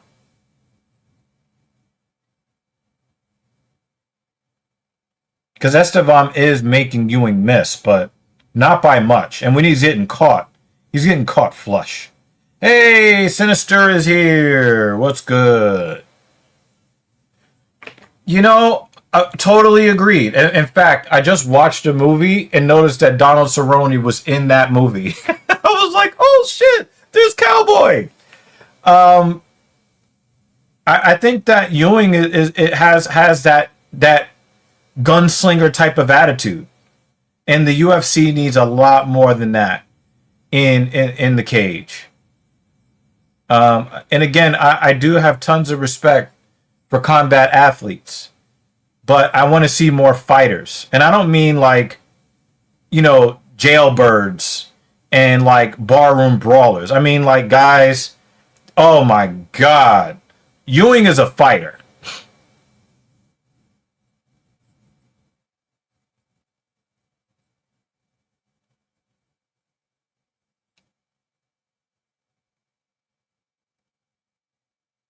I think Ewing is a boxer. That's what he is. So he looks like a BMF worthy type of fighter. I just think that he probably has like really, really good, crisp boxing skills. And that's really what he did to Malcolm Wellmaker last year. Dan, where's Dan?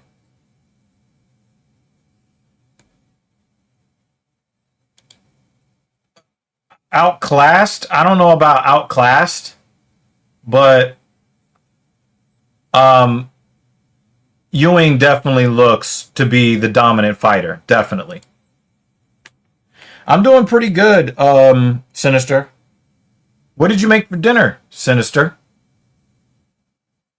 Sinis dinner?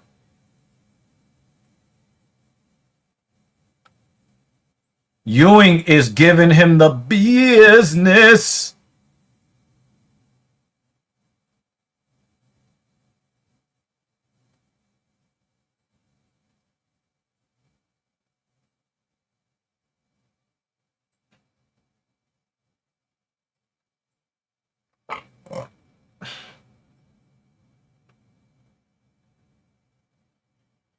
It's not embarrassing.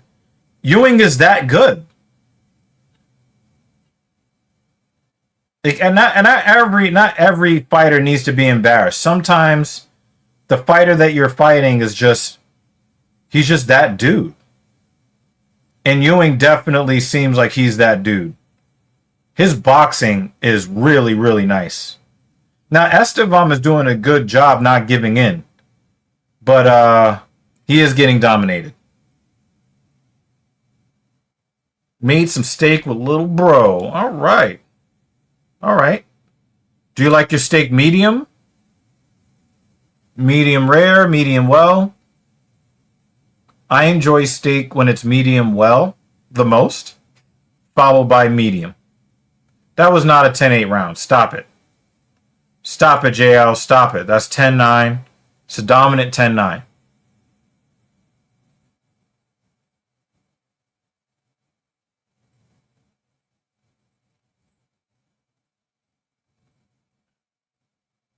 Medium rare. Okay.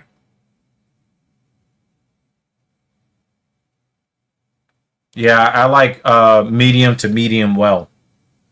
Like if I think for me the perfect steak is that on that border between medium and medium well.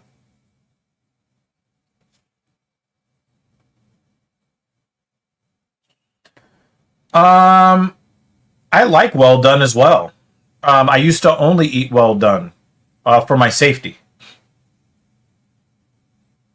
but I can enjoy a well done steak every now and again. I could definitely enjoy a well done steak because it almost caramelizes a little bit. It kind of gets a little sweeter, almost like jerky. So I do enjoy a well done steak, but I think for me, the way that I can truly enjoy it the most is somewhere on that line between medium and medium well. It's kind of like right on that line. But, you know, I have enjoyed medium steaks. I have enjoyed it. I probably will continue to enjoy it.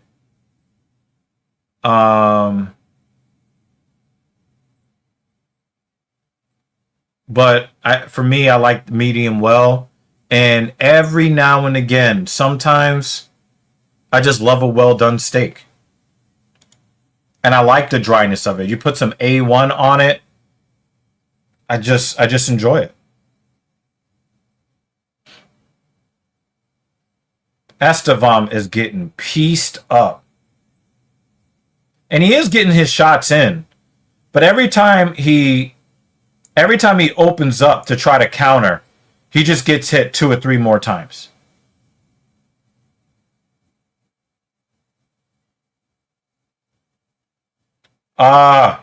Ewing is starting to make the mistake. Ewing is starting to make that mistake. He was starting to stick his fingers out a little bit. But it looks like we got another body shot victim. That's the 3rd body shot victim of the card.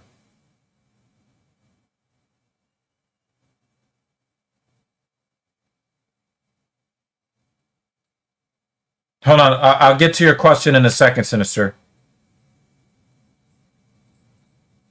Nah. Pepperoni stick and jerky, not the same thing. Not the same thing. Dong! Oh, go sit down! Oh! That's nasty! He said not shoe leather term. Yeah, I got you, Kratos. I get it.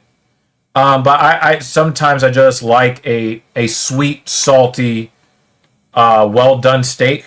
Medium well is fine. But like if I don't want to work out my jaw muscles as much, then medium is just good for me. But I like this question. What sides do you like with steak? In no particular order. Brussels sprouts, asparagus, sweet potato, regular potato, broccoli,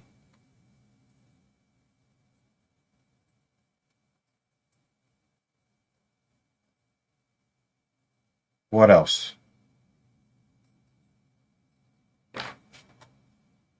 What else? Mixed vegetables.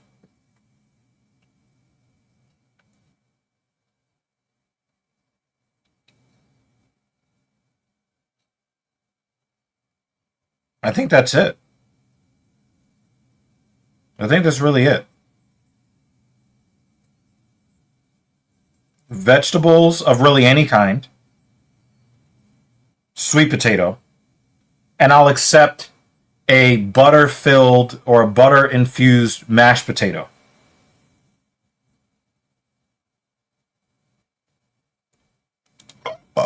Well, sorry, I don't want a bone dry, tasteless steak where you need to smother it with the sauce and extra calories. Well, for me, I just love A1 steak sauce. I put A1 steak sauce on ice cream if I could.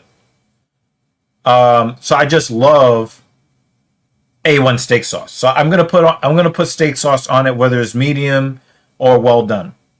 I like a jerky like well done steak just on its own with no sauce. And to me, it's not tasteless. Now, I don't want a tasteless steak of any kind. I don't want a tasteless steak of any kind. But I like the, that lightly overcooked sweetness to a well done steak. Not a burn steak, not a black steak. But yeah. You said you had me at every one of those sides until you said broccoli, but mixed vegetables is good go. Yeah. I eat a lot of broccoli. So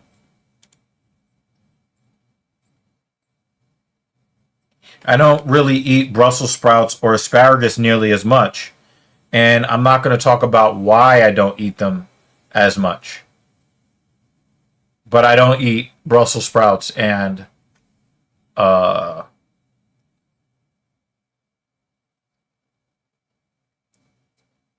yeah, I don't eat Brussels sprouts and asparagus like I used to. Mrs. Evil, she liked to what she used to eat at Wendy's before Wendy's became like really, really bad quality. She used to do the fries in the Frosty. I don't think that the UFC wants Rosas Jr. fighting Ethan Ewing. They're trying to cultivate him up to being a star in the league, and I just don't think he's already ruined one of their hype trains.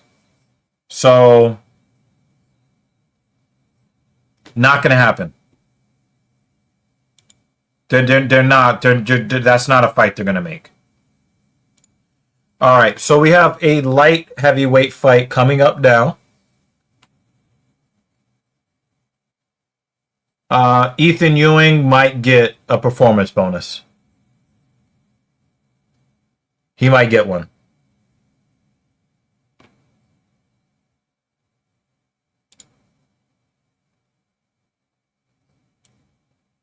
Left hook to the liver. Yo, a lot of body shots on this card.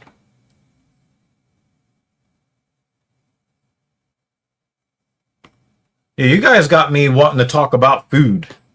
If you guys have any more favorite food questions, get them on in. For our 20th anniversary, I did take Mrs. Evil out to a fancy seafood restaurant, and neither one of us had any seafood. We both got duck.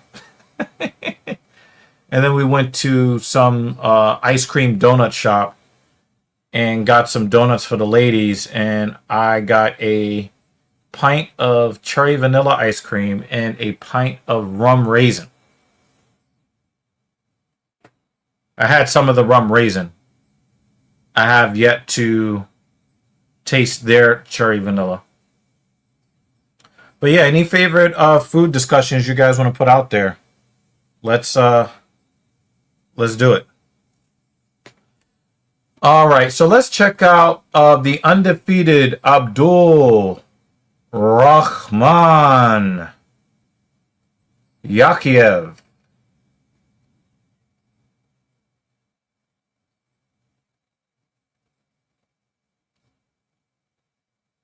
He is a he is a minus 1,400 favorite.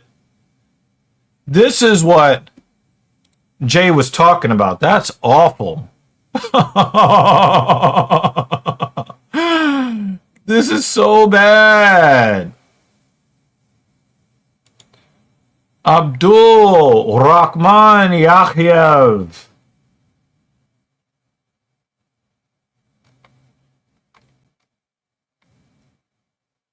Contender Series 2025 against Alik Lorenz, and then beat Rafael Cerqueda rear naked choke in 33 seconds in November.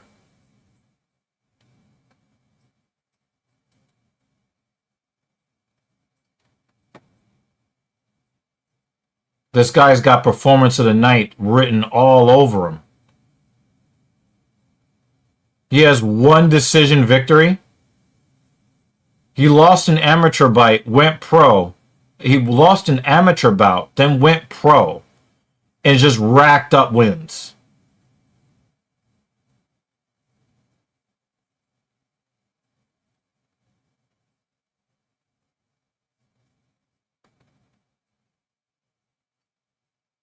Ground and pound, triangle choke, ground and pound, decision, guillotine choke, rear naked choke. TKO on the Contender Series in 30 seconds. I mean, look at these. First round, 3 minutes. Second round, 2 minutes. First round, 37 seconds. Then the unanimous decision. 1.5 minutes guillotine choke. Round 1 in 2024. 2.5 minutes rear naked choke. Round 1. 30 seconds. TKO in the Contenders Series. Rear naked choke in 33 seconds. So that's why we got this ridiculous matchmaking here. Good God Almighty. And then Brenson Ribeiro. You know, who cares? He's got 2 wins and 4 losses. So yeah, this is really bad matchmaking, right? It feels a lot like this, JL, unfortunately. This is not good.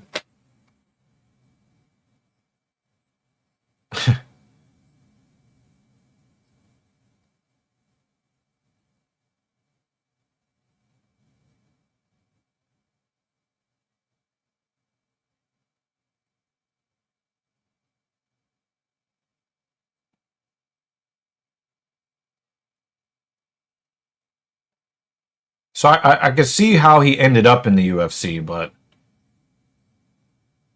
he ain't doing shit in the UFC. But catching L's.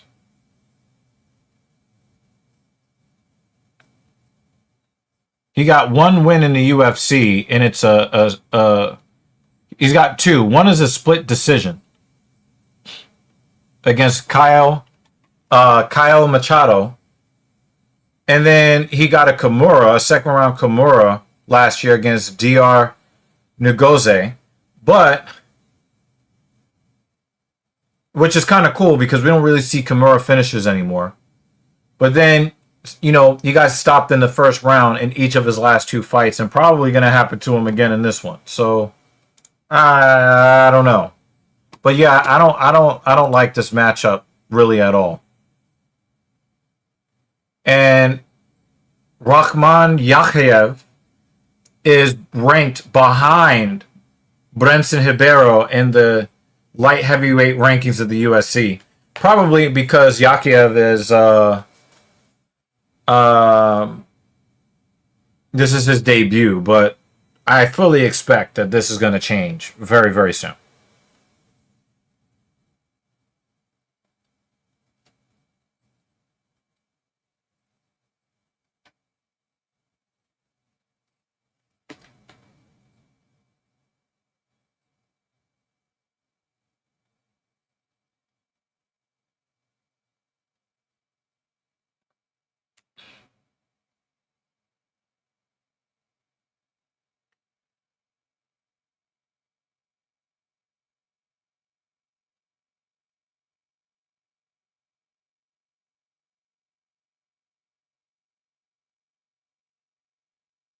All right, let's see if this is going to be the ass whooping that we're expecting.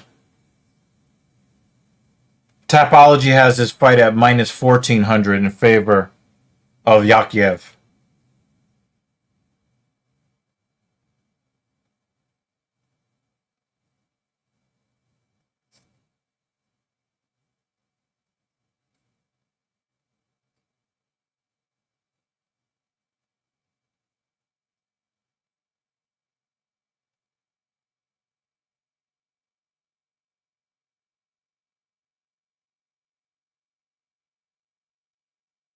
Ribero's throwing. He's throwing. Yakiev is already panic wrestling. Is 30 seconds into the fight.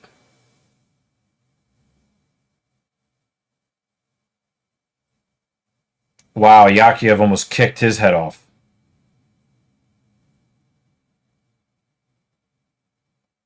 Well, we know Yakiev is not going to get... Oh, shit. He just ate a head kick.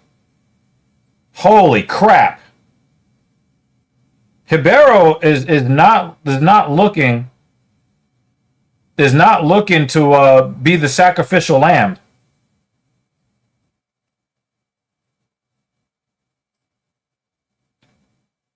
Wow, he is killing the bottom of Ribeiro's lat with that elbow.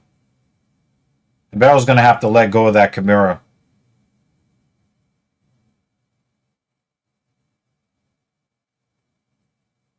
Oh, man. He's going to have... Yep, he let it go. He was getting killed with elbows to the body. These body shots are just... Is there a full moon or something?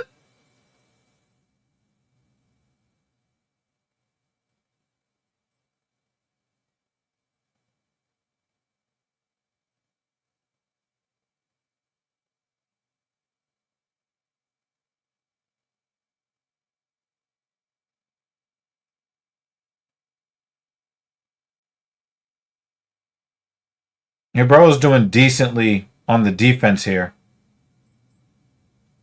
But Yakiev definitely... Ribeiro loves that Kimura. But the thing is, you know, the Kimura doesn't get finishes like it used to. It looks like he's about to get a hook in. He's trying to get this rear naked right here. Soften him up. Is that a handcuff? Yep.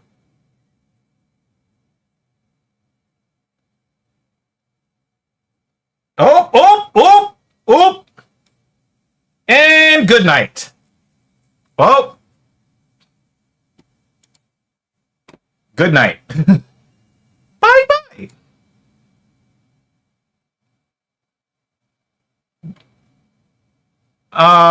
Does Ribeiro get cut from the UFC after this? Probably.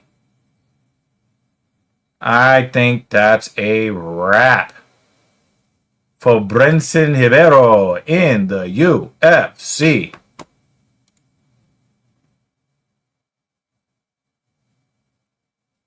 I have to... Wow, you're speaking a lot of sense, JL. But I also wonder if the UFC is doing this on purpose because people have complained that we're not getting any finishes. So if they want to please Paramount with more viewers, then they might be putting these matchups together specifically to get the entertainment factor to go up, especially when you're talking about fighters that most people don't even know who the fuck they are. People want to see the action. So if somebody's getting choked out or, you know, taking crazy liver shots, they'll take that from pretty much anywhere as long as they can get the action. So, you know, we've had a lot of poor action this year during the Paramount era. And, you know, you're more of a hardcore fan. So when most people that are watching are probably not even looking at the odds unless they're doing some FanDuel bullshit.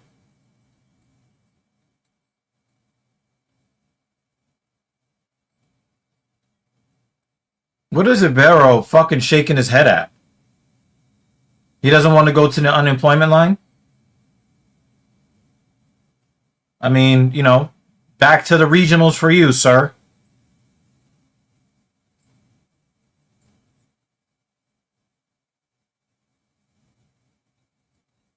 I want to hear this. I want to hear this translator.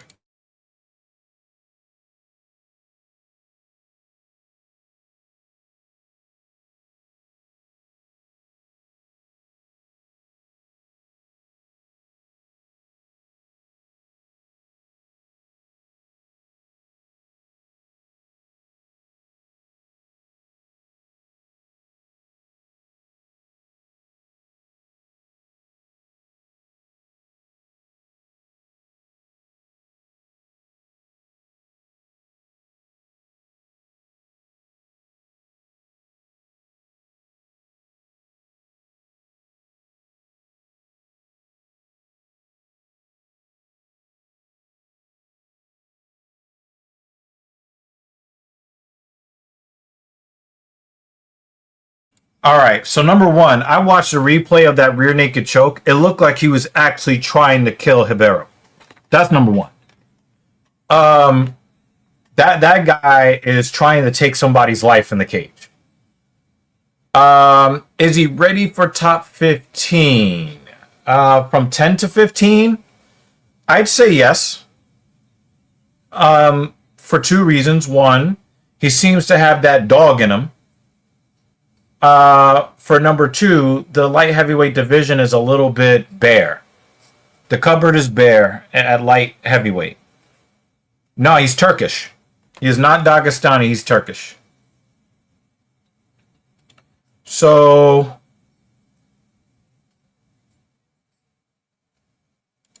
from 11 to 15, yes. Top 10, not sure. We'd have to see him. We have to see him against an 11 to 15, and I think with how quickly he got rid of Brenson Ribeiro, I think that there is a chance that he might get a top 15 opponent next time.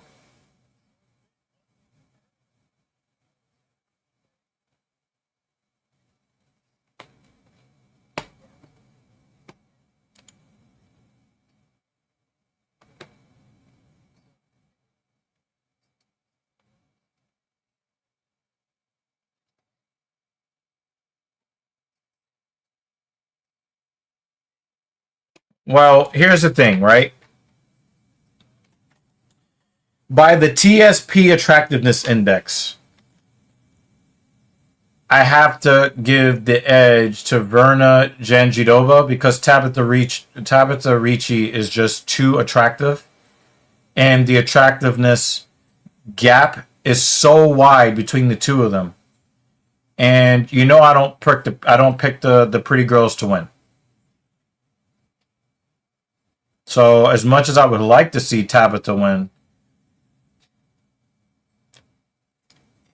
I'd have to pick Janjidova before, and then if Tabitha wins, great.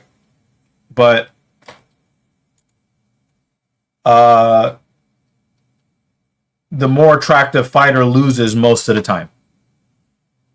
That's just the way it goes. All right? It's just the way it goes.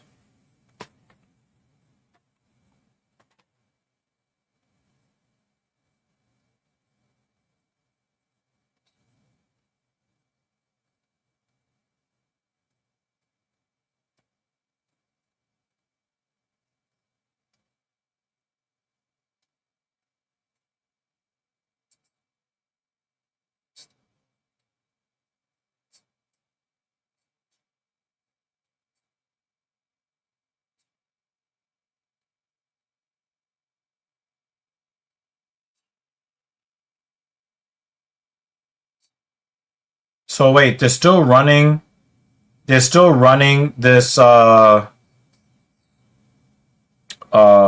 promo for Tatsuto Taira and Joshua Van. They're still running this promo, even though the birdie says that Joshua Van is out of that fight.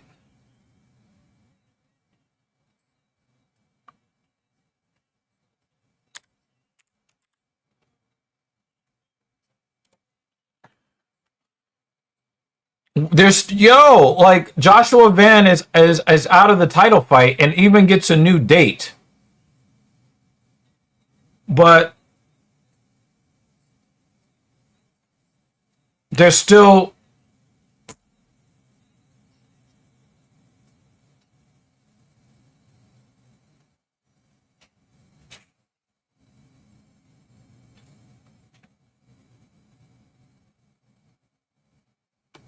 they moved it to the Strickland fight.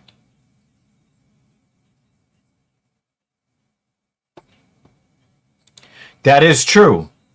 But what are the chances that that's going to keep happening? And I wish that Dan Jensen was here because then we'd have to ask him who would he prefer, Janjiroba or Dern?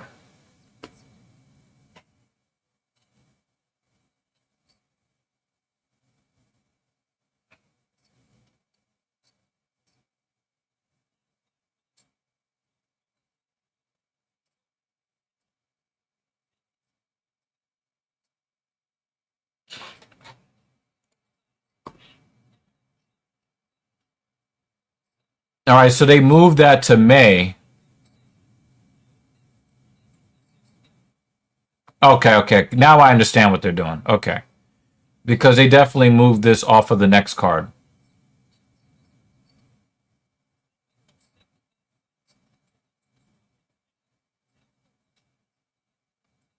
I am a little bit nervous for Chimaev against Strickland. Strickland has kind of showed that he has a really weird way of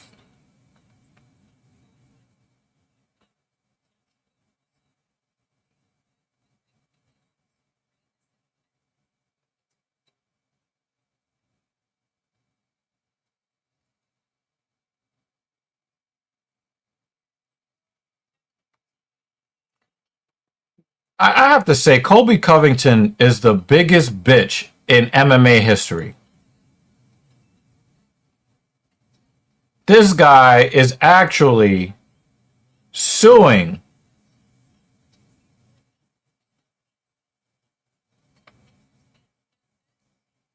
He's suing Jorge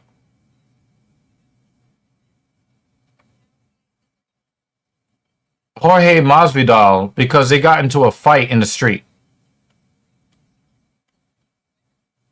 Wow. All right, we'll see. Because that's a big statement.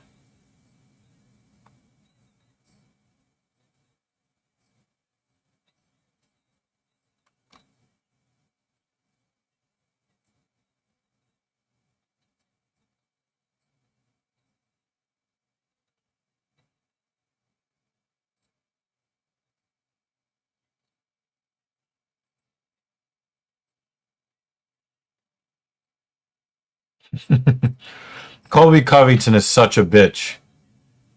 They don't want to pay the top guys like me or Conor McGregor. Who thinks Colby Covington is a top fighter? When was the last time Colby Covington won a fight?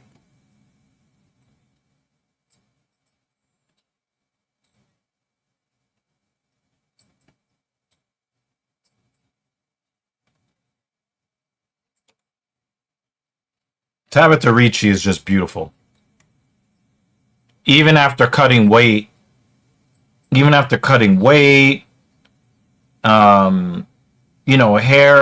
back the whole bit. And that's how you could tell if a woman is like really, really attractive is in her after, cutting weight with her hair up. She still looks like a hottie.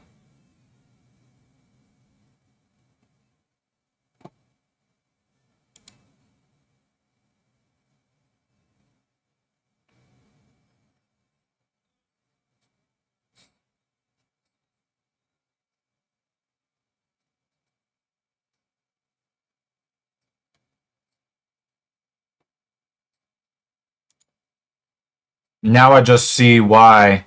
Now I understand why Joshua Van doesn't use his full name. I just saw why.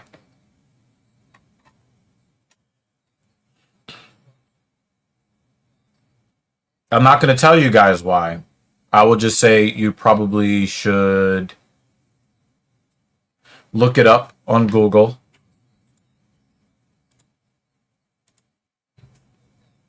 I'll leave it at that.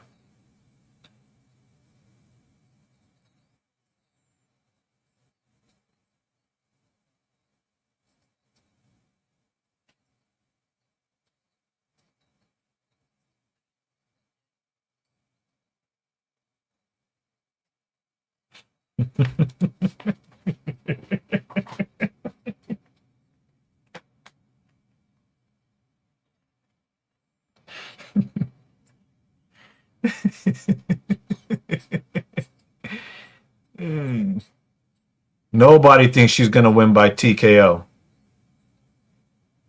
But they do think she's going to win by decision.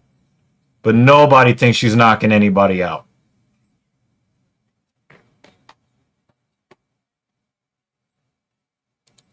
Yeah, man. I mean,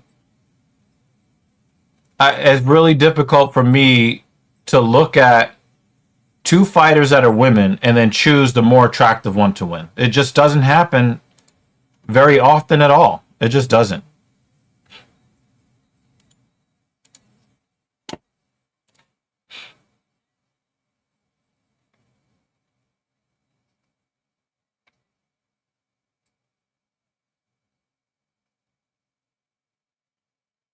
Damn, she's got 14 submission wins and only one KO win in 26 fights.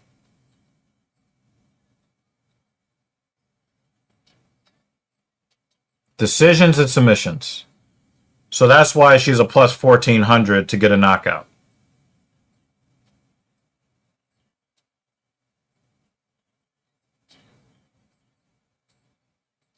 The way she's looking into the camera, Tabitha knows she's hot. She's like, I know you want to fuck me, but I'll whoop your ass.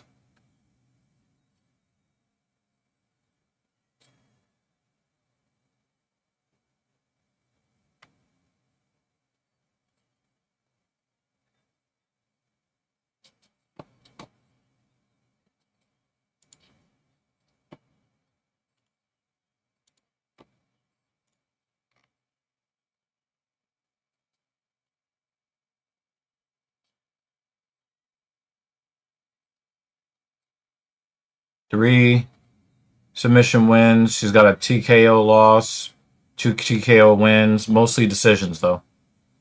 But most of the women are decision merchants anyway.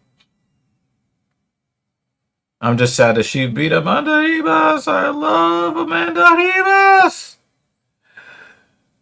Her career is going down the drain. And also Angela Hill.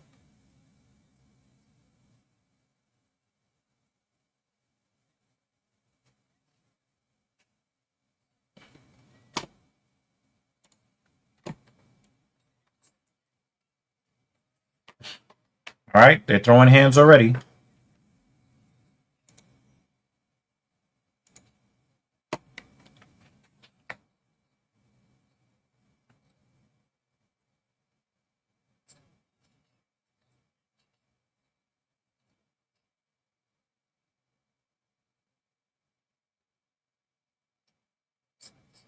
Where did that whole Chiwiwi thing come from, JL?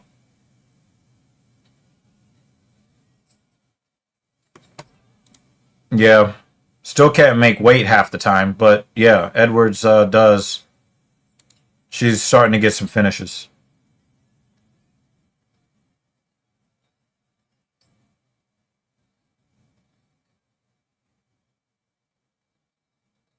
Yeah. You don't want to be grappling with Janjiroba, though.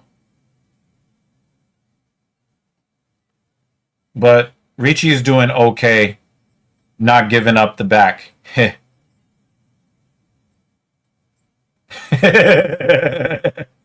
What? If Jan Jidoba and Raul Rosas Jr. had a kid, what would that look like? I mean, it would never happen because I don't think Jan Jidoba is into heterosexuality. But if the two of them did, what would that kid look like?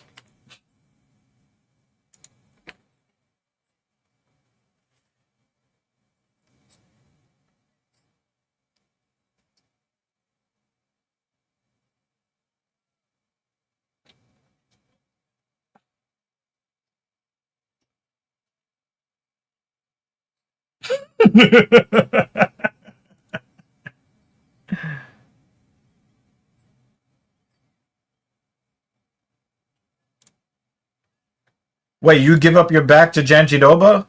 Okay. All right. You like him a little different.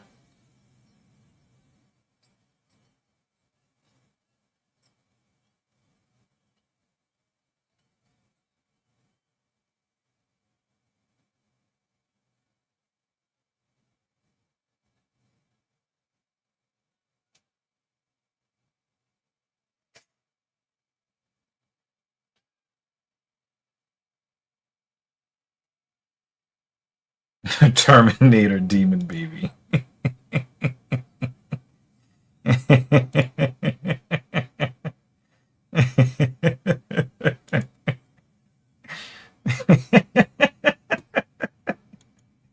We're all going to hell.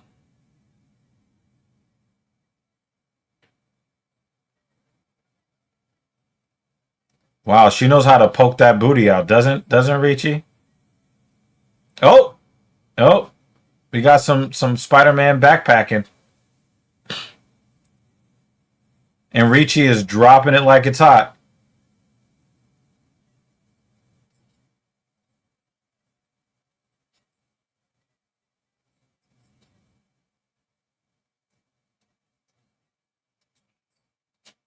No, don't let her get her position back, Richie. No. It looks like she's looking at the ref. So is she complaining about hands in the gloves?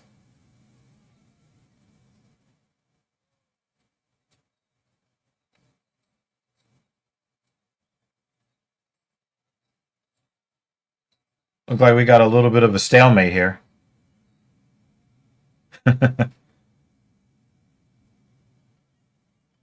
Yeah, if you hang around TSP, you're probably going to a very warm place when it's all said and done.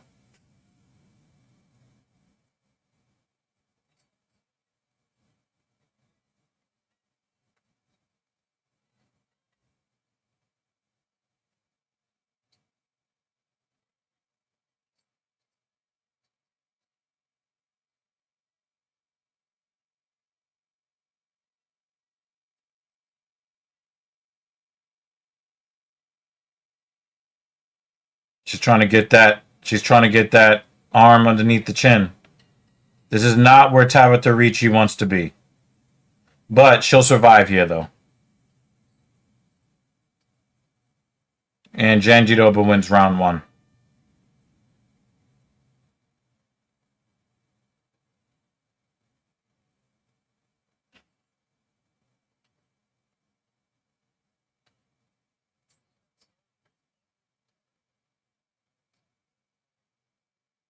Now, Ricci has done a decent job. A decent job of defending, but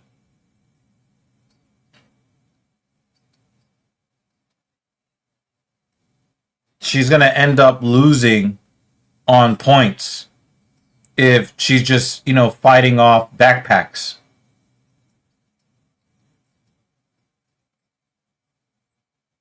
She's fighting off, backpacking attempts for the next 10 minutes. It doesn't even matter if she defends against them. There's no offense going in the other direction. She's going to lose the fight.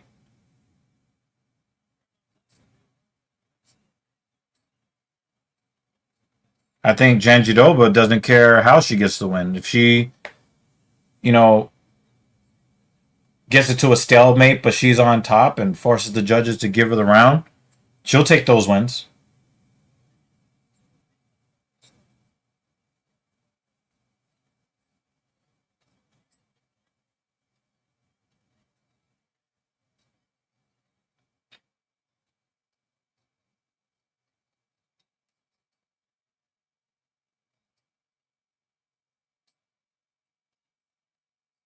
Yep, there it is. Yep.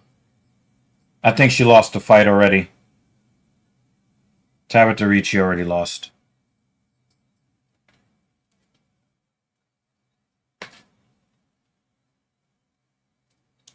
Well, what's up next? Because uh, this is just gonna be some lame prey shit. I mean, Ricci has a reason to be nervous. She knows that Janjiroba wants to sit on top for 5 minutes.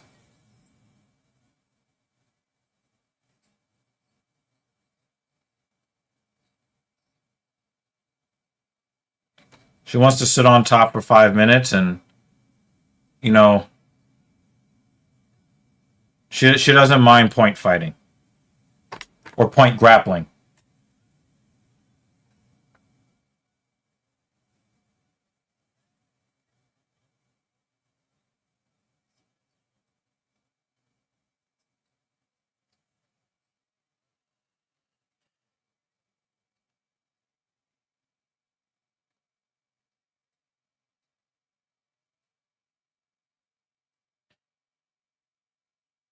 I mean, if Tabitha Ricci, Janjiroba doesn't understand how gifted her life is. She's got Tabitha Ricci throwing her legs up and open. That is where every man in the world wants to be. Except maybe Dan Jensen. He doesn't really like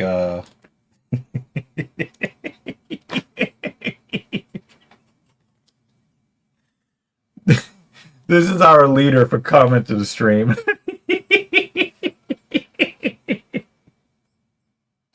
I don't know why I think that's so funny. Oh my god. Oh my god.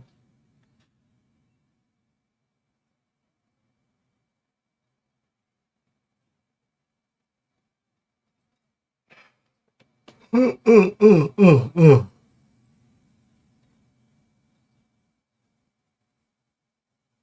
Janjiroba does have more submission victories than decisions in her career. But still, blah.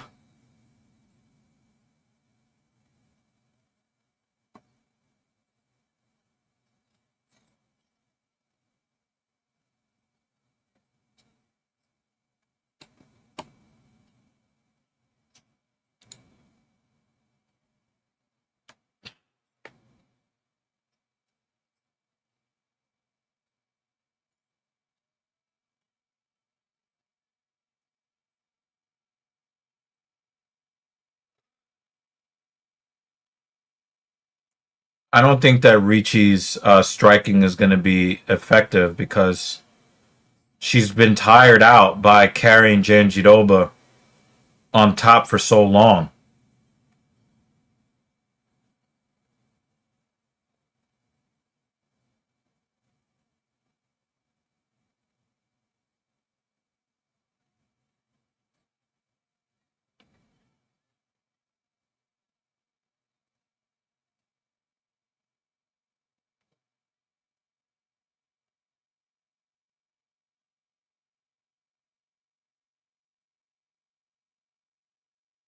Yep. Damn, that's a high stick.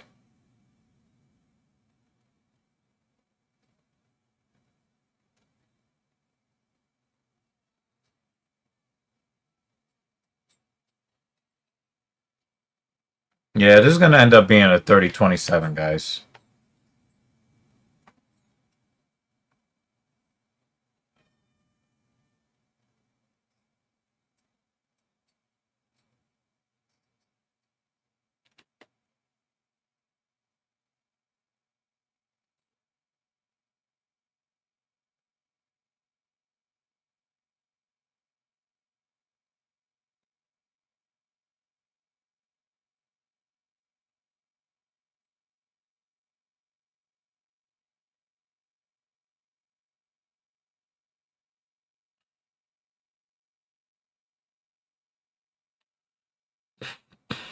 Yeah, this fight's already over. It's already 20-18. Ricci is going to try to get into some sort of rhythm to start the third. And this person will get her to the ground and lay on top of her for 3 or 4 minutes, and the horn will sound, and it'll be 30-27, and that'll be it.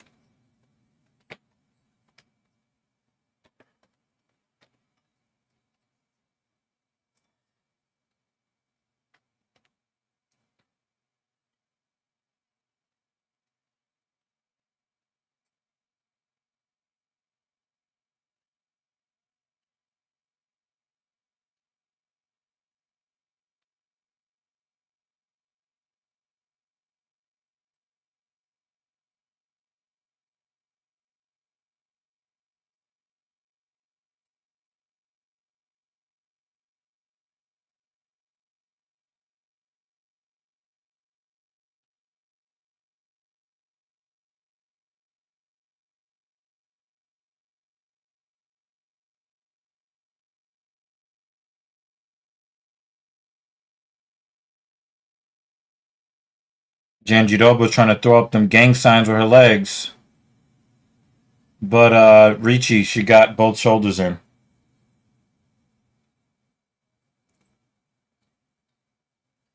She's posturing up way too much, and she's going to lose her control. Not that it matters, because even if she does win the third round, she still lost the first two. And now she's going to the ground. She's getting reversed. Oh! Nice underhook action from Ricci. She actually...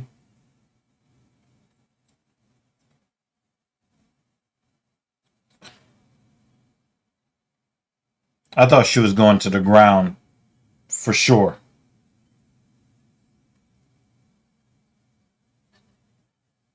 Well, sprawl out. Gotta throw them knees now.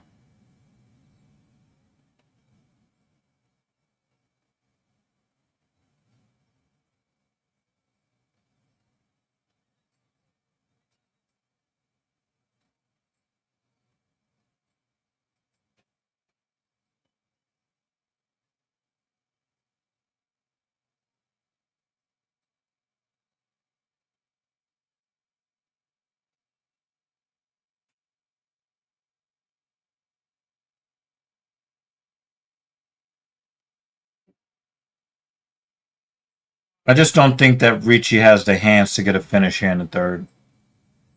So even though she does look better here in the third, too little, too late. I think Janjiroba still wants to get her to the ground, but I think Ricci's defense here in the third, coupled with Janjiroba's getting a little on the gassy side, I think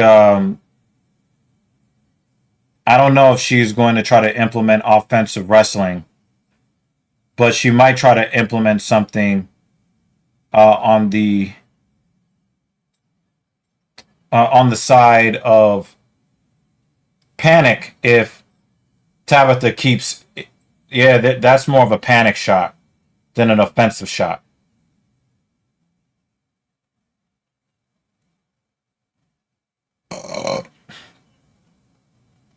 If this was a 5-round fight, Ricci would still have a chance. But it's a 3-round fight, and that's why she's already lost. The chances that she gets a knockout in the next 70 seconds is pretty much zero.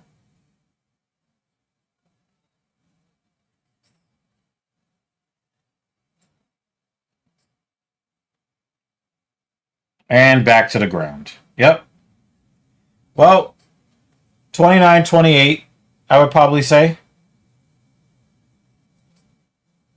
29-28, probably a 30-27 in there somewhere.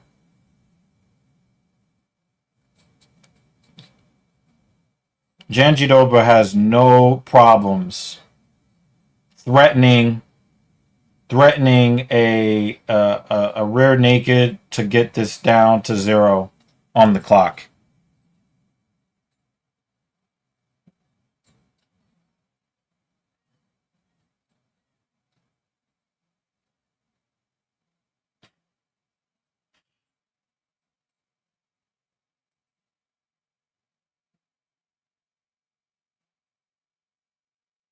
I don't know. This is what she knows how to do. This is what she knows how to do. You can't blame her for being her.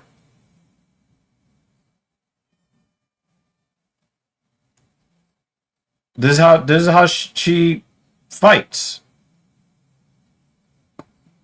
So I don't really agree that it's disgusting. It's just that's what she knows how to do. I think you're going to see two 30-27s and a 29-28. I think one judge will give Ricci the third round.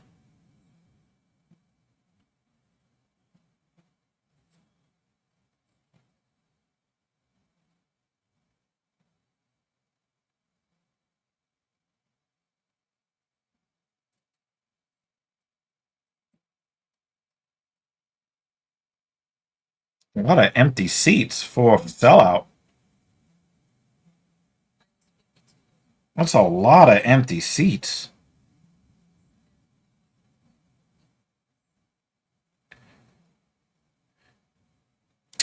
I have not, but I can imagine what it's about because the road to WrestleMania has a lot of potholes in it. But if you want to educate me, you can go on ahead and do that right quick.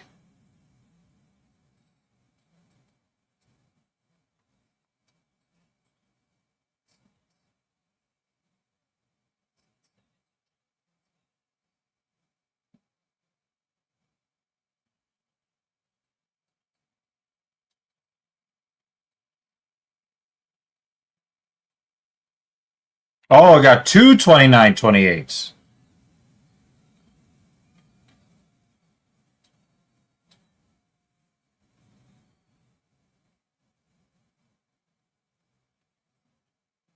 Yeah, I keep trying to tell you guys, you cannot pick. You cannot pick. Um, you cannot pick the pretty girl over the ugly girl. You can't do it. You can't do it. It's just not a good bet.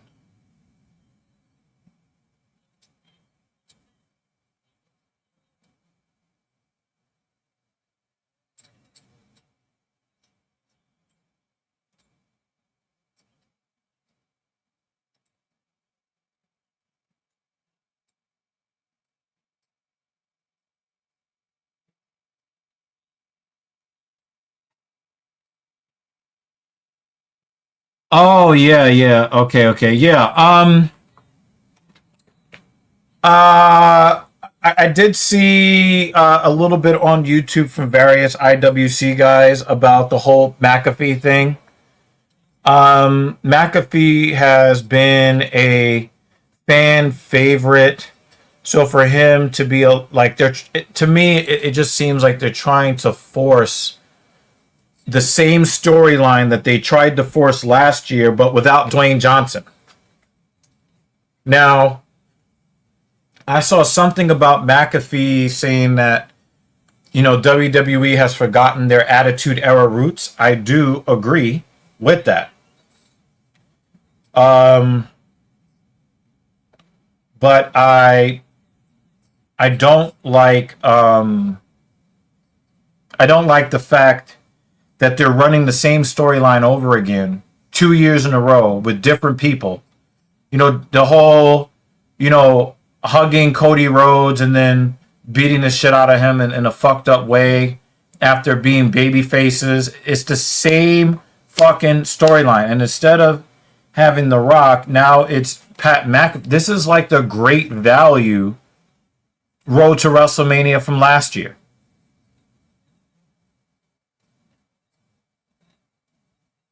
So I was hoping it was going to be, maybe Dwayne Johnson looking to, you know, uh, make it up to the fans from him disappearing after WrestleMania from last year.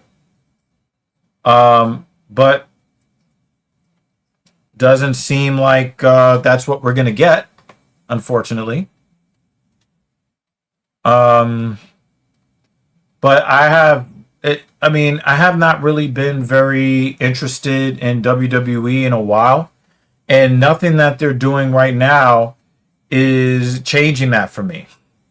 And so when you get a rant from JD, it is probably going to be justified, because again, they're having John Cena host the show. They weren't going to have John Cena host the show before.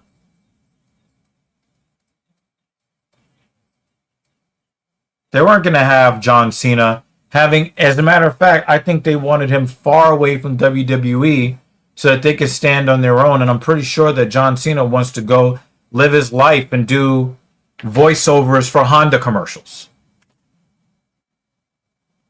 But they needed to probably pay him a lot of money to host the show to get people to buy tickets, which, I mean, I would need to see the sales numbers, but I'm pretty sure that it's not going to be, it's not like he's going to be standing there with a mic, but I just don't think that, I just don't see WrestleMania being anything that anybody is going to want to have anything to do with.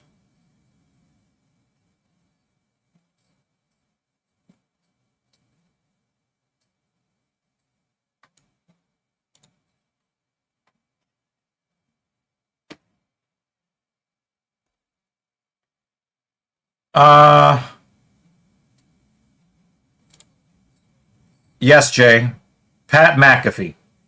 Yep. That's what they have for you. Yep.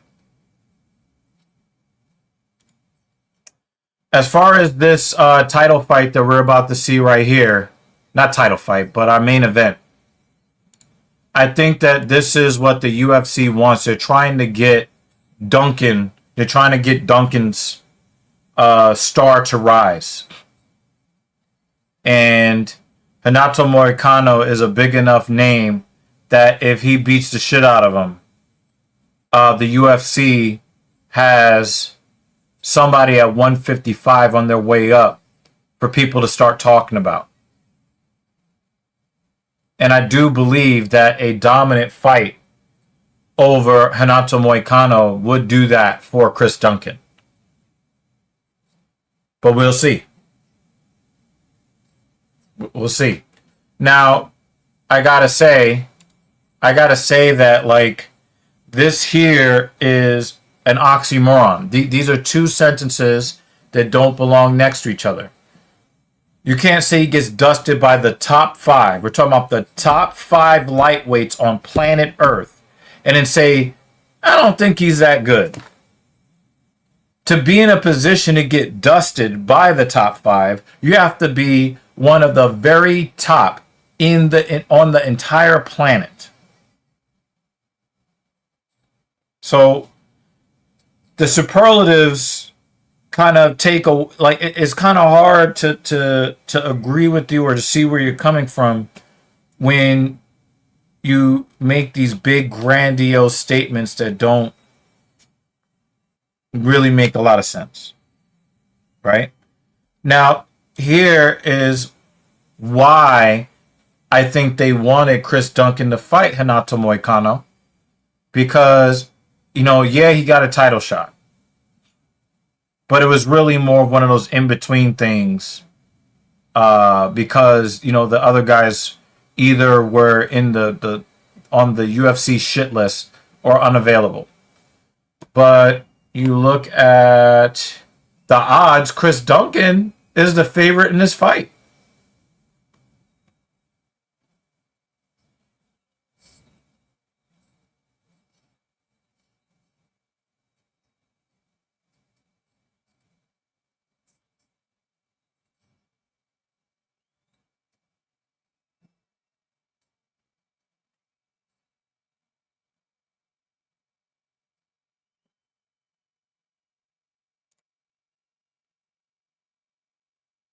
It doesn't look like any hockey team playing at Madison Square Garden that wears New York on their chest can score a goal in this building. The Sirens have about less than 4 minutes left in this game. They're down 1-0. And they haven't even sniffed. They haven't gotten anywhere near close. Oh my God, they just scored now. I'm like, yo, what the fuck? They can't score. And then they score. Oh, took them up to their 28th shot to get a goal.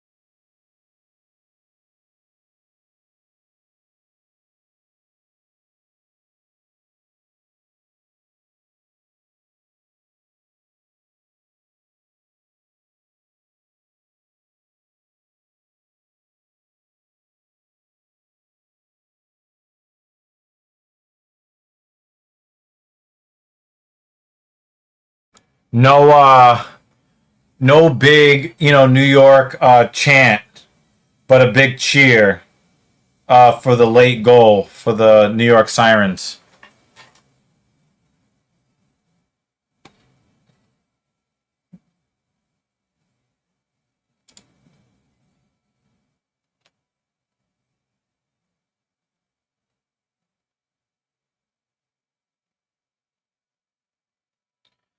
Well, I think that we have to give Paddy Pimblett some respect. I respect Pimblett more in his loss to Gaethje than really in any of his wins. I think Michael Chandler is a bum with a big name. Yeah, like Renato Moicano is not a person that that people like. I mean, we used to like him until he started opening his mouth.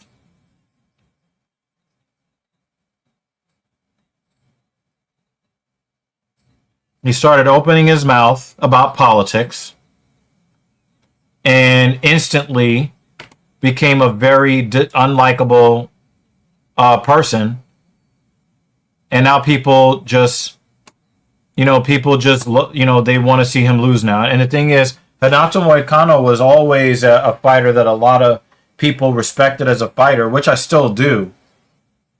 But when he started opening his mouth about American politics, he lost a lot of fans. Lost a lot of fans.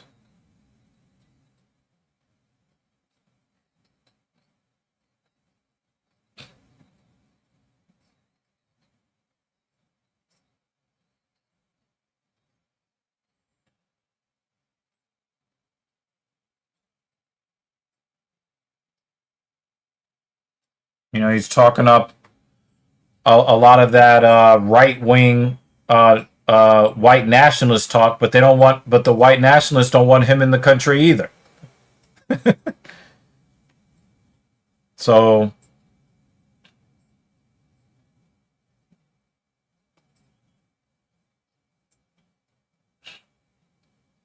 yeah, nobody really wants nobody really likes him anymore. I disagree that I disagree with this. Renato Moicano is a big enough name, and I do believe that there is a lot riding on what the UFC thinks Chris Duncan can be in the UFC. I think that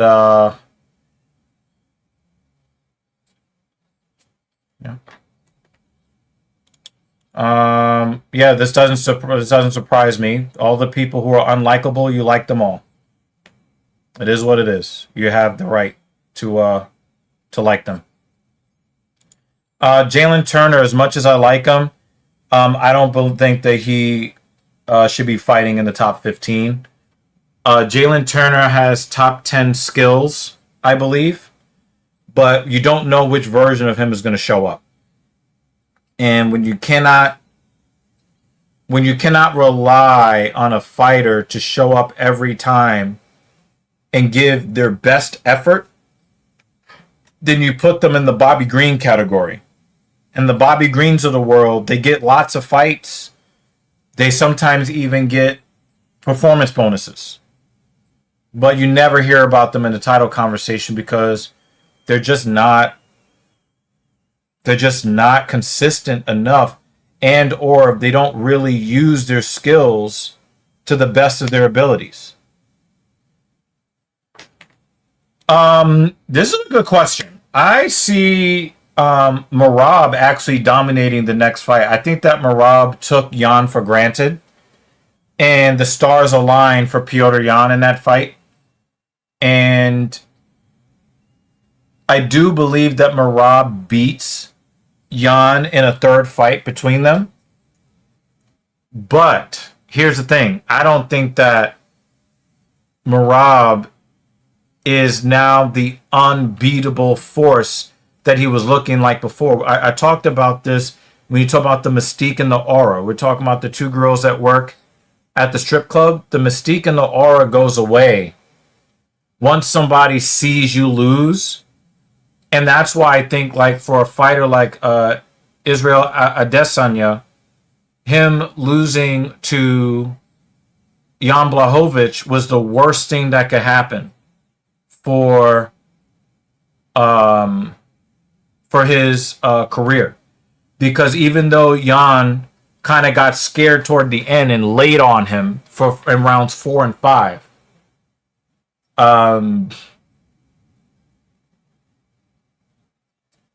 people seeing somebody else get their hand raised while standing next to the referee, standing next to Israel Adesanya, it really did change how people looked at Izzy when they went into the cage with him. And so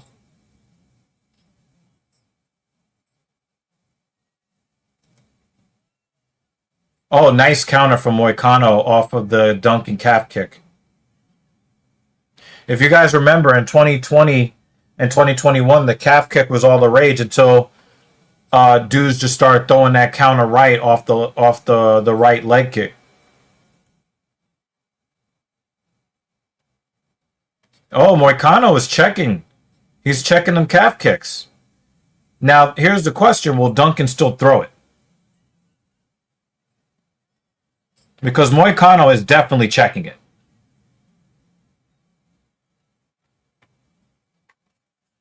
Yeah, Moicano can play.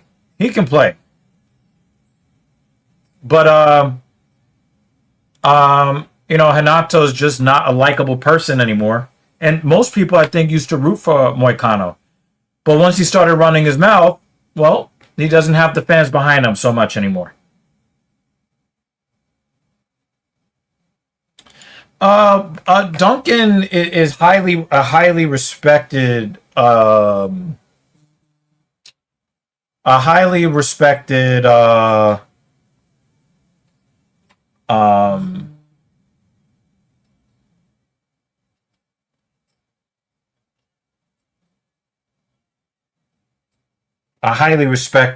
fighter coming up the ranks.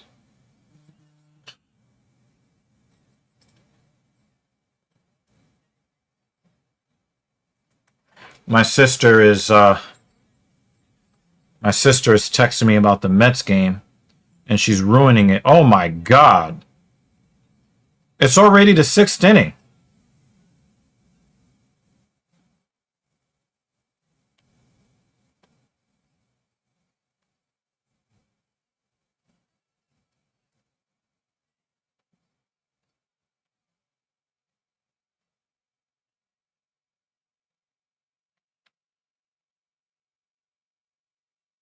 Yeah, I would say not what Duncan wanted.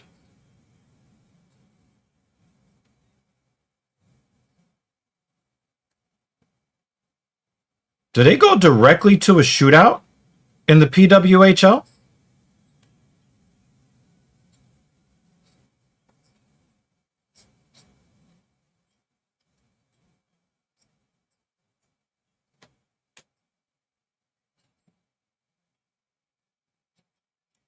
Well, only Trumpers like Moicano, but even Trumpers don't like Moicano because Trumpers don't want Moicano in their country because he's South American. The people that like Trump, they'll listen to Moicano run his mouth about white supremacy and how much he loves it, but they don't want him in this country either. So there's just a very few people that still like Moicano, which is why he's getting booed, and there's you and a handful of other people that cheer for him. But for the most part, once Moicano started talking that Trumpist crap, most people started booing him, and I don't blame them. And even the people that like Trump don't want him in their country. He's not white. They don't want him in the country. All right, so they do a 5-minute OT. But do they do 3-on-3? That's the question. It looks like they do 3-on-3. So this looks like NHL rules to me. 5-minute overtime, skating 3 aside.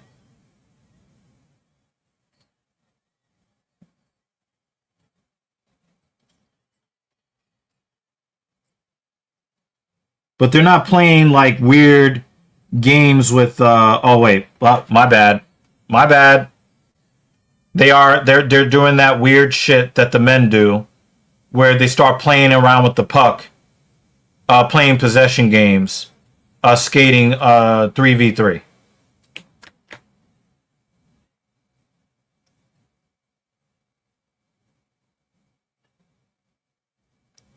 The lady skaters are so slow. That's the thing that kills me. Like, they're so slow.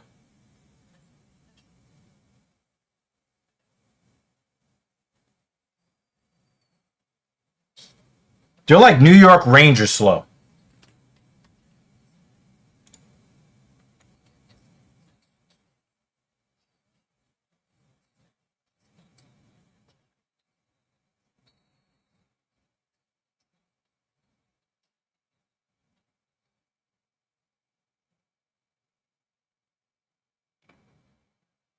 Renato Moicano is Brazilian, so that would make him South American.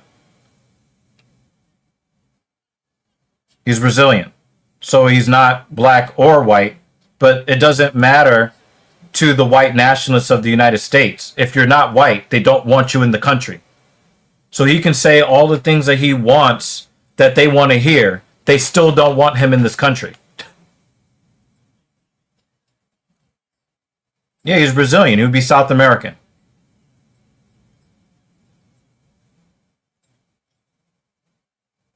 To the people that he's trying to align himself with, he's no different than a Mexican.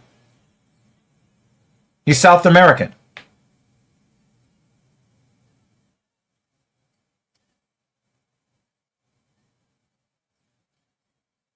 So, non-white. Renato Moicano is non-white, and that's the only thing that matters to the white nationalists in the United States. He's non-white. That's all they care about. Just like what's his name? The Fuentes kid, Nick Fuentes. He's Mexican. They don't want the white nationalist doesn't want Fuentes in the country either. Wow, Duncan's about to get submitted.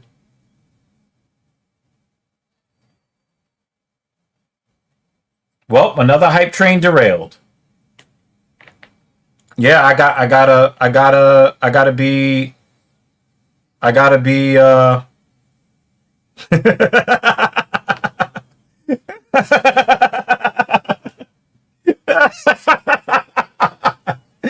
This is the second best comment of the stream. But the comment of the stream still belongs to JL.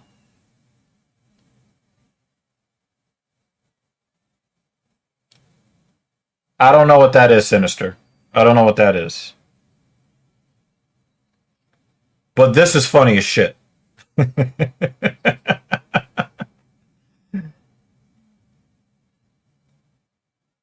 This is funny as shit.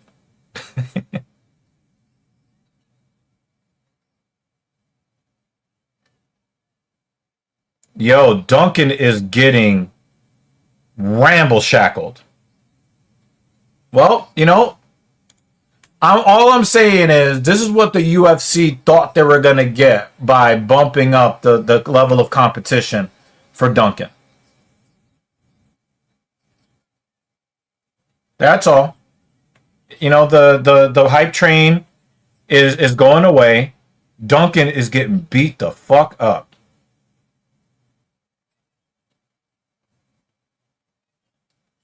Hopefully Duncan will learn from this, but this looks bad.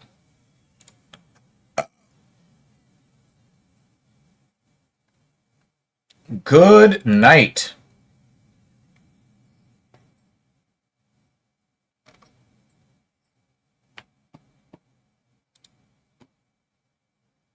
Yep. Yep.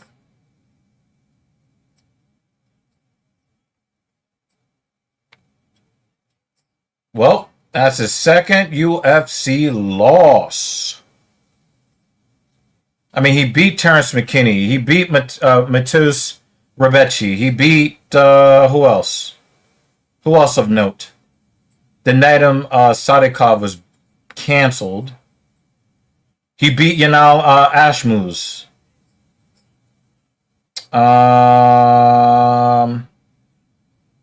Yeah, but yeah, there's levels to this. Yeah, there's levels to this, and I think that Renato showed that here. And that's another thing about Terrence McKinney. Terrence McKinney is he's just a disappointment. Career-wise. His wins are like, woo! I don't trust fighters from the UK. That is nasty business. That is nasty business. All right. Since I don't want to hear anything that Renato Moicano has to say, I'm going to now do the housekeeping for this show. Thank you guys. You guys, Hal, JL, Sinister, thank you for keeping me company. There weren't too many people that came through here today. And that's really, I really, yeah, I do agree with this. Some guy in 2020 was going around dressed as a Joker, going to online video chat saying, I don't really care for the shock jock. You know, we had Howard Stern in the 90s, and that's it. That's it. You know, like, Howard Stern is the original shock jock. All of those people, you know, who cares, you know? Lunch money back pay. Renato Moicano whooped Chris Duncan's ass. That's all that there is to it. All right, let's look at the starred comments. We only got one. We got one big prediction. So let's go through them.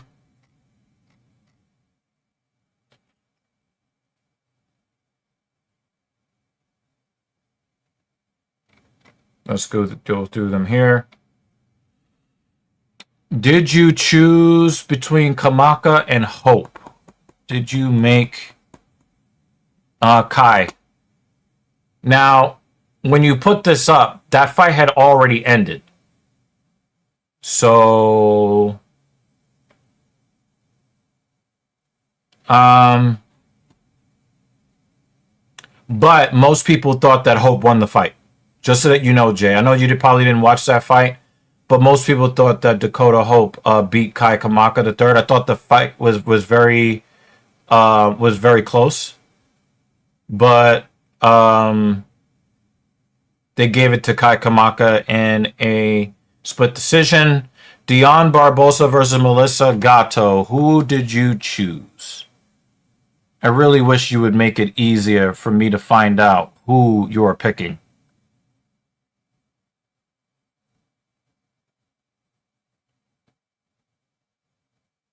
I don't see a pick. I don't see a pick at all.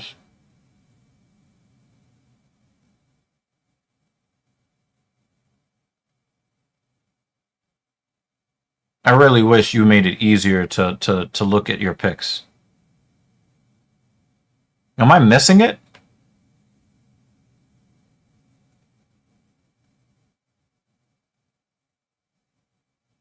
Oh, it's up here. Barbosa. You have Barbosa winning. She did win. Could you put these in order, JL? Please put them in order. Tresean Gore versus Azamet Bakoev. You chose Bakoev, and you were wrong. Alice Pajeda versus Haley Cowan. You have Pajeda. You got that right. You have Venata winning. He did not. He got his ribs destroyed. Mrs. Evil is actually doing family stuff in the other room. She was in and out of here, actually, earlier in the stream. Alessandro Costa versus Stuart Nickel. You chose Costa. You were correct. Thomas Peterson versus Guilherme Pat. You had Pat winning. You were incorrect. Renato was spewing vulgar racist slurs.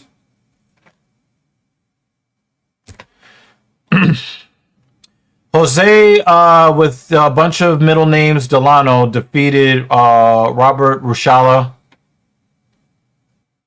You had Jose winning. You were correct, I believe. Tommy McMillan versus Manolo Zecchini. You had Tommy winning. You got that right. Ewing, I believe you got Ewing, right? Yeah, you got Ewing. You got that right.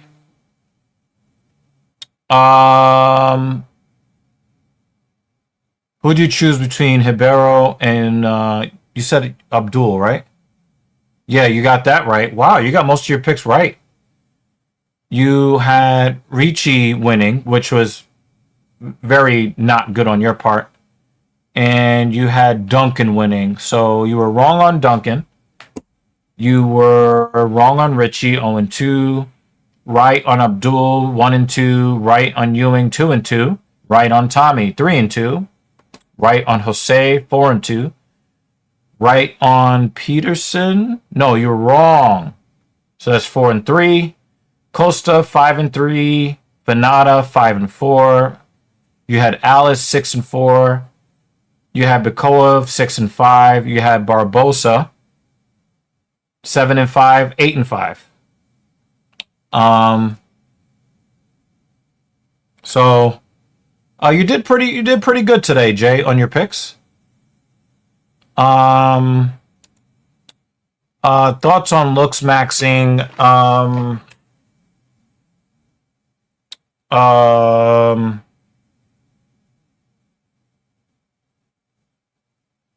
I think looks maxing is a response to the socioeconomic pressures of dating. In the old days, a man could just be useful and good and a protector. He could just be a good man and get a nice wife. But when we had the when we had the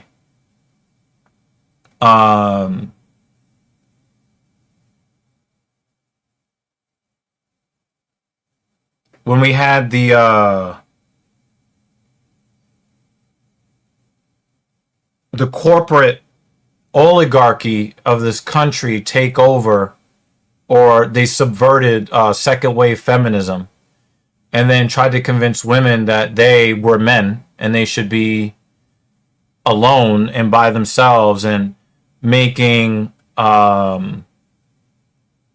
choices in mates the same way that men do. It put pressure on the young men coming up in Generation Z and Alpha to prioritize how they look in order to have a chance at having a woman be attracted to them that they are attracted to, because the social economics have changed. So if we got back to women choosing men on what matters,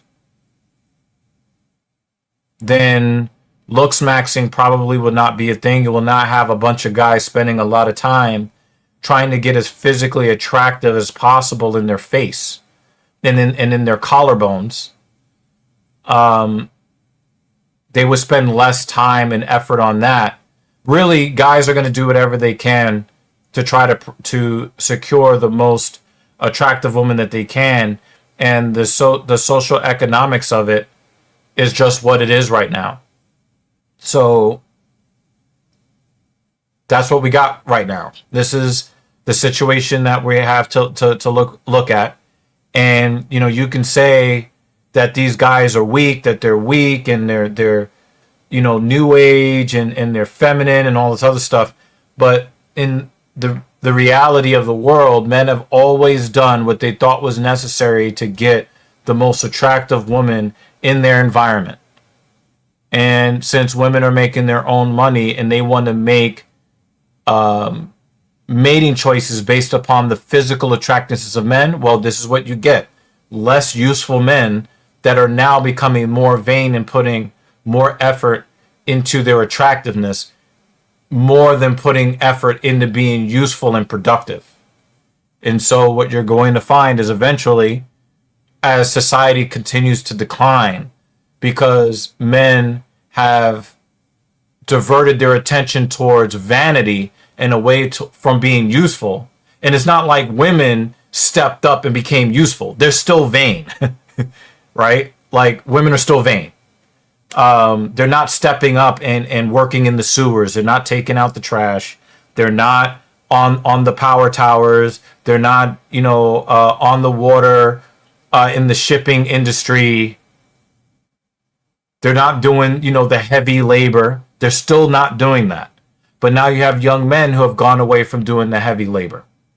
So now we don't have anybody that is going to hold up the infrastructure of society. And I think that as society continues to degrade, you're then going to start seeing people prioritize what is important. But I think things are going to get worse before they get better.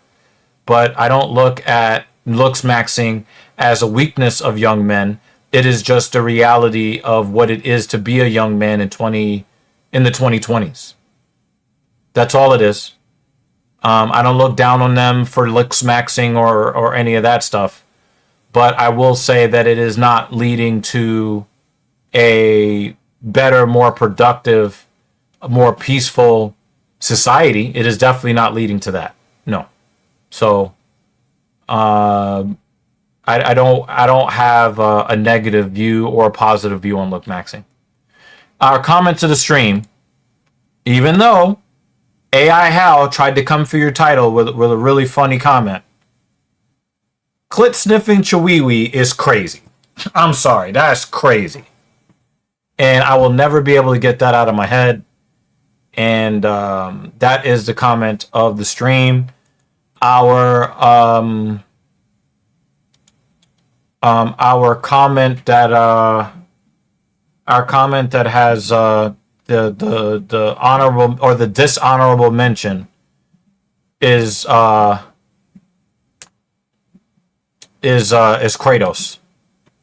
That was crazy. I thought it was Hal that had this comment. It was Kratos. Kratos with the honorable mention But the comment to the stream, most definitely is JL today. Clit snipping Chewy is crazy. That's what I missed. Yeah, you missed a lot. The 3 finishes by body shot, crumpled up like paper bags. We had a lot of finishes, a lot of bonuses today. So Only Jay had picks. yeah, we had a light crowd today. Okay. Thank you to AI Hal. Thank you to JL. Thank you to Sinister. Thank you to Kratos. Thank you to Lewis Rossman. He actually showed up first. He showed up first in the stream today and promptly left.